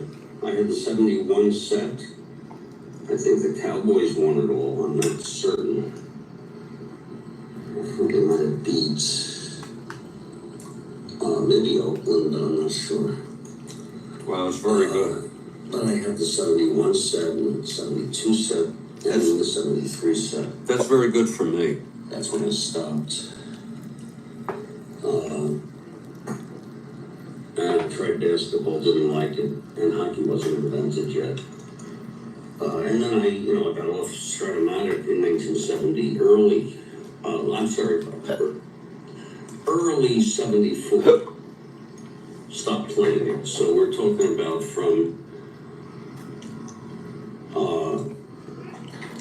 6th grade right through to the earliest beginning of your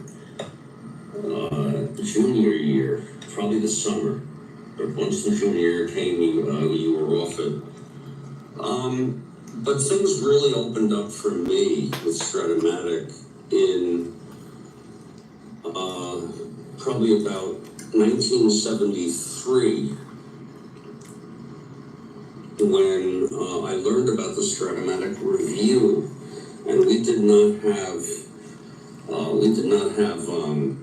social media. We didn't have anything, and this was an invaluable resource, a community, to develop community and actually meet people and learn about what's going on in the world of Strat-O-Matic. It was two guys who created it, Del Newell and Mike Allison, I believe.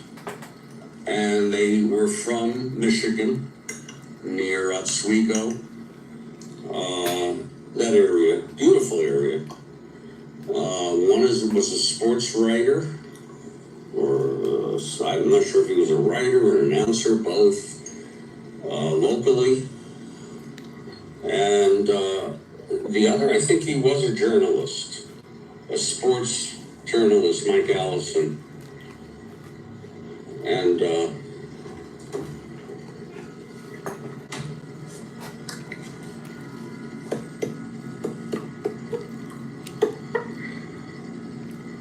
I learned about the Strat-O-Matic review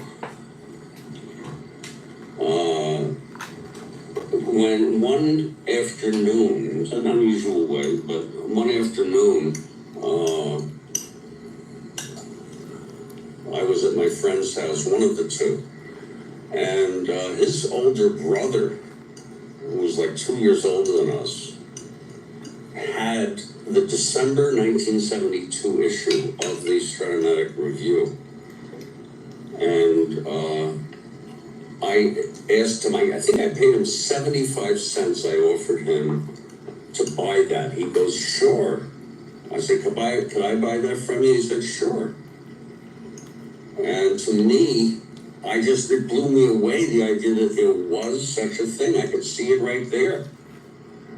And this was it. This was something I had to get into. We're going back to now where, I'm playing Strat-O-Matic since 70, and now it's late 72, so it's a little late in the game.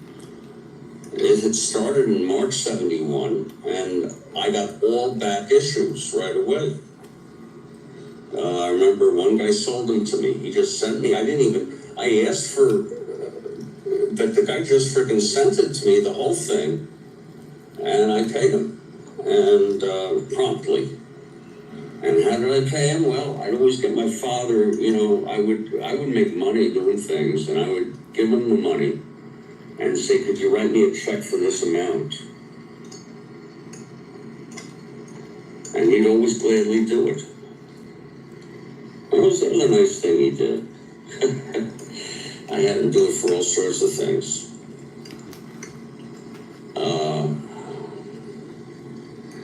So I took that December 72 issue home. I devoured it. I front to cover, every word, every syllable. I was just so into the idea of it. And what I learned when I got the back issues, which were within a month, so now we're in like February 73,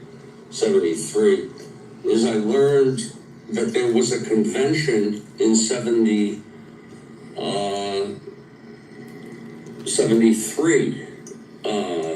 I'm sorry, 72. Okay, I get mixed up with some of those years, but in the summer, there was a convention prior to when I saw that December 72 issue. Was probably that summer. And I said, whoa. And then I learned that there was going to be one in New York, and this would be the second one ever done. Now they do them all the time. Okay. And then social media. And even Strat-O-Matic encourages that you have, let me just put this right up here so I can just sit and not have to hold this damn thing. It's not easy. This is an oral history right now that I'm providing, and I do think now I'm going to feel the need to just rebroadcast this live. I hope it comes out well. That's why I hope I don't make it too long. I'm already 10 minutes, so yeah, it's going to be a very long time.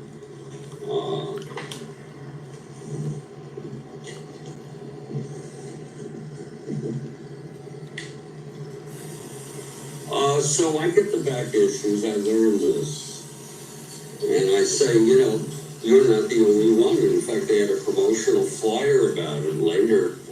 After I learned it from my friend, I saw at Strat-O-Matic they had a flyer for it. I subscribed.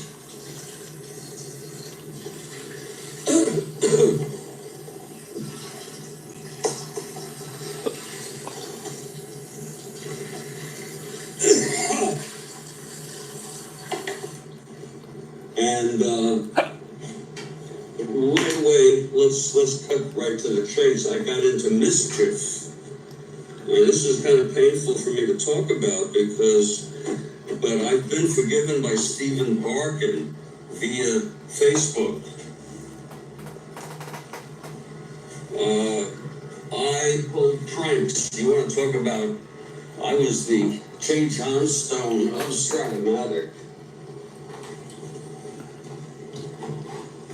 First thing I did was place several fake ads in the Strat-O-Matic review that did no harm really, but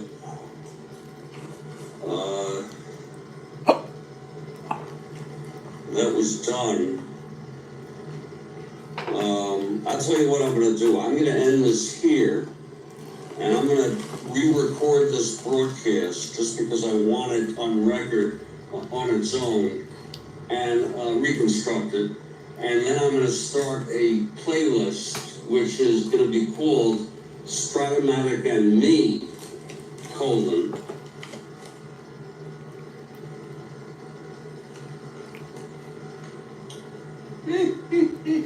True Confessions and an Intimate History.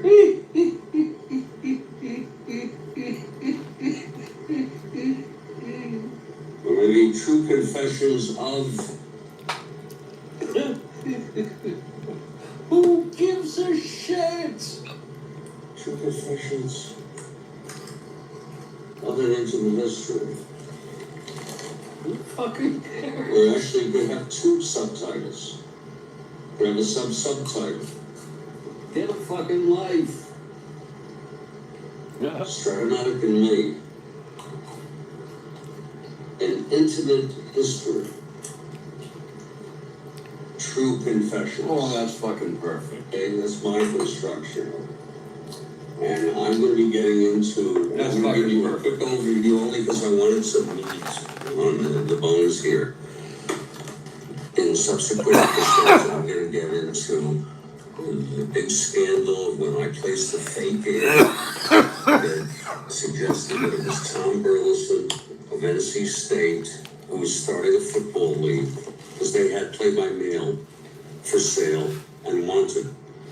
This was play-by-mail. And he got all that mail somehow. I put up a fake, even though I got the zip code kind of close. And there were an article called Some Jokes Not Good about that. Burleson was contacted. He actually spoke to Newell. And I got away with it. Why did I do it? Mischief. There's always been a mischievous side. I'm not writing this off, but I was 14 and a half. All right, when this happened.